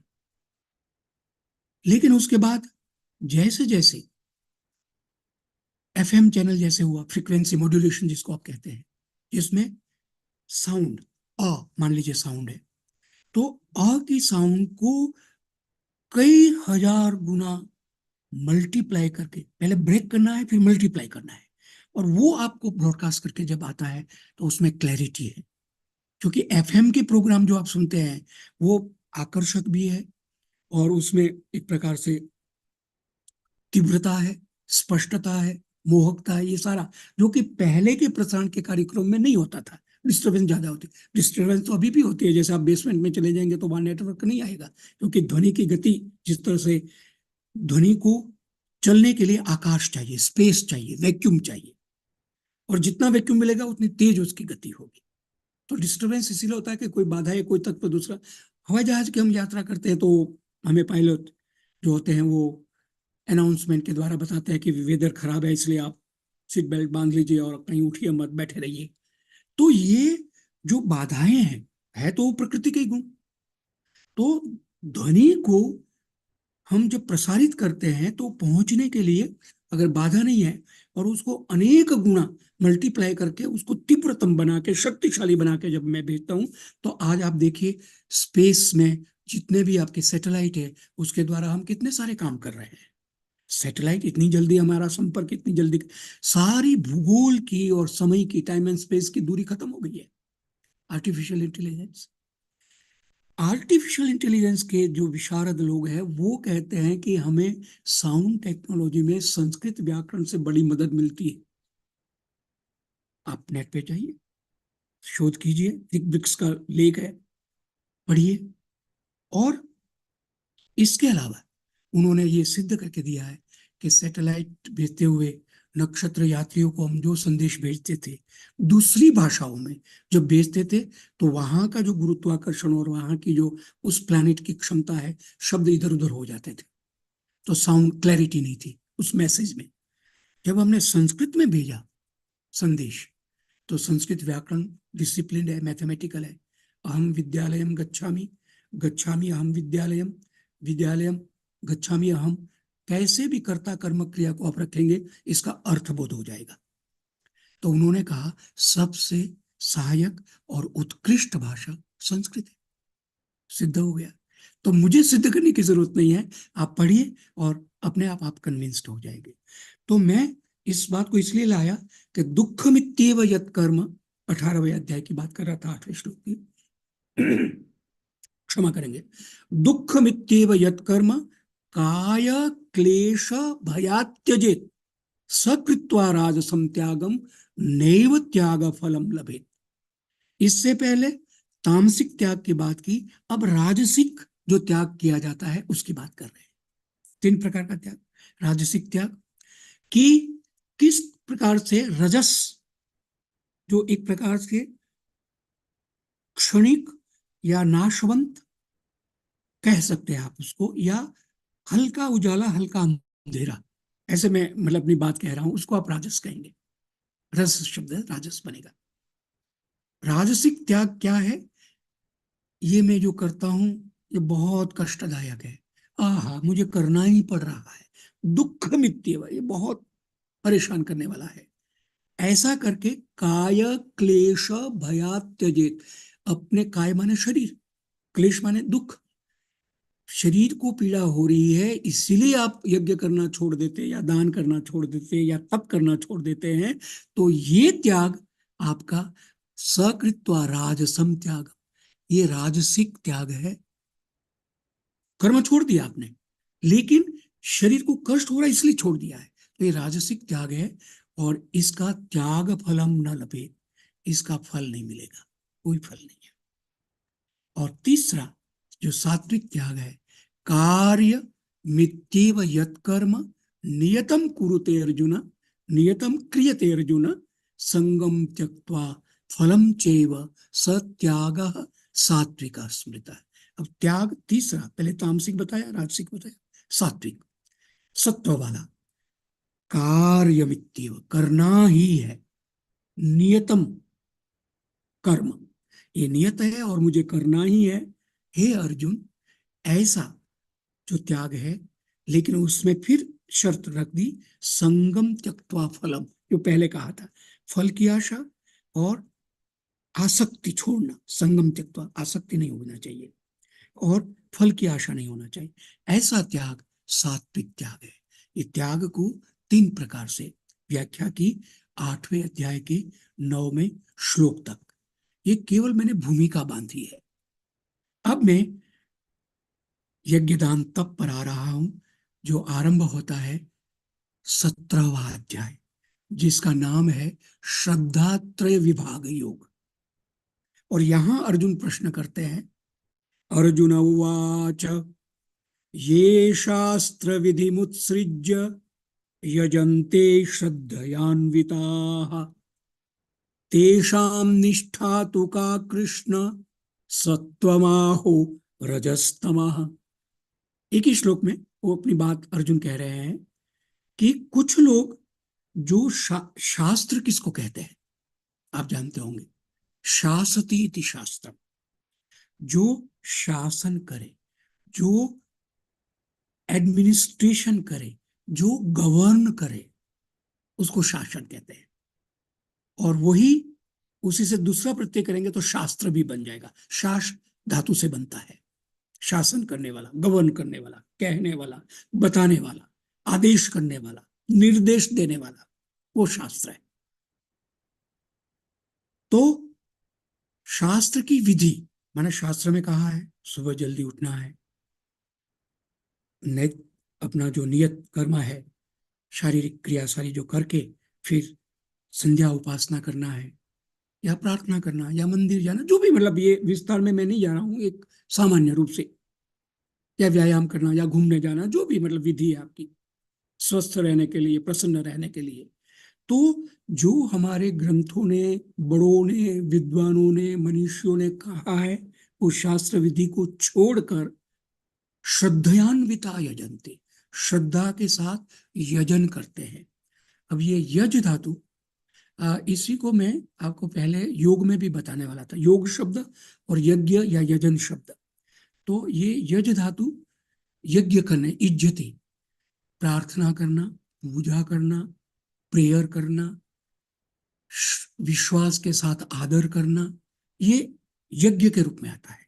और यज्ञ कई प्रकार का होता है, उसका विधि विधान है, वो पूरा कर्मकांड का एक पूरा अलग ही चैप्टर है, जिसको आप कर्मकांड को रिचुअल्स बोलते हैं, कि कैसे रिचुअल्स, षोडश संस्कार की बात कही जाएगी उसमें, यज्ञोपवीत संस्कार जैसे होगा, या पुंसवन संस्कार होगा, विवाह संस्कार जैसे होता है। ये हमारी अपनी पद्धति शास्त्र की है। तो उसके अलावा नीति शास्त्र में जैसे दशकम धर्म लक्षणम कहा है, धर्म बहुत व्यापक है, वो आप शब्द और व्यापक अर्थ है, ये आप समझ गए होंगे। तो सत्यम, अपरिग्रह, शौचम, ये सब धर्म के 10 लक्षण मनु महाराज ने किए हैं। सच बोलना, पवित्र रहना, ज्यादा संग्रह नहीं करना, किसी की चीज न ले लेना, ये सारे 10 धर्म के लक्षण कहे गए हैं। तो ये शास्त्रों का विधान है, सच बोलना है। लेकिन सच हम कहाँ बोलते हैं, मैं भी नहीं बोल पाता हूँ, कई बार झूठ बोलना पड़ता है, और स्वीकार करता हूं, क्योंकि कोशिश की जाए कि सच बोला जाए। और मुझे रहीमन याद आते हैं। रहीमन, बहुत रहीमन, बुरो भयो सांचे से तो जग नहीं, झूठे मिले न राम।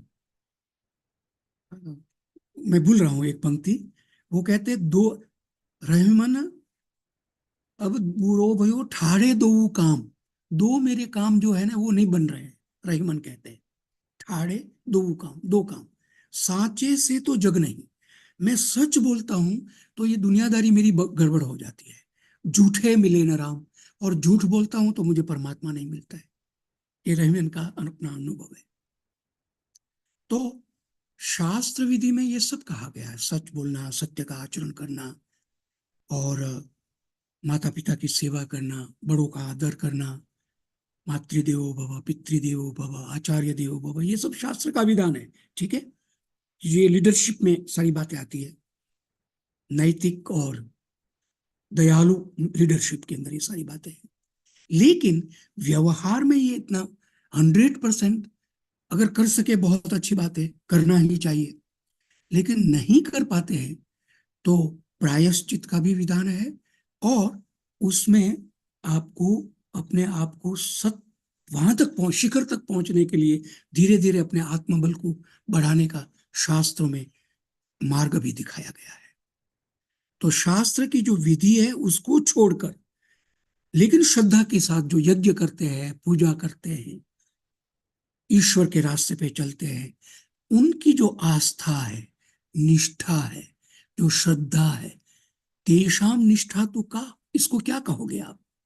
सत्वर, ये सात्विक श्रद्धा है, राजसिक है, तामसिक है, जिनका आपने किया, क्योंकि श्रद्धा त्रय विभाग योग है 17वां अध्याय। आप बताओ, कृष्ण को अर्जुन पूछते हैं, तो अर्जुन कहते हैं, अर्जुन के पूछने पर कृष्ण कहते हैं, श्री भगवान उवाच त्रिविधा भवति श्रद्धा देहिनाम सा स्वभावजा सात्विकी राजसी चैव तामसी चेतिताम शृणु। बहुत सरल संस्कृत है, आप समझ गए होंगे।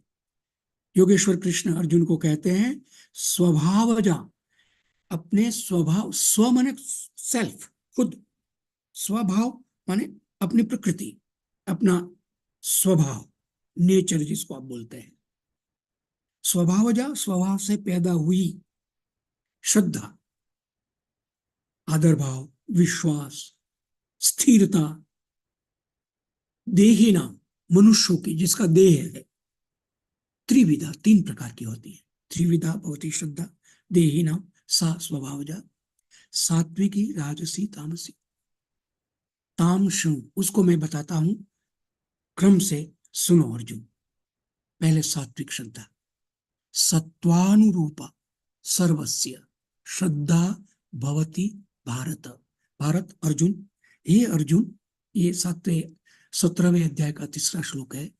हे अर्जुन, 3 प्रकार की श्रद्धा में जो सात्विक श्रद्धा है वो सत्वानुरूपा सर्वस्य, सबकी वो श्रद्धा अपने सत्व के अनुरूप होती है।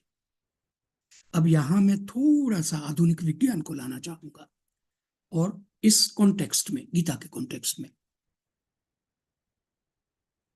मैंने पहले जैसे आपको कहा, जातस्य ही ध्रुवो मृत्यु ध्रुवम जन्म मृतस्य च, जो पैदा होगा वो मरेगा ही, और मरेगा वो फिर पैदा होगा जब तक मुक्ति नहीं होती है। और उसको समझने के लिए बैकग्राउंड परिपूर्ण, और हम जो जीव माने वो परिपूर्ण, इसको आप शिव कह लीजिए, महासमुद्र कह लीजिए, और हम जीव, शिव और जीव की एकात्मता हो तो परिपूर्णता होती है। महासमुद्र है और हम बूंद है, ड्रॉप, तो ये ड्रॉप समुद्र में मिल जाए तो वो महासमुद्र बन जाता है। हम जीव जिसका ये शरीर है, वो अगर उसमें मिल गए तो सच्चिदानंद रूप हो गए। लेकिन वहां तक पहुंचने में हमारा सत्व, हमारा जो एग्जिस्टेंस है, और ये एग्जिस्टेंस पूर्व जन्म से जुड़ता जाता है, क्रेडिट होता जाता है। और उस हिसाब से, इसीलिए एक क्लास में 50 स्टूडेंट में अगर 5 या 10 बहुत इंटेलिजेंट है तो 20 या 30 मान लीजिए सामान्य है या मध्यम है, और 4-10 एकदम बहुत कम समझ पाते हैं, या वो अंडरस्टैंड कर पाते हैं, याद रख पाते हैं। क्यों भेद है ये? तो साइंटिफिकली स्पीकिंग ये भेद पूर्वोत्तर जन्म के कारण संस्कार जो मनुष्य के रूप में मिलते हैं, फिर मनुष्य पैदा होता है और योनियों में भी हो जाता है, वहां वो सब इकट्ठा होता है, और उसके हिसाब से सत्वानुरूप वो श्रद्धा बनती है, और वो श्रद्धा सात्विक श्रद्धा है। क्यों? तो वो कहते हैं श्रद्धामयोयम पुरुषः। पुरुष शब्द से मैस्कुलिन ही नहीं, पुरुष माने बीइंग, जीव, प्राणी, वो श्रद्धामय है। बेसिकली उसमें श्रद्धा है, क्योंकि प्रकृति का गुण ही श्रद्धा है। तो प्रकृति के तत्वों से बना हुआ शरीर तो श्रद्धा होगी। यत् श्रद्धा सएव, वो उस श्रद्धा को, उस स्थिरता को धारण करता है, इसलिए वो श्रद्धामय है। और अगर वो सत्वानुरूप वो श्रद्धा उसकी हुई तो वो सात्विक होगी। लेकिन गड़बड़ कहाँ होती है? तो वो कहते हैं कि यजन्ते सात्विका देवान यक्ष रक्षांसि राजसा प्रेतान भूत गणांश्चैव यजन्ते तामसा जना। अब सत्वानुरूप श्रद्धा होगी, लेकिन जो सात्विक श्रद्धा है सत्वानुरूप, तो वो देव दिव्य तत्वों की का यजन करते हैं। यजन, अर्चन, पूजन, वंदन, स्मरण या उसका यज्ञ करते हैं। सत्वानुरूप सात्विक श्रद्धा वाले लोग। लेकिन जो राजसिक श्रद्धा वाले हैं वो यक्ष रक्षांसी, आपने मनुष्य योनि के अलावा दूसरी योनियां भी सुनी होगी, यक्ष, गंधर्व, किन्नर, देव, दानव, ये सब जातियां हैं। तो देव दिव्य शक्ति वाले, वो तो उसका यजन तो सात्विक श्रद्धा वाले करते हैं। लेकिन जो राजसिक श्रद्धा वाले हैं वो यक्षों की या राक्षसों की उपासना करते हैं। नेगेटिविटी आ गई श्रद्धा में और वो राजसिक हो गया। लेकिन जो तीसरी तामसिक श्रद्धा है वो प्रेतान भूतगणान अन्य यजंती, जो अन्य लोग हैं जो तामसी श्रद्धा वाले हैं वो प्रेत को, प्रइत प्रेत माने अतीत, जो इस शरीर को छोड़ के घूम रहे हैं, मुक्त नहीं हुए, विचरण कर रहे हैं। भूत माने जो हो गया है। इसीलिए मैंने हनुमान चालीसा की वो पंक्ति आपको बताई, भूत पिशाच निकट नहीं आवे। तो प्रेत और भूत की उपासना, तांत्रिक लोग बहुत सारे होते हैं, तंत्र में स्मशान में रह के भैरव को सिद्ध करते हैं। भैरव भी शिव का स्वरूप है, लेकिन वो तंत्र, इसलिए अब 3 शब्द और मैं आपको आपके सामने रखूंगा। टेक्निकल टर्म है मंत्र, यंत्र, तंत्र, या मंत्र, तंत्र, यंत्र, ऑर्डर जैसे भी आप कहें। मंत्र शब्द का मूल अर्थ संस्कृत व्याकरण के हिसाब से होता है विचार, इसलिए मंत्री, मिनिस्टर बोलते हैं।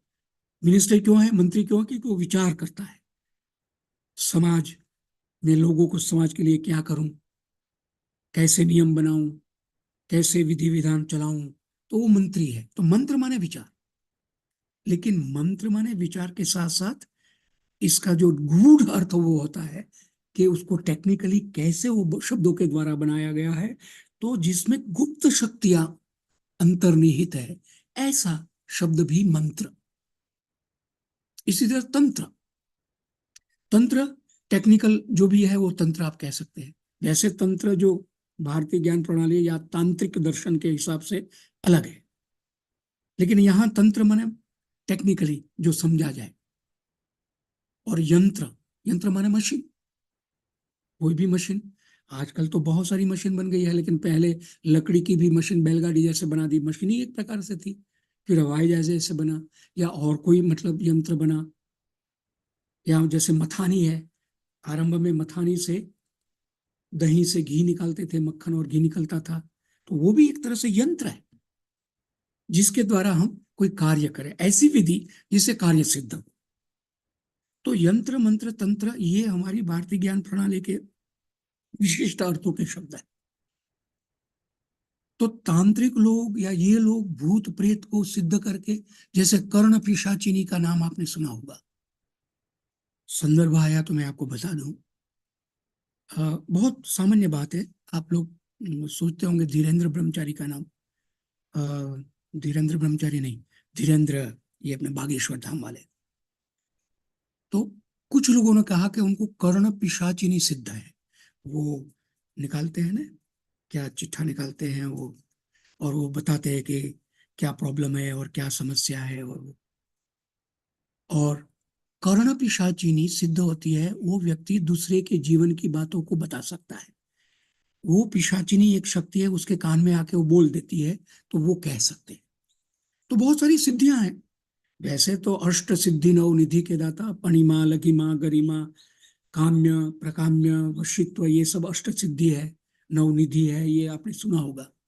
ये सिद्धियां सात्विक साधना के द्वारा व्यक्ति, साधक प्राप्त करता है।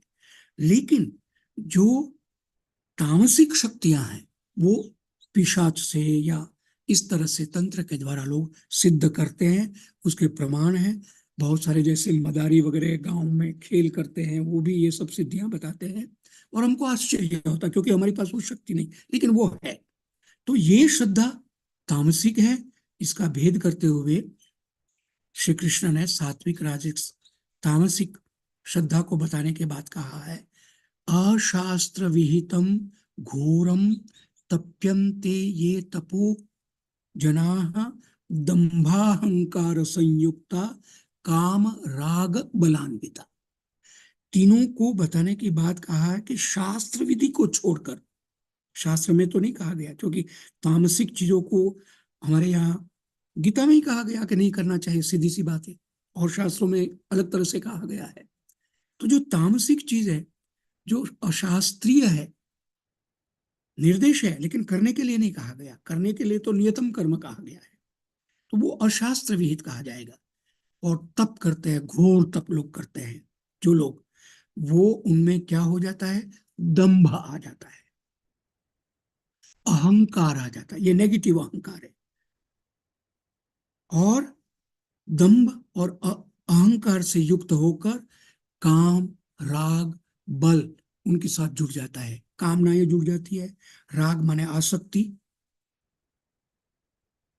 और बल ताकत, ताकत बहुत होती है, लेकिन वो उनमें जो सात्विकता नहीं होने की वजह से दूसरी चीजों में वो बलवान बन जाएंगे, लेकिन सत्व व्यक्ति के सामने, सात्विक व्यक्ति के सामने, सात्विक व्यक्तित्व के सामने उनकी नहीं चलेगी, उनको पराजय प्राप्त होगी।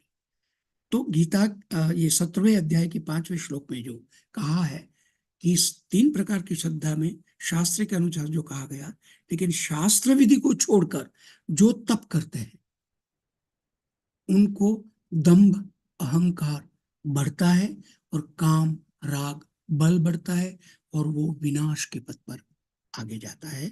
उसकी उन्नति नहीं होती है, उसको आत्म सुख, आत्मरति, आत्म शांति नहीं मिलती है।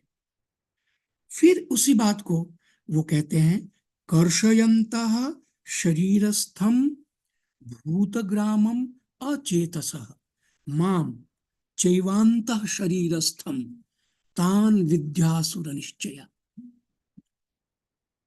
उनको अपने शरीर को और अपने शरीर के जो 5 तत्व है, पृथ्वी, जल, तेज, वायु, आकाश, जिसको भूतग्राम बोलते हैं, वो मूढ़ अचेतस अपने शरीर में रहने वाले भूत, पंचभूत को कर्षयंत पीड़ा देते हैं।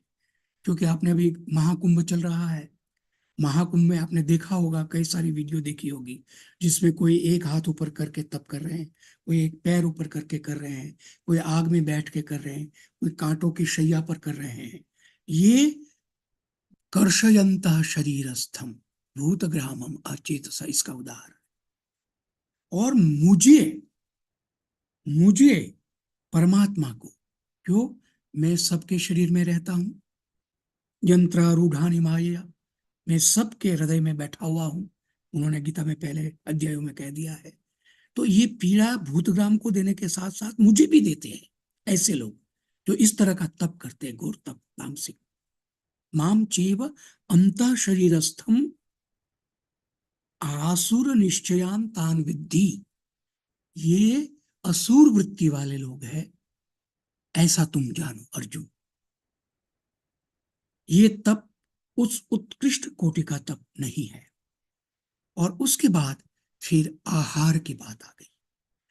आहार क्यों? आहार शब्द से आपको मैं कहूं तो आप कहेंगे जो खाने पीने की चीज है उसको आहार हम कहते हैं, लेकिन इसी अर्थ में आहार शब्द नहीं है।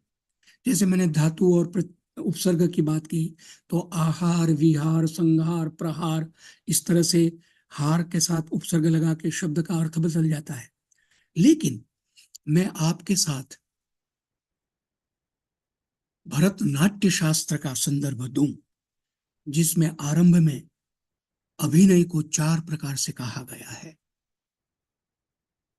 कि किस प्रकार से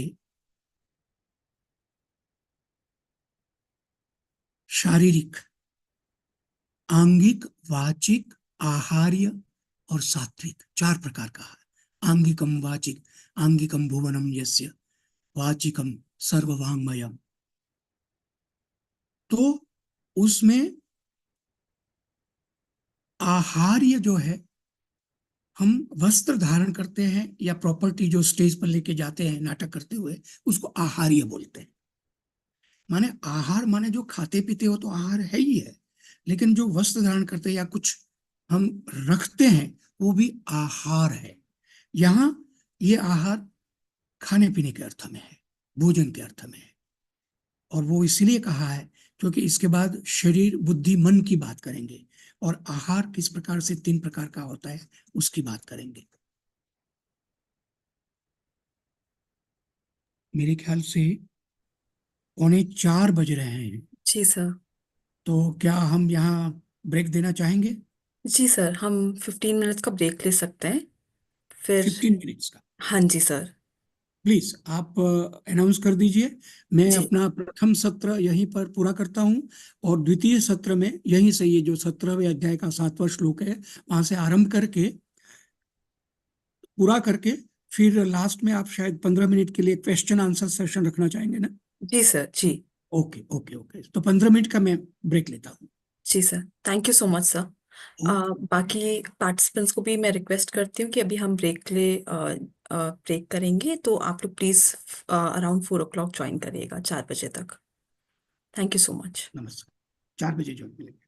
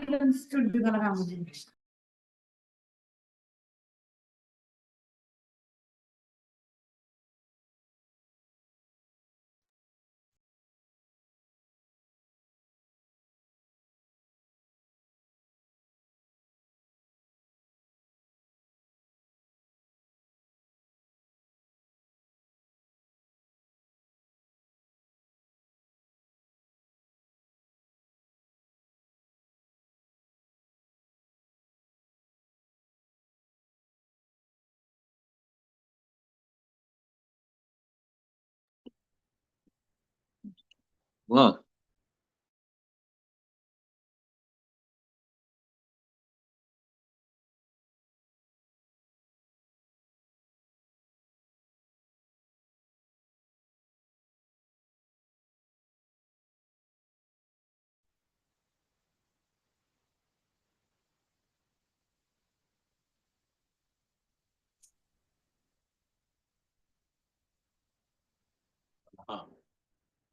Hello.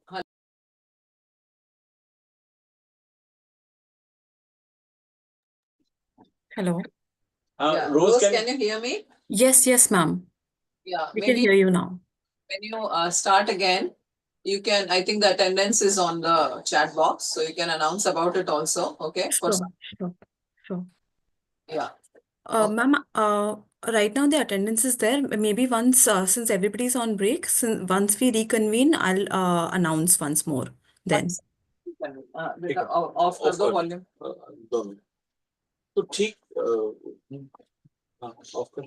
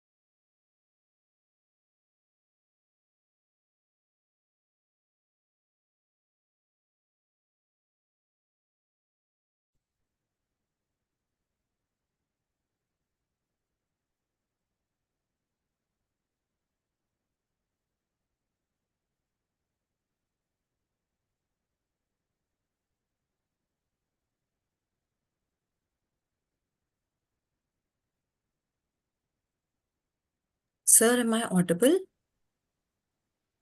Hello. Baldev Anand, sir? Namaste, sir. Am I audible, sir? Yeah. Ji, sir. Sir, before we start the session, I wanted to make a quick announcement. Jeez. So all the participants are requested to please check the chat box of the Zoom platform. We have put the attendance link. So you're all requested to please put your attendance there. We will be reposting it again. I would humbly request everyone to please not to please Deepika ma'am, Deepak sir, please mute yourself. I would request all the participants to please do not put a query again and again regarding the attendance, especially during the time of the session. Thank you so much.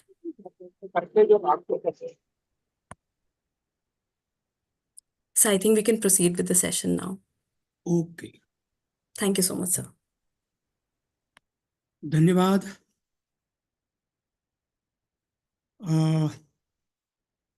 प्रथम सत्र में हमने जो बात सुनी और कही, दो जगह मैंने स्किप किया था, वो मुझे एकदम, एक तो रहमान का दोहा था जो मैंने आपको बताया था, रहमान अब मुश्किल परी ठाड़े दो काम, रहीमन अब मुश्किल परी ठाड़े दो काम, साचे से तो जग नहीं झूठे मिले न राम।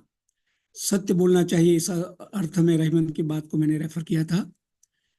तो ये उनकी व्यथा है रहमान की कि मैं सच बोलता हूं तो मेरा व्यवहार बिगड़ता है और झूठ बोलता हूं तो मुझे परमात्मा की अनुभूति नहीं होती है, ये बात। और एक भरतनाट्य शास्त्र वाला, आंगिकम भुवनम यस्य वाचिकम सर्ववांगमयम, आंगिकम भुवनम यस्य वाचिकम सर्ववांगमयम, आहार्यम चंद्र तारादि तम नुमः सात्विकम शिवम।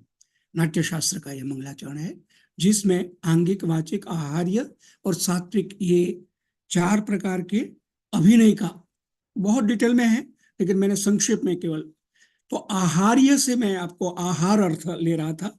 तो पहले आहार की बात, क्योंकि हम एग्जिस्ट, भोजन, अन्न से एग्जिस्ट करते हैं, पानी पीते हैं और श्वास लेते हैं। तो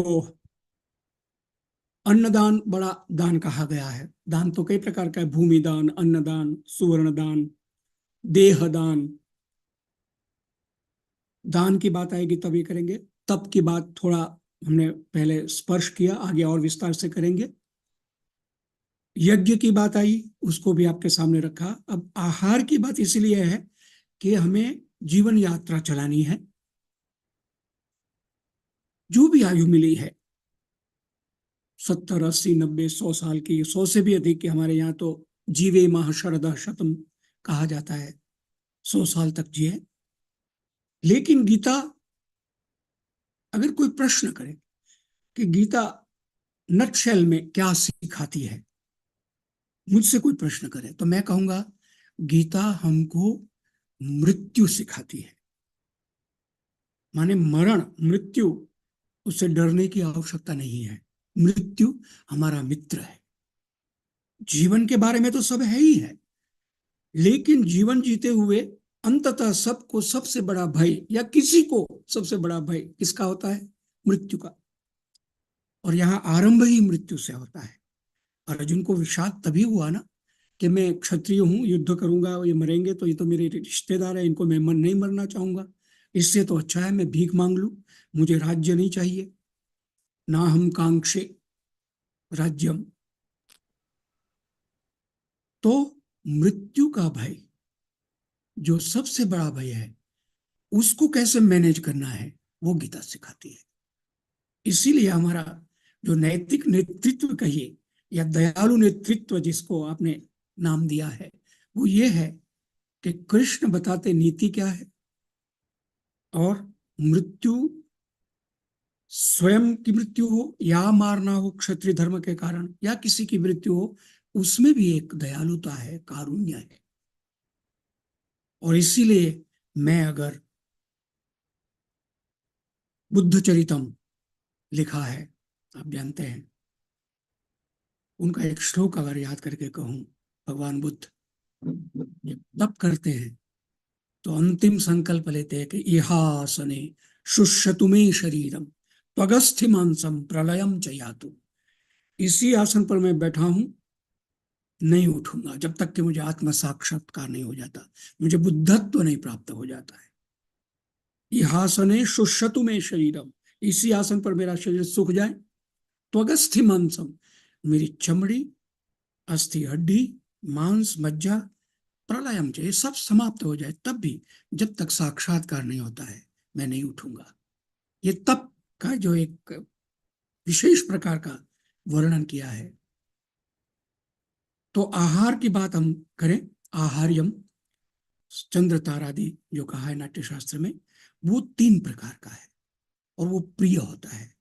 आहार किसको नहीं प्रिय होगा, भोजन किसको नहीं प्रिय होगा, लेकिन सामान्य रूप से आहार के साथ साथ इन और शब्दों को जोड़ा है, यज्ञ, तप और दान। यज्ञ यजन करना, प्रार्थना पूजन करना, सेक्रीफाइस। इंग्लिश में यज्ञ का जो अर्थ दिया कोश में, वो सेक्रीफाइस है। माने जैसे कहते थे कि उसमें चक्रवर्ती राजा अश्वमेध यज्ञ करते हैं, तो अश्व को, अब ये बात यहां मैं कहूंगा जितना मेरा अध्ययन है, कि मारा तो नहीं जाता था। मेध शब्द का दूसरा अर्थ है कि किस प्रकार से उसको सम्मान अश्व को दिया जाता था बाद में यज्ञ पूर्ति की बात। लेकिन मैं आप सब जो इंटेलेक्चुअल्स बुद्धिमान है उनसे निवेदन करूंगा, अध्ययन कीजिए कि हमारे ग्रंथों को जो इंटरपोलेशन विकृत किया गया, बहुत सारी चीजें उसमें भर दी गई जो कि नकारात्मक थी, और उसमें फिर वो मेध का शब्द उन्होंने घोड़े को काटने के अर्थ में उसकी गर्दन काटने का कहा, या दूसरी बलि देने की जो बातें आई है, वो सब कुछ ऐसे विद्वानों ने जिनको तकलीफ थी भारतीय संस्कृति से, भारतीय परंपराओं से, या कुछ शासन, नाम न लेके केवल मैं संकेत करूं, उन्होंने गड़बड़ किया है। हमारे यहाँ यज्ञ जो है वो सैक्रिफाइस माने त्याग का, एक प्रकार से समर्पण का, देने के अर्थ में है। दान तो है ही है देने के अर्थ में, लेकिन प्रकृति ने हमें जो कुछ दिया है वो हमको वापस करना है। जल दिया है, अन्न दिया है, प्राण दिया है, आकाश दिया है, धरती दी है, तो ये सारी चीजें हैं। तो कैसे इसका प्रत्यर्पण हम करें, तो हम अपने पास जो कुछ है उसका यज्ञ में अर्पण करते हैं, आहुति देते हैं, वो यज्ञ की परिकल्पना है। और दान, समाज ने हमको व्यवस्था दी है, सुरक्षा दी है, हमारे परिवार की सुरक्षा है, न्याय तंत्र दिया है, अन्याय हो तो न्याय की व्यवस्था है, तो वो दान के अर्थ में आता है। और तप तो कह रहा ही है, तपस का एक अर्थ तो तपना होता है। एक बहुत स्थूल उदाहरण, जैसे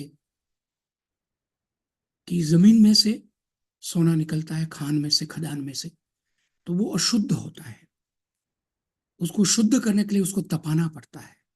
शुद्ध भी होता है, लेकिन परम परिशुद्ध करने के लिए जब अग्नि में तपता है तो सोना खरा है या नहीं ये पता चलता है।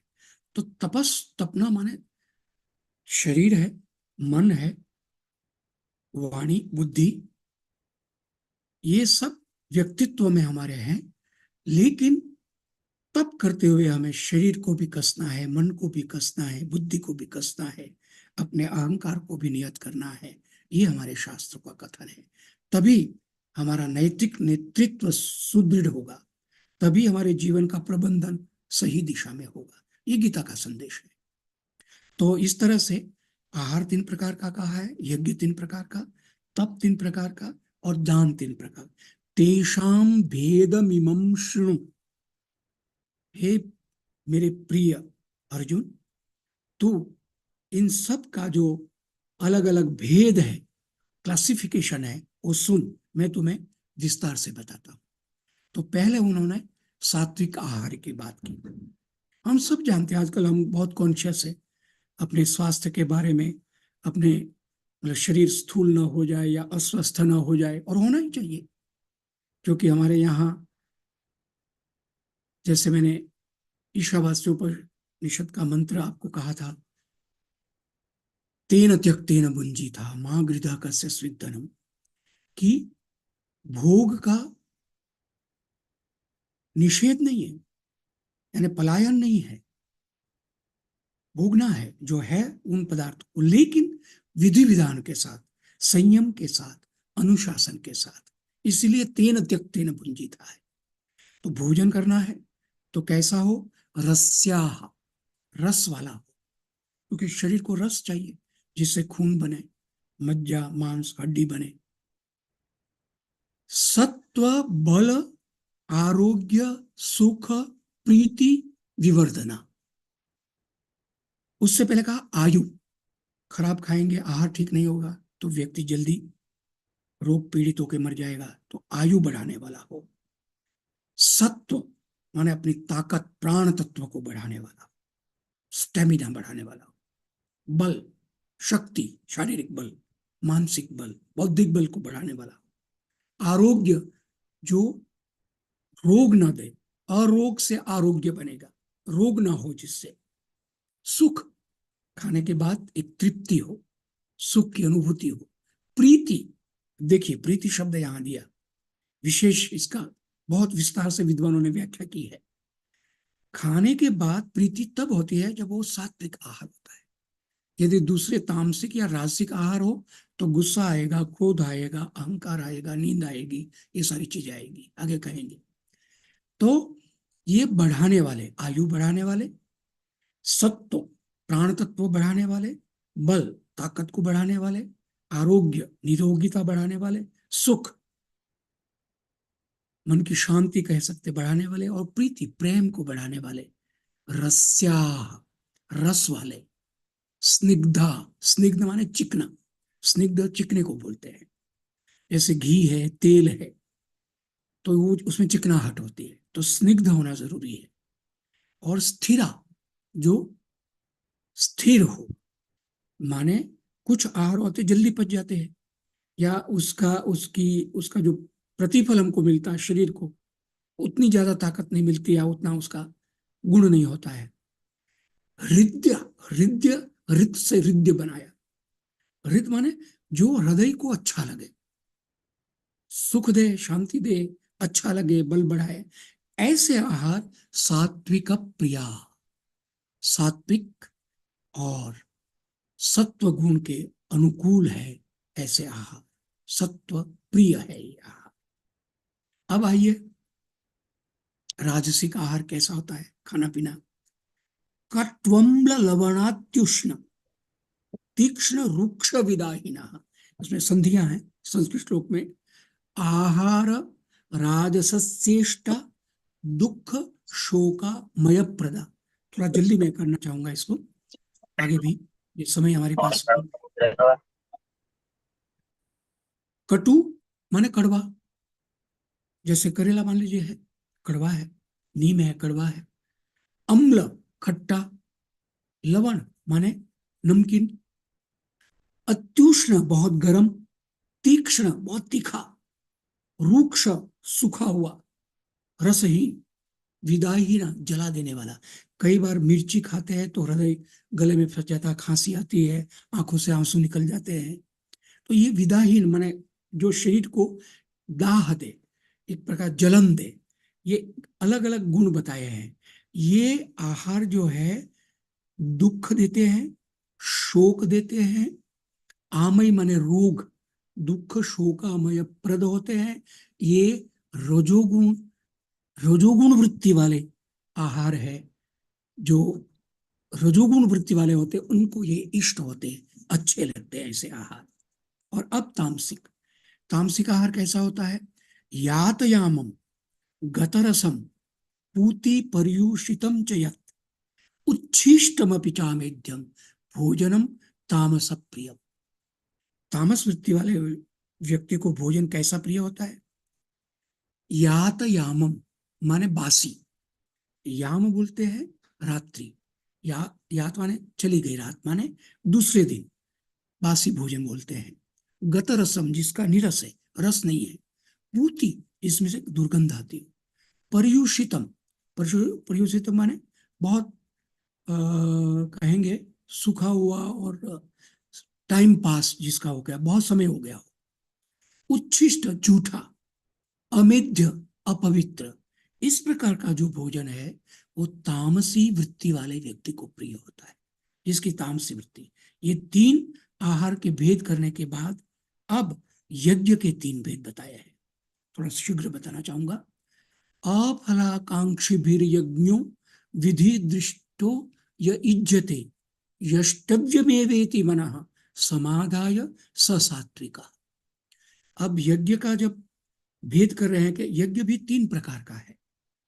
एक तो यजन सात्विक होता है, वो किस प्रकार का होगा? जिसमें यज्ञ करने वाला, प्रेयर करने वाला या समर्पण सैक्रिफाइस करने वाला व्यक्ति अफलाकांक्षी, फल की इच्छा आकांक्षा नहीं करता है, और विधि दृष्ट, विधि विधान के साथ, किस प्रकार का आसन हो, किस प्रकार की वेदी हो, किस प्रकार से अग्नि प्रज्वलित हो, किस प्रकार से आहुति दी जाए, और फिर मंत्र की भी बात आएगी कि मंत्र के साथ हो।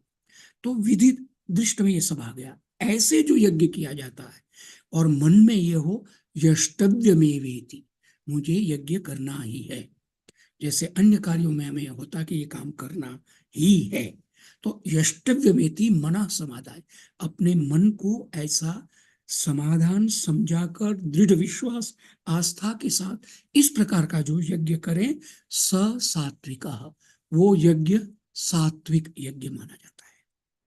अब राजसिक, अभिसंधाय तु फलम दंभार्थमपि चैव यत् इज्जते भरत श्रेष्ठ तम यज्ञम विद्धि राजसम। ये 17वें अध्याय का 12वां श्लोक है। राजसिक यज्ञ कैसा होता है कि फलम अभिसंधाय, ये करूंगा तो मुझे ये फल मिलेगा, ये यज्ञ ऐसा करूंगा तो मुझे ये चाहिए, ऐसा संकल्प। तो ये अभिसंधाय, ऐसा समझकर निश्चय करके, और फिर दंभार्थमपि, दंभ करता है व्यक्ति। दंभ शब्द का अर्थ अगर कहा जाए तो जो नहीं है वो करना, यानी वो कहते हैं ना मुखौटा पहन लेना, या दो तरह का, सच कुछ और झूठ, मतलब जो बताया वो कुछ, माने सच ना हो, सच कुछ हो लेकिन उसको दूसरी तरह से बताया जाए, तो वो दंभ है। दंभ के लिए मैं यज्ञ करूं, लोग मुझे अच्छा समझे, बड़ा धार्मिक है, ये तो रोज यज्ञ करता है, बड़ी प्रतिष्ठा है, बड़ा आस्थावान है, तो ये दंभ के लिए किया जाए और फल के लिए किया जाए। हे भरत श्रेष्ठ, हे अर्जुन, ऐसा यज्ञ राजसम विद्धि, ये राजसिक यज्ञ होगा। सात्विक, राजसिक और अब तामसिक। विधिहीनम, अशिष्टान्नम, मंत्रहीनम, मैंने कहा था ना मंत्रहीन आएगा, अदक्षिणम, श्रद्धा विरहितम यज्ञम तामसम परिचक्षते, परिचक्षते कहा जाता है, तामसम माने तामस, ऐसा यज्ञ तामसिक माना जाता है जो विधि जिसमें नहीं, प्रॉपर प्रोसीजर नहीं अपनाया जाता। विधिहीनम, असृष्टान्नम, क्योंकि जैसे अन्नदान की मैंने बात कही थी, या यज्ञ में भी अन्न का यजन होता है, आहुति होती है, तो जिसमें ये न दिया जाए, असृष्टान्न, न छोड़ा जाए, न दिया जाए प्रॉपर आहुति। मंत्रहीनम, मंत्र एक उसके लिए विशेष रूप से यज्ञेन यज्ञमयजन्त देवास्तानि धर्माणि प्रथमान्यासन। उसको मंत्रों को या तो स्वयं बोले या सुने, या जो पुरोहित है वो बोले। और आजकल तो आप सीख सकते हैं, बोल सकते हैं, ऐसी कोई बात नहीं है, लेकिन शुद्ध हो, प्रयास किया जाए जितना हो सके उतना। तो मंत्रहीन नहीं होना चाहिए यज्ञ। और फिर अदक्षिणम, दक्षिणा देना। अगर पुरोहित करवाते हैं तो उसको बाद में जो दक्षिणा देते हैं, पारिश्रमिक हम कहते हैं, लेकिन पारिश्रमिक एक विधि विधान के साथ एक बड़ा सम्माननीय शब्द दक्ष, दक्ष से दक्षिणा बना है, क्योंकि उस कार्य में वो दक्ष है व्यक्ति, तो वो हम उसको दक्षिणा देते हैं उस कार्य के लिए। तो अदक्षिणम, यज्ञ करवाया लेकिन आपने दक्षिणा नहीं दी, मंत्रहीन हो गया, विधिहीन हो गया।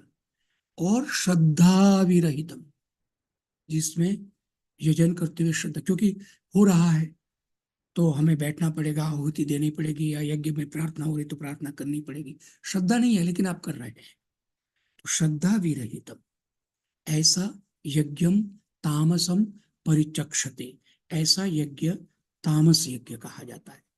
तो ये यज्ञ के 3 प्रकार का है, क्योंकि जैसे आपने निर्देश किया है कि यज्ञ का मतलब जो हमें प्रकृति ने दिया उसको हम प्रकृति को वापस करने जा रहे हैं, और यही हमारा कुशलता युक्त नेतृत्व होगा, एक सही दृष्टिकोण के लिए, सही विचार के लिए, सही चिंतन के लिए।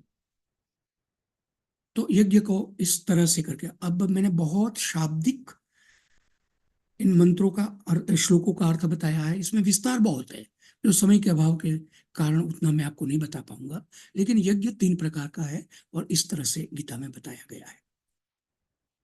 अब आइए शारीरिक तप के बारे में कहते हैं। तप तो 3 है, सात्विक, राजसिक, तामसिक, लेकिन उसमें भी शारीरिक तप वो भी 3 प्रकार का है। ब्रह्म देव द्विज गुरु प्राज्ञ पूजनम शौच मार्जवम ब्रह्मचर्य महिंसा च शारीरम तप उच्यते। तप माने कठोरता से पालन करना, तपना, जिसके लिए दृढ़ संकल्प हो जाना। तो शरीर का तप जो सात्विक है तप, वो कैसा है? देव माने देवता, जिनको हम देवता मानते, डिवाइन फोर्सेस। द्विज, द्विज ब्राह्मण क्षत्रिय वैश्य को द्विज कहा जाता है। द्विज का मतलब 2 बार, द्विवारम जन्मते, 2 बार पैदा होता है। हमारे दांत है उसको भी द्विज कहते हैं। बचपन में बच्चे के दांत गिर जाते हैं, फिर दूसरे आते हैं, वो पक्के रहते हैं। जो पक्षी है उसको भी द्विज कहते हैं, क्योंकि वो पहले पैदा होता है, फिर उसको पंख आती है, तब दोबारा वो एक तरह से उड़ने लगता है, तो वो द्विज है। द्विज शब्द के बहुत बहुत सारे अर्थ हैं। तो द्विज जो है माने सम्माननीय, गुरु जो बड़ा है, चाहे वो सम्माननीय व्यक्ति हो, माता पिता हो, आचार्य हो, कोई और जो भी सम्माननीय है, गुरु माने बड़ा, भारी, प्राज्ञ बहुत अच्छा विचक्षण बुद्धिमान व्यक्ति। देवता का, द्विज का, गुरु का और प्राज्ञ व्यक्ति का पूजन करना। शौचम शुचिता, पवित्रता, स्वच्छता, स्वच्छता का भाव ही पवित्रता का भाव होता है, लेकिन थोड़ा डिफरेंस है। शुचिता में उसका हृदय के साथ संयोजन होता है, और स्वच्छता बहुत प्रैक्टिकल होती है, जैसे कमरा साफ कर दिया, ये कर दिया, कपड़े साफ कर दिए। लेकिन शुचिता में उसमें मन भी, हृदय भी, बुद्धि भी जुड़ी हुई होती है। तो शौचम पवित्र हो, मन भी, बुद्धि भी, शरीर भी। और आर्जवम, ये एक और बात जो व्यक्तित्व के लिए जरूरी है। रिजु शब्द से आर्जव बनेगा। रिजुता माने कोमलता, माने हमारे व्यवहार में, हमारे व्यक्तित्व में कठोरता ना हो, अक्खड़पन ना हो, एग्रेसिवनेस कम हो। क्या जरूरी है वहां हो, लेकिन सहज स्वभाव रिदु हो, कोमल हो। शौचम आर्जवम। और आगे ब्रह्मचर्य। एक तो ब्रह्मचर्य जिसको सेलिबेसी, ब्रह्मचर्य का पालन होता है, लेकिन केवल वही नहीं, ब्रह्मचर्य का अर्थ है ब्रह्मणि चरति, ब्रह्मणा सह चरति इति ब्रह्मचर्य। माने वो जो कॉस्मिक पावर है ब्रह्मांडीय शक्ति है या सच्चिदानंद स्वरूप वाली अनुभूति है, उसको उसके साथ आचरण करना, व्यवहार करना, उसको महसूस करना, उसको भी ब्रह्मचर्य कहें। सीमित अर्थ नहीं लेना है। अहिंसा, हिंसा माने किसी को परेशान करना, मारना या किसी को कठोरता से।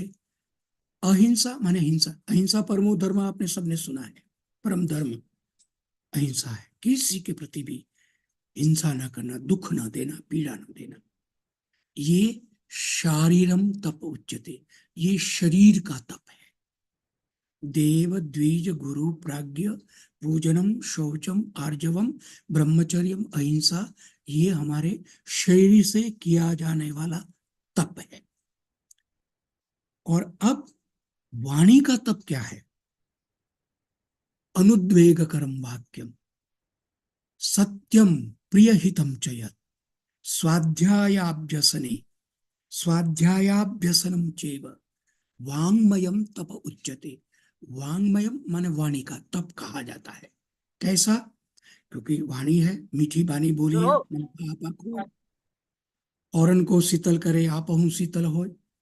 और वैसे संस्कृत में तो बहुत सुभाषित है, वाण्ये का समलं करोति पुरुषम या संस्कृता धार्यते क्षीयन्ते खलु भूषणानि सततम, वाग्भूषणम भूषणम। वाणी सबसे बड़ा आभूषण है हमारा। तो कैसी होनी चाहिए? अनुद्वेग करम, ये वाणी का तप है। गुस्सा आता है लेकिन फिर भी उस पर नियंत्रण करके वाक्य जो बोला जाए, अनुद्वेग, दूसरे का उद्वेग, दूसरे को परेशान, डिस्टर्ब ना करे, ऐसा वाक्य। और सत्यम, सच, प्रियहितम, प्रिय वाक्य, ऐसा वाक्य बोले जो दूसरे को प्रिय भी लगे और हितकारी हो। और स्वाध्यायाभ्यसनम, अब जो हमारा स्वाध्याय है, स्वाध्यायान्न प्रमथितव्यम, जो जितना जो भी जिसका विषय है, स्वाध्याय बड़ा ब्रॉड सेंस में लेंगे, जो जिसका विषय है उसका अध्ययन करना, उसके बारे में सोचना, उसको चिंतन करना और अभ्यास करना। स्वाध्याय और अभ्यास, इतनी सारी चीजें वाणी का तप है। शारीरिक तप, वांग्मयी तप, और अब आगे आता है मानसिक तप। मन का तप क्या है? मन प्रसाद, जिससे मन प्रसन्न हो, खुश हो। कुछ व्यक्तित्व आपने देखे होंगे, इनका चेहरा हमेशा हंसता रहता है। परम व्यक्तित्व मैं कहूंगा, मतलब हम देखते हैं, लेकिन इतिहास में भी हम देखते हैं, उनकी फोटो दिखती है तो चेहरा हमेशा खुश दिखता है, प्रसन्न दिखता है। मन प्रसादम। या बच्चा, छोटा बच्चा ले लीजिए आप, हमेशा हंसता, रोता है लेकिन अदरवाइज वो हमेशा हंसता होगा। कोई कारण होगा तो रोएगा या चिड़चिड़ा होगा। छोटा बालक, फूल जैसे पुष्प को हम देखते तो अच्छा लगता है, बालक का चेहरा देखते तो अच्छा लगता है, जो उसमें निष्पापत्व, निर्दोषता, निखालसता, एक तरह की सहज है, इसलिए वो सबको अच्छा बच्चा लगेगा, फूल सबको अच्छा लगेगा। तो मनः प्रसाद माने मन को प्रसन्न करने के कारण का कोई आधार हो। और सौम्यत्वम, सोम बोलते हैं सॉफ्ट या अच्छा, सोबर। सोम, चंद्रमा को भी सोम कहते हैं। सौम्यत्व माने ऐसा जो सोबर हो। और मौनम, ये वाणी का जो मन, वाणी का जैसे कहा तो मन का ये तप है, मौन हो जाना। मौन होने का मतलब एक तो मैं नहीं बोलूं और चुप हो जाऊं, लेकिन एक मानसिक मौन होता है, यानी कि मन भी सोचना बंद कर देता है और वो परम स्थिति। तो वो मन का मौन की बात कर रहे हैं।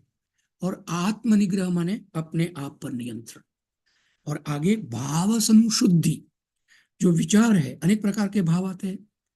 भाव को अगर मैं कहूं, भाव, विभाव, अनुभाव, संचारी भाव, ये नाट्य शास्त्र में सब दिया, साहित्य में भी ये दिया है, आप सब साहित्य के लोग जानते होंगे।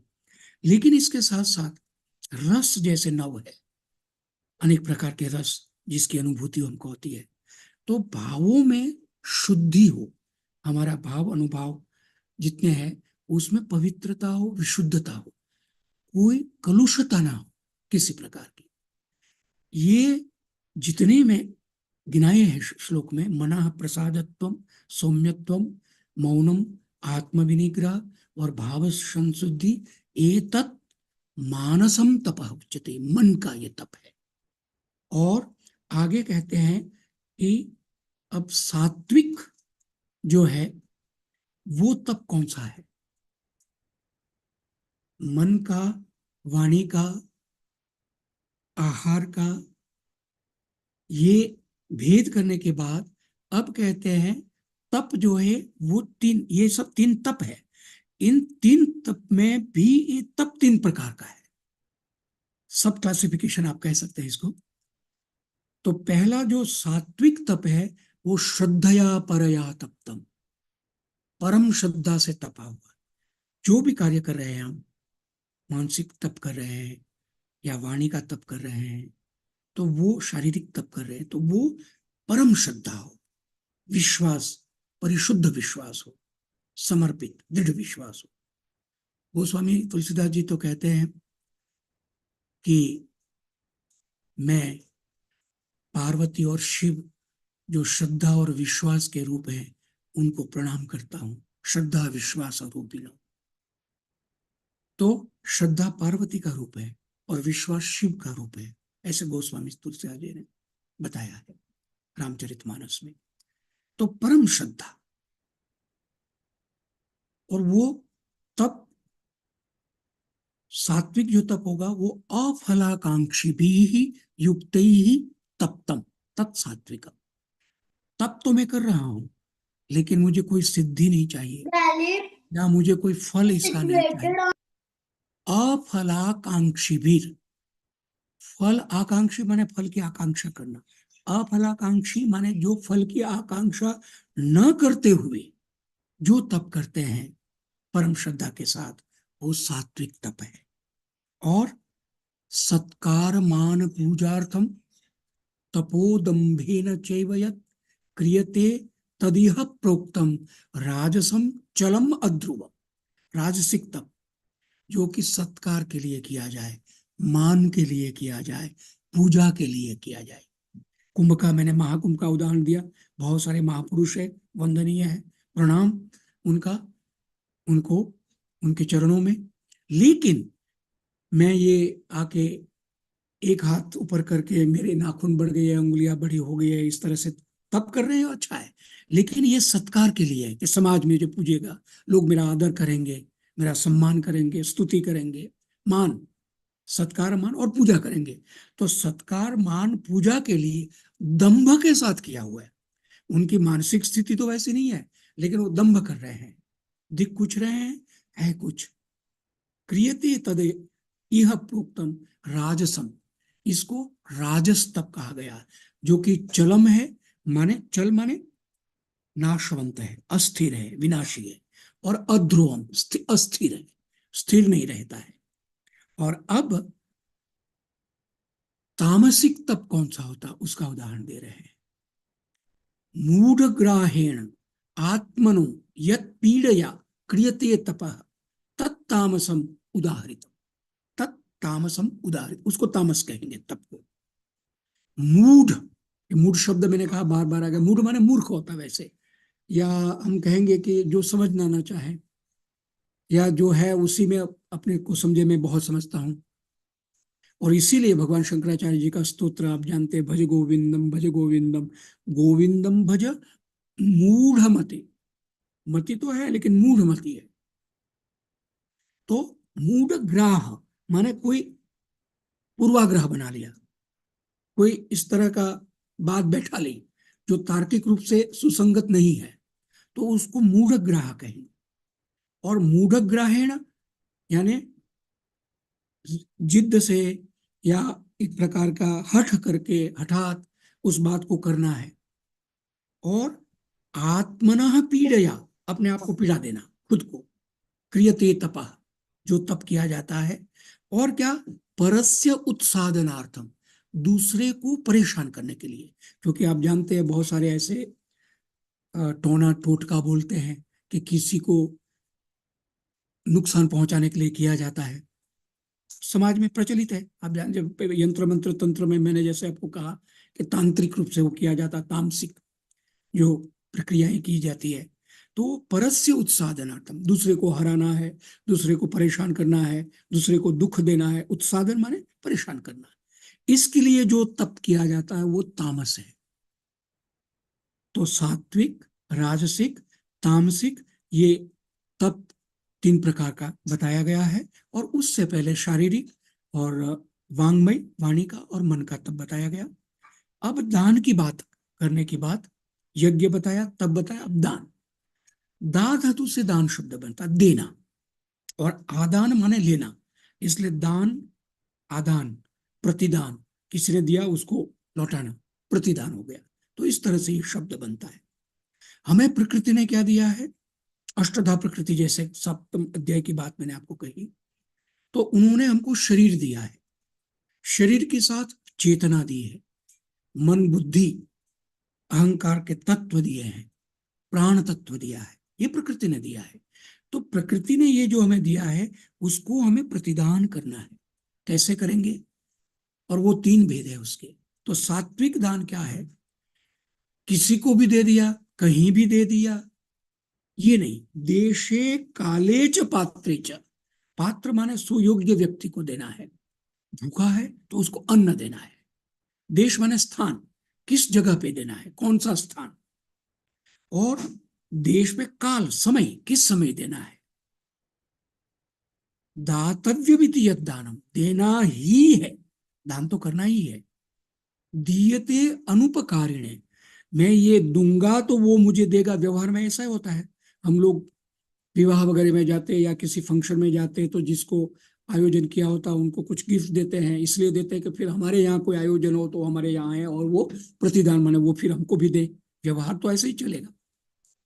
लेकिन आध्यात्मिक रूप से हमारी जो चिंतन पद्धति है उसमें अनुपकारी, उपकारी माने उपकार करने वाला, भला करने वाला। लेकिन अनुपकारी माने हमें ये इच्छा नहीं है कि वो हमें वापस लौटाएगा या देगा, बिना इस इच्छा के देना ही है, ऐसा सोचकर। देश माने स्थान, काल माने समय, और पात्र माने डिजर्विंग। जिसके पास बहुत है उसको आप देंगे तो उसको वहां तो उसका दुरुपयोग होगा। भूखा है उसको अन्न देंगे तो उसको तृप्ति होगी, ठीक होगा। जो खूब खा पी के बैठा उसको हम अन्न देंगे तो वो उसका कोई लाभ नहीं है। तो इस प्रकार का जो सात्विक दान है वो ये सोच के देना है कि देना ही है, योग्य पात्र को समय सार और देश काल देख के देना है।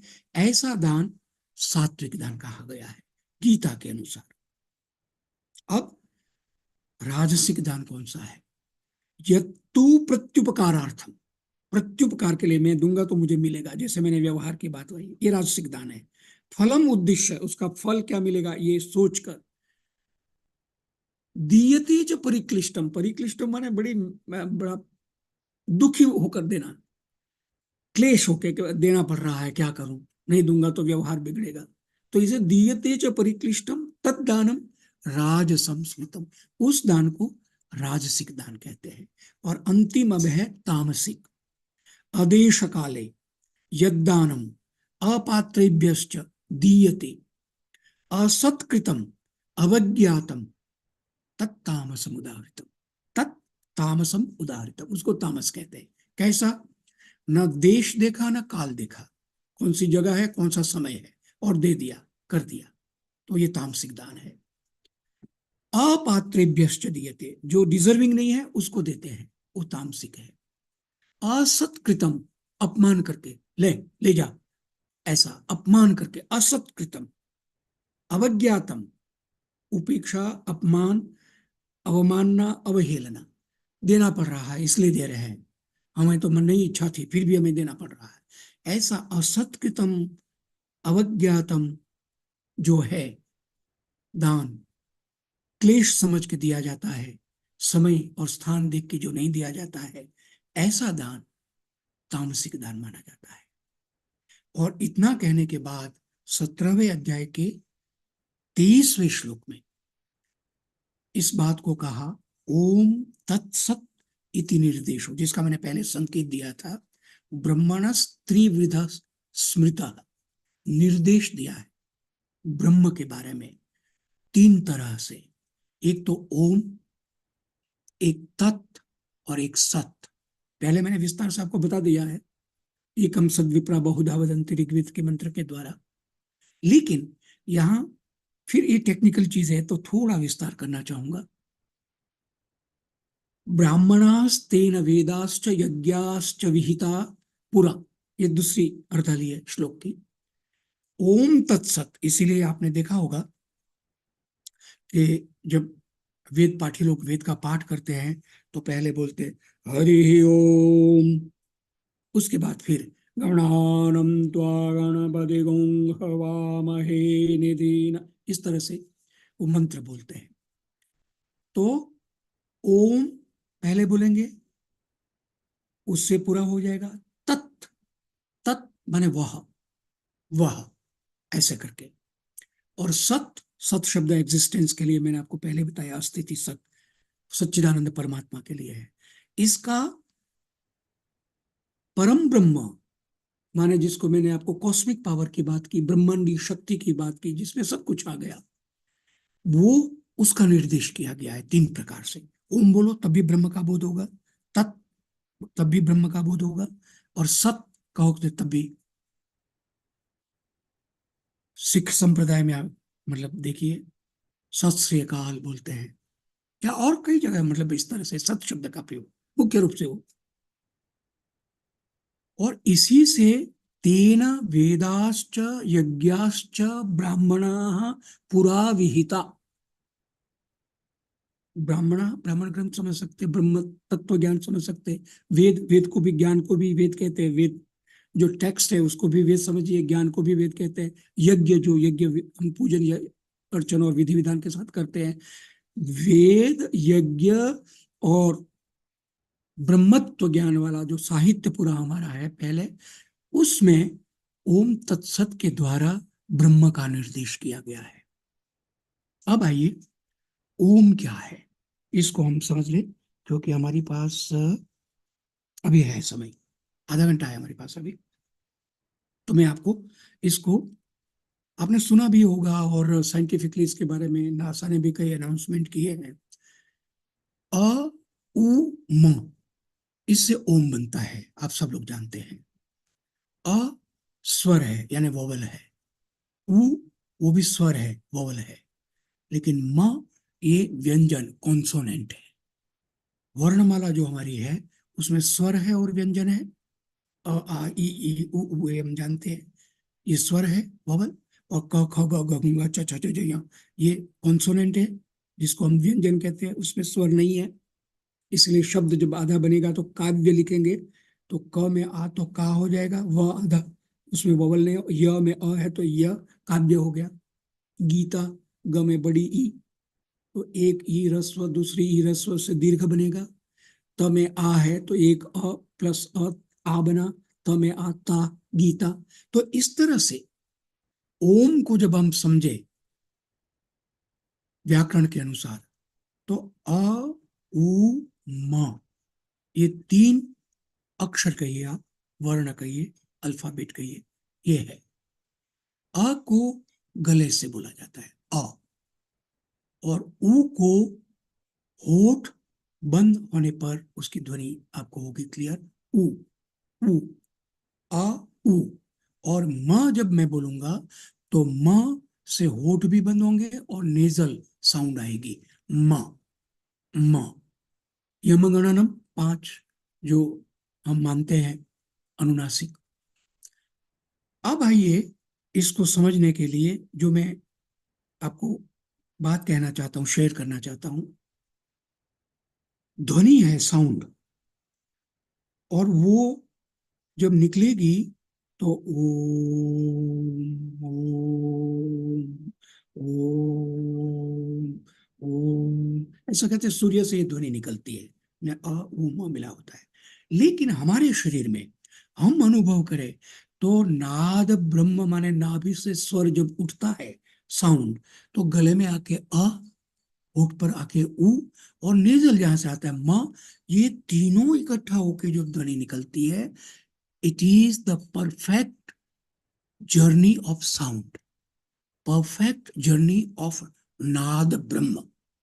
ये मुझे समझ में जो आया है थिएटर करते हुए या ओम का जाप करते हुए या ओम को पढ़ते या विद्वानों से सुन के, इसीलिए ओम तत्सदिति निर्देशो ब्रह्मण त्रिविधा स्मृता। तो ओम कहो, तत् कहो, सत कहो, वो पर ब्रह्म की ध्वनि है। और वैज्ञानिक ढंग से ओम क्यों हमारे यहाँ इतना महत्वपूर्ण है, उसका एक और कारण भी मैं आपके साथ शेयर करना चाहूंगा। ओम जब बोला जाता, ध्वनि ही है और लिखा ऐसा जाता, ऐसे लिखिए, उसमें कोई अंतर नहीं आता है। तो जो लेखन है, लेपन, लिपि, तो वो तो एक सिंबॉलिक है। अलग अलग लिपियों में अलग अलग शब्द इनको लिखा जाता है। बंगाली में अलग लिखेंगे, गुजराती में अलग लिखेंगे, देवनागरी में अलग लिखेंगे, ब्राह्मी शारदा लिपि में अलग लिखेंगे। वो व्यवस्था है हमारी। लेकिन ओम को प्रणव कहते हैं। प्रणव, प्रणव। तो प्रणव में प्र को अलग कर दीजिए, आगे अणव। तो जो अण है वो एक्चुअली न है, नव, नव, न्यू, नया, नूतन। और प्र प्रीफिक्स लगते हैं, प में जो र है उसकी वजह से न अण हो जाता है संस्कृत व्याकरण के अनुसार। तो प्रणव, प्रणव माने ओंकार। ओंकार प्रणव कथम उच्यते, प्रत्येक वारम यदा अस्माभिः जाप्यते, स्मर्यते, उच्चार्यते, तदा नूतना शक्ति अधिगम्यते। जितनी बार आप ओम प्रणव का जाप करेंगे, उच्चारण करेंगे, चिंतन करेंगे, मानसिक जाप से भी करेंगे, जपेंगे, तो उसमें शक्ति, ऊर्जा का अनुभव होता है। प्रत्येक बार ओम के उच्चारण के साथ, जप के साथ व्यक्ति शरीर में शक्ति आती है, मन में शक्ति आती है, अवसाद खत्म होता है, डिप्रेशन खत्म होता है, नेगेटिविटी समाप्त हो जाती है, जीवन की शक्ति, जीवनी शक्ति आती है। क्योंकि जीवन है और जीवन को अच्छी तरह से जीना है। कैसे जिएंगे? शक्ति से, उत्साह से, प्रसन्नता से। तो ये सारी चीजें लाने के लिए जो नेगेटिविटी है, उसके साथ ही दुख है, क्लेश है, अवसाद है, परेशानी है, उसको हटाना है, तब जाके पॉजिटिविटी आएगी। ये प्रबंधन जो गीता में समझा रही है कि आपको इस तरह से जाप करना है साउंड का, जिससे कि आपकी जितनी परेशानियां हैं, जो दुख है, दुर्बलता है, वो नष्ट हो जाए और आप में उत्साह और जीने का एक और सुख मिले। सबसे बड़ी बात तो ये अनुभूति, परमात्मा की अनुभूति, सच्चिदानंद की अनुभूति होगी तो सुख मिलेगा ही मिलेगा। शरीर में कितना कष्ट हो कोई बात नहीं, लेकिन मन या आत्म तत्व या चेतना, जो भी अलग अलग नाम से हम कहते हैं, अपना सत्व, व्यक्तित्व, उस रूप में उसमें सुख है, उसमें खुशी है। तो इसीलिए ओम तत्सत इति निर्देशो ब्रह्मणस् त्रिविधा स्मृतः कहा गया। उसमें ओम शब्द के बारे में मैंने आपके सामने इसकी जो वैज्ञानिक व्याख्या है वो भी रखी, और किस प्रकार से इसका करना चाहिए हमको प्रयोग, और वाणी में कैसे इसको साधना कर सकते हो उनकी। क्योंकि बहुत प्रकार से अष्टांग योग में तो बहुत बार जप या कुछ व्यक्ति जो केवल ओम बोलते हैं। और एक और बात मैं आपको कहूंगा, ओम का मतलब होता है कि हाँ, संस्कृत नाटक अगर आप पढ़े तो कोई प्रश्न करेगा किम तत्र सगतः, वो वहां गया, तो दूसरा पात्र बोलेगा ओम। तो इस ओम का मतलब होता है हाँ, माने यस, यानी स्वीकृति, आत्म स्वीकृति को ओम बोलते हैं। तो इसीलिए 17वें अध्याय के 24वें श्लोक में कहते हैं तस्मात् ओम इति उदाहृत्य यज्ञ दान तपः क्रिया प्रवर्तन्ते विधानोक्ता सततम ब्रह्मवादिना। सततम माने लगातार, कंटिन्यूअसली, ब्रह्मवादी। अब ये ब्रह्मवादी कौन है? विशेषण दिया है, माने ब्रह्म का साक्षात्कार करने वाले, ब्रह्म के रास्ते पर चलने वाले, सत्य का आचरण करने वाले, ब्रह्मत्व की अनुभूति वाले, जो ब्रह्मवादी ने ब्रह्म के बारे में अध्ययन, अध्यापन, स्वाध्याय करते हैं, वो लगातार क्या करते हैं? ओम इति उदाहृत्य, ओम का उच्चारण करके, उदाहरण देकर, बताकर यज्ञ, दान और तप की क्रिया करते हैं। और एक शब्द और जोड़ा, विशेषण, एडजेक्टिव, विधानोक्ता क्रिया, विधानोक्ता क्रिया तो है, लेकिन शास्त्र विधिम उत्सृज्य नहीं, वह शास्त्र में जो कहा उससे उल्टा नहीं, मोह से नहीं, शास्त्र के अनुसार, विधान के अनुसार वो इसका पालन करके, ओम का उदाहरण करके यज्ञ, दान और तप करते हैं। तद इति अनभिसंधाय फलम यज्ञ तपः क्रिया दान क्रियाश्च विविधाः क्रियन्ते मोक्षकांक्षी भी। उसी बात को दूसरे उदाहरण और इम्फेसाइज करने के लिए, उसको सबल बनाने के लिए उसी बात को कह रहे हैं। तद, इसीलिए, अनभिसंधाय फलम, अनभिसंधाय किसी फल की इच्छा न करते हुए, मोक्ष कांक्षी भी, जो मुक्ति चाहते हैं। अब मुक्ति को मैं आपके सामने रखूं तो मुक्ति माने छुटकारा। किस चीज का छुटकारा? दुख का छुटकारा, अज्ञान का छुटकारा। कैसे होगा? तो ज्ञान आने पर होगा, या साक्षात्कार होने पे होगा, अनुभूति होने पे होगा छुटकारा। तो फल मिले तो हम ये करें, तब जाके ये होता है। लेकिन फल को नहीं हमको सोचना है, और यज्ञ, तप और दान करना है, क्योंकि ये नियत कर्म है। यज्ञ भी करना है, दान भी करना है, तप भी करना है, और ये भारतीय जीवन प्रणाली के आधार है। और इसीलिए मैं आपको कहूं कि धर्म, अर्थ, काम, मोक्ष, ये 4 पुरुषार्थ कहे गए, और उसमें धर्म पहले है। और वो धर्म माने सदाचरण, धर्म माने सत्य पर चलना, धर्म माने समाज के जो एक एक आदरणीय विधान है, माननीय, उसको मानना और जीवन में उसका पालन करना। तो ये यज्ञ, दान, तप क्रिया जो है, विभिन्न प्रकार के भेद जिसके बताए हैं, वो जो मोक्ष चाहते हैं, अज्ञान से छुटकारा चाहते हैं, अमृतत्व चाहते हैं। शरीर मर जाएगा लेकिन आत्मा तो अमर है ही है। वासांसि जीर्णानि यथा विहाय नवानि गृह्णाति नरोपराणि तथा शरीराणि विहाय जीर्णानि अन्यानि संयाति नवानि देहि।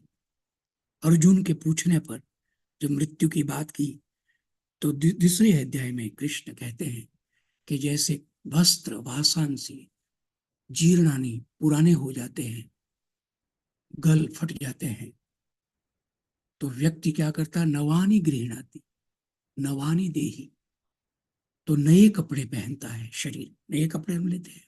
तो इसी प्रकार से पुराना शरीर हो गया, बुढ़ापा आ गया, मर गया, फिर दोबारा नया शरीर। वासांसि जीर्णानि यथा विहाय नवानि गृह्णाति नरः अपराणि तथा शरीराणि जीर्णानि विहाय। बूढ़े शरीर को छोड़कर नवानि गृह्णाति, नया शरीर मिलता है। तो ये मुक्ति पाना, शरीर से मुक्ति हो गई, लेकिन आत्मा तो अमृतत्व है, वो तो मुक्त है हमेशा, उसका तो स्वरूप ही मुक्त है। लेकिन हम देही है, शरीरधारी है, तो हमें मोक्ष चाहिए। तो उस मोक्ष को पाने के लिए हमको फल की इच्छा के बिना यज्ञ भी करना है, तप भी करना है, और दान भी करना है। और कैसे? सद्भावे साधु भावे च, ये 17 अध्याय का 26वां श्लोक है। सद्भावे साधु भावे च सद इति एतत् प्रयुज्यते प्रशस्ते कर्मणि तथा सत् शब्द पार्थ युज्यते। जो ऋग्वेद में एकम सत विप्रा बहुधा वदंती की बात कही, उसी सत को ओम इति, ओम तत्सदिति निर्देश में जो सत बात आई है, वो सद्भाव के अर्थ में, मैंने भाव अच्छा हो, साधु भाव, वही सौम्य भाव। ये तत् सत प्रयोज्यते, इसका उस भाव में सत का प्रयोग होता है। और प्रशस्त कर्मणि, ये यज्ञ दान तप ऐसा कर्म है जो प्रशस्त है, बहुत ही अच्छा, जिसको उत्तम है। इसीलिए सत शब्द, हे अर्जुन, हे पार्थ, इसके लिए ओम तत्सत इसका प्रयोग किया गया है। और इसीलिए यज्ञे तपसी दाने च, यज्ञ में, तप में और दान में स्थिति, जो स्थिति है, जो धारणा है, स्थिर रहना है, वो सत के नाम से कहा जाता है। और उसका जो कर्म है वो भी सत ही है, ऐसा समझना चाहिए। मनुष्यों ने इस बात का हमको ज्ञान दिया है। और इसीलिए अश्रद्धया हुतम दत्तम तपस्तप्तम कृतम च यत्, अब उसी बात को द्विबद्धम सुबद्धम भवति संस्कृत में कहते हैं, माने दो बार कहा जाए, जिसको इंग्लिश में आप बोलते हैं two negatives make one affirmative. तो ये दोबारा कह के कि जो अश्रद्धा से दिया हुआ दान है या किया हुआ तप है वो असत कहा जाता है। न च प्रेत्य नो इह, उससे न तो कहीं और न इस जीवन में सुख मिलता है, शांति मिलती है या आनंद की अनुभूति होती है। इस प्रकार से असत की और सत की बात कहने के बाद यहीं पर ये प्रकरण और ये विषय पूरा होता है श्रद्धात्रय विभाग योग के बारे में। अब मैं उपसंहार के रूप में केवल कंक्लूडिंग रिमार्क्स आपको देना चाहूंगा कि इन्हीं बातों को हमारी उपनिषदों में भी कहा गया है, लेकिन चूंकि उपनिषद की अपनी एक प्रक्रिया है, उसमें गुरु शिष्य के संवाद के रूप में मंत्र है। यद्यपि गीता में भी श्री कृष्ण अर्जुन संवाद है और इसी में वही बात है, क्योंकि गीता की परंपरा हमारी भारतीय ज्ञान प्रणाली में अद्भुत है। श्रीमद् भगवद गीता, शुक गीता, अवधूत गीता, अष्टावक्र गीता, बहुत सारी गीताएं हैं। और गीत का मतलब होता है गाना, और गीत का मतलब कहना, लेकिन इसका एक टेक्निकल अर्थ होता है गाना, यानी हम गाते हैं। जब व्यक्ति प्रसन्न होता है, खुश होता है तो गुनगुनाता है। दुख में तो उतना नहीं कहा जा सकता है क्योंकि रोता ही है, लेकिन गाना तब होता है जब वो परमात्मा से प्रेम करता है। हर दिल जो प्यार करेगा वो गाना गाएगा, आपने सुना ही है ना। तो गाने का भाव, गीत का भाव, माने प्रसन्नता से कही हुई बात को गीत कहते हैं। वही गीता है और उसकी हमारी एक परंपरा है, जिसमें अर्जुन के पूछने पर कृष्ण ने ये गाया, कहा। अष्टावक्र गीता में भी अष्टावक्र बोलते हैं, बात कहते हैं। अवधूत गीता में भी इसी तरह से है। तो ये हमारी ज्ञान की प्रक्रिया की एक विधा है और बहुत समृद्ध परंपरा है। आपने एक महाभारत का ही प्रकरण सुना होगा, मदालसा वाक्यमुवाच पुत्रम शुद्धोसि बुद्धोसि निरंजनोसि संसार माया परिवर्जितोसि। तो मदालसा एक चरित्र है हमारे इतिहास का। वो अपने बेटों को लोरी जब सुनाती थी तो ये तू शुद्ध है, तू बुद्ध है, तू माया से परिवर्जित है, तेरा परम शुद्ध स्वरूप है, ऐसा गाती थी।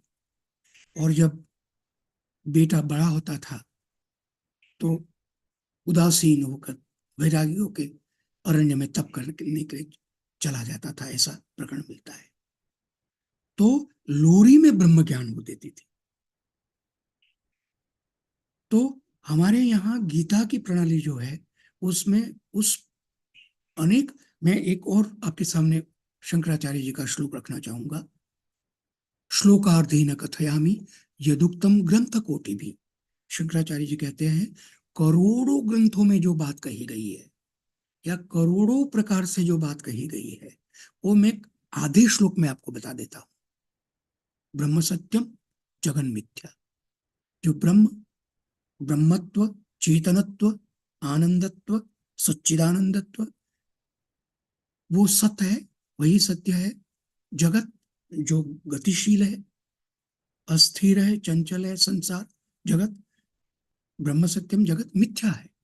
मिथ्या का यहाँ न होना नहीं है। मिथ्या माने जो नहीं है फिर भी दिखाई देता है, उसको मिथ्या कहते हैं। जैसे तृष्णा जल, मृग मरीचिका। गर्मी में हम जा रहे हैं वाहन से तो दूर से ऐसा लगता पानी है, नजदीक जाते तो वहां पानी नहीं होता, धूप होती है। तो ये मिथ्या है, जो ना हो वो दिखाई दे।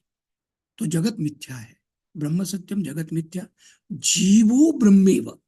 ये जो जीव है, हम एक एक अंश के रूप में, शिव के अंग के रूप में, महासमुद्र के बूंद के रूप में, वो ब्रह्मेव, वो ब्रह्म का ही अंश है, न अपरः, अपर कुछ नहीं है। तो इस प्रकार से संक्षेप में कहना और प्रैक्टिकल चीजें कहना, क्योंकि गीता पर विश्व के अनेक विद्वानों ने लिखा है और लिखते रहेंगे, और स्पर्श करता है जीवन को।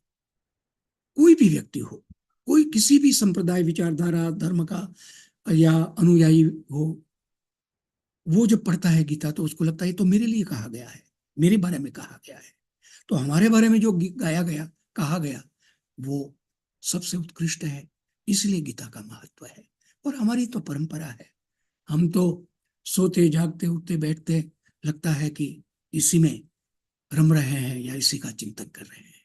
तो इस प्रकार से ये यज्ञ, दान और तप के बारे में जो नैतिक और मृदुतापूर्ण प्रबंधन है गीता का, वो मैंने अपनी यथामति यथाशक्ति आपके सामने रखा। अब मैं ये द्वितीय सत्र का उपसंहार करते हुए अपनी वाणी को विराम दे रहा हूं, और क्वेश्चन आंसर, आपके जो भी प्रश्न होंगे, मैं उसको भी अपने अनुभव, अपने अध्ययन और अपनी मति के अनुसार आपके सामने रखूंगा। धन्यवाद। यदक्षरम पदम भ्रष्टम मात्राहीनम च यत् भवेत् तत्सर्वं क्षम्यतां देव, प्रसीद परमेश्वर। नमस्कार जी। Thank you so much sir. Now I would invite, मैं पार्टिसिपेंट से रिक्वेस्ट करना चाहूँगी कि किसी को कुछ सवाल हैं मन में, कुछ विचार हैं, कोई शेयर करना चाहेगा, प्लीज़ फील फ्री। आप चैट बॉक्स में लिख सकते हैं या फिर आप अनम्यूट कर सकते हैं अपने आप को।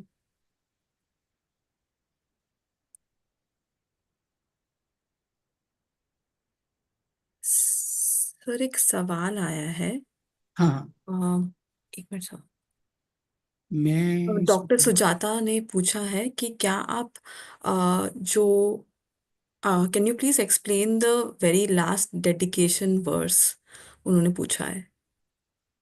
वेरी अगर डेडि या प्लीज, हाँ जी। जो 17वें अध्याय का जो 28वां श्लोक है, अश्रद्धया उत्तम दत्तम, पूछ रहे हैं हाँ क्या? सुजाता जी, अगर आप No, sir. I was asking the final prayer that he mentioned at last right now.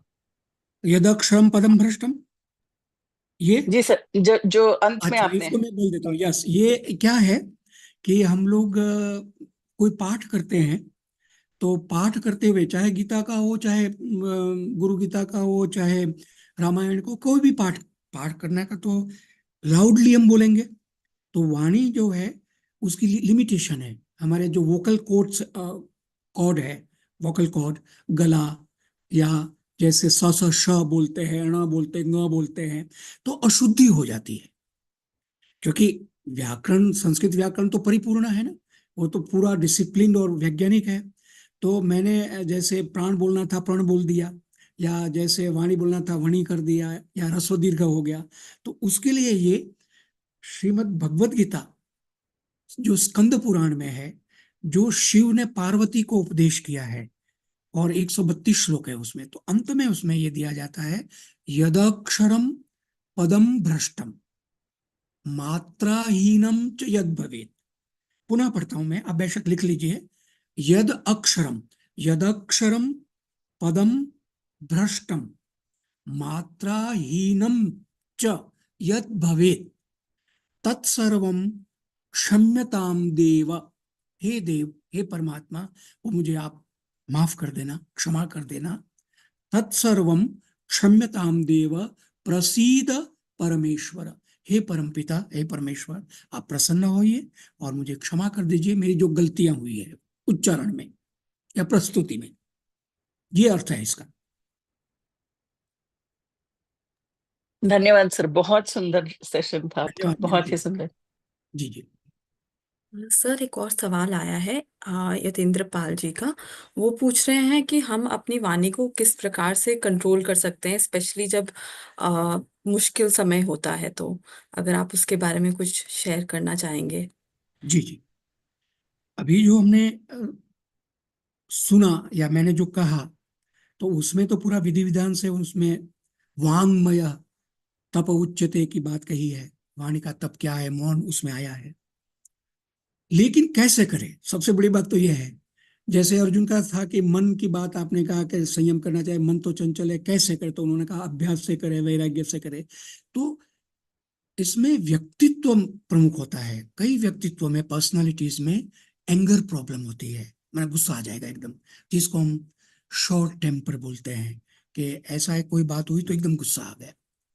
तो स्वभाव को बदलना या परिष्कृत करना डिफिकल्ट तो है, लेकिन ऐसी स्थिति आए जहां हमें नहीं बोलना, बोलने की इच्छा है फिर भी ना बोले, तो उसको केवल और केवल गीता के अनुसार या प्रैक्टिकली अभ्यास से ही होगा।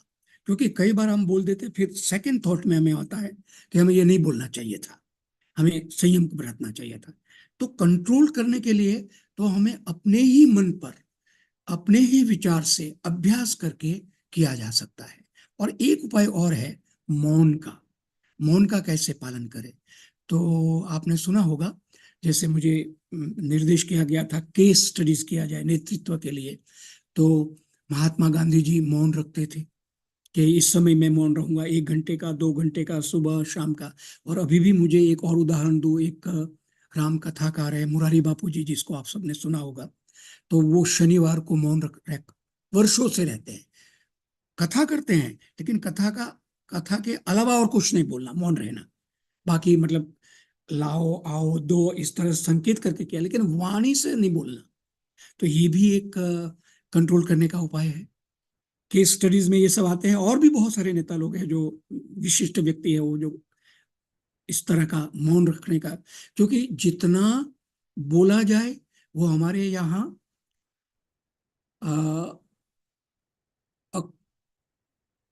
वाक्पात शुक्रपात, ऐसा आयुर्वेद में कहा गया है, जो मैं याद कर रहा हूं। माने जितना वाणी बोली जाती है, उसमें हमारी शक्ति का अपरास होता है, माने शक्ति क्षीण होती है। 2-3 घंटे का आप लेक्चर देते होंगे तो आप थक जाते होंगे मेरे ख्याल से, या ज्यादा बोलेंगे तो थक जाएंगे। तो इसीलिए वाणी का संयम बहुत आवश्यक है, और केवल अभ्यास से और सेकंड थॉट, पुनर्विचार से हम कर सकते हैं। ये मेरा अपना अनुभव है, मानना है जी। Thank you so much sir. Sir, कुछ 2-3 और सवाल आ रहे हैं, जो जी कि गीता को पाठ पढ़ने किस तरीके से हम पढ़ सकते हैं, कुछ नियम है क्या? इस पर आप कुछ अपना एक्सपीरियंस और जी जी जी, राय, बिल्कुल बोलिए। रूल्स, कुछ पार्टिसिपेंट्स पूछ रहे हैं, कोई रूल्स होते हैं क्या गीता पाठ करते इन्होंने समय? पूछा है ये डॉक्टर नीरा, आई थिंक, अगर मैंने सही पढ़ा, doctor Neeru, sorry, and Ganesh ji. अच्छा, ओके। ये बहुत अच्छा प्रश्न है, और इस प्रश्न को ऐसा होना चाहिए था कि हम गीता का पाठ क्यों करें, या किसी भी कोई ग्रंथ का पाठ क्यों करें। तो मैं as a Sanskrit student gurukul में पढ़ा हूँ, बनारस में।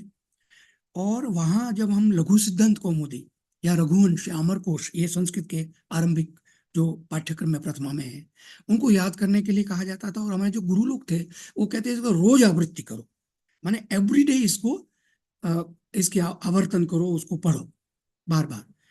और उसके बाद ये हो गया कि गंगा स्नान करने जाते थे, तो एक लघु, ये अपना लघु कौमुदी की आवृत्ति की, वापस में तर्क संग्रह की आवृत्ति की, ऐसे शाम को फिर और आवृत्ति की, याद हो जाता था कंठ। वही सब अभी याद है। तो एक तो आवृत्ति करना, पाठ करने का मतलब ये फल जो डायरेक्ट है कि आप कभी भी कहीं भी है वो आपको याद हो जाएगा, या जीवन भर याद रहेगा। एक तो ये इसका लाभ है। दूसरा, गीता का एक बार पाठ करने से या सुनने से जो तत्व है, ठीक है, समझ में आ जाता है, लेकिन इसके जो गूढ़ रहस्य है, जो एक सीक्रेट डीपेस्ट मीनिंग है, वो बार बार पाठ करने के बाद आती है। ये मेरा अनुभव है। कोई ग्रंथ, केवल गीता नहीं, आप उपनिषद का पाठ करें, रामायण का करें, और कोई किताब है, मान लीजिए कोई दूसरे ग्रंथों का, धर्म ग्रंथों का पाठ करते करें, लेकिन वो याद या उसको समझने के लिए बार बार आवृत्ति करना आवश्यक है। अब रही बात कैसे करें, तो एक तो शुद्ध उच्चारण हो, खुद नहीं कर सकते हो तो किसी से सीखें। और आजकल सुविधा हो गई है, आपको यूट्यूब चैनल पर बहुत सारे पाठ मिल जाएंगे अच्छे प्रेजेंटर के, जो शुद्ध होगा। कहीं तो अशुद्ध पाठ है, वो भी मैंने देखे हैं, क्योंकि वो करना है तो करते हैं। हिंदी भी अशुद्ध होती है और संस्कृत तो खैर, क्योंकि नहीं टेक्निकल नहीं सीखे, टेक्निकली सीखना जरूरी है, शुद्ध उच्चारण। अगर अशुद्ध करेंगे तो वो खटकता है, जैसे शास्त्रीय संगीत में कोई राग बेसुरा हो जाए तो संगीतज्ञ को खटकेगा। तो शुद्ध उच्चारण के लिए भी श्रम करना। लेकिन मैं डरा नहीं रहा हूं, आप करते करते आ जाएगा। बच्चा शुरू में जब बोलता है तो तोतला बोलता है, अशुद्ध बोलता है, लेकिन जैसे बड़ा होता है, अभ्यास करता है तो शुद्ध बोलने लगता है। व्याकरण पढ़ता है तो और मंच से अच्छा, बहुत परिष्कृत भाषा में बोलता है। तो अभ्यास से होगा, प्रैक्टिस से होगा। और वो उसमें धीरे धीरे धीरे धीरे रे मना धीरे सब कुछ होए, माली सींचे सौ घड़ा ऋतु आए फल होए, तो आप सब जानते हैं। तो पेशेंटली किया जाए, और न अगर अशुद्ध है तो किसी से शुद्ध सीखने के लिए कोशिश की जाए। और कोई ना डायरेक्टली मिले तो आप जो जिसका शुद्ध हो उसका यूट्यूब से या और रिकॉर्डिंग से, ऑडियो वीडियो रिकॉर्डिंग से आप सुन सकते हैं, पाठ कर सकते हैं। लेकिन लाभ बहुत है, ये मैं कहूंगा। जी, थैंक यू सो लेकिन मच कोई सर। ये ना समझे कि मैं रोज करता हूँ, आज नहीं कर पाया तो पाप होगा, ऐसा कुछ नहीं है। आप कीजिए, जब मिले खुशी से कीजिए, प्रसन्नता से कीजिए और आनंद से कीजिए, उससे खुशी मिलेगी, प्रसन्नता मिलेगी। Please. Thank you so much sir, आपने इतने सादगी और इतने ठहराव से ये सारा जो, इतने सारे क्वेश्चंस आपने जो लिए। इनफैक्ट अभी और भी बहुत सारे क्वेश्चंस आ रहे हैं सर, बहुत सारे प्रश्न आ रहे हैं, बट आई एम अफ्रेड हम शायद सब नहीं ले पाएंगे। बहुत सारे सवाल जो आपने इनफैक्ट गीता और कंपैशनेट और एथिकल लीडरशिप के बियॉन्ड इतने सारे आपने जो एक्सपीरियंसेस शेयर किए, सीधा शब्द की उत्पत्ति से लेके उसकी सरलता को समझा के और उसके कोर वैल्यूज को समझा के, उसके लिए thank you so much sir for gracing us with your knowledge and your presence sir. With this I would now like to conclude. धन्यवाद नमस्कार आप सर। सबको मुझे सुनने के लिए बहुत बहुत धन्यवाद। Thank you very much. Thank you so much. Thank you all the नमस्कार participants. नमस्कार। We will end the meeting now. Ma'am,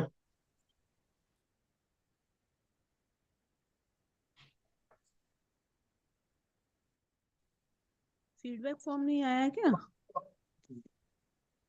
yes, बताइए दीदी। Sir feedback form It feedback. will be it will be shared in the Telegram group, everyone. Okay, thank you ma'am. Pradeep Yeah. जी, आप क्या बोल रहे थे?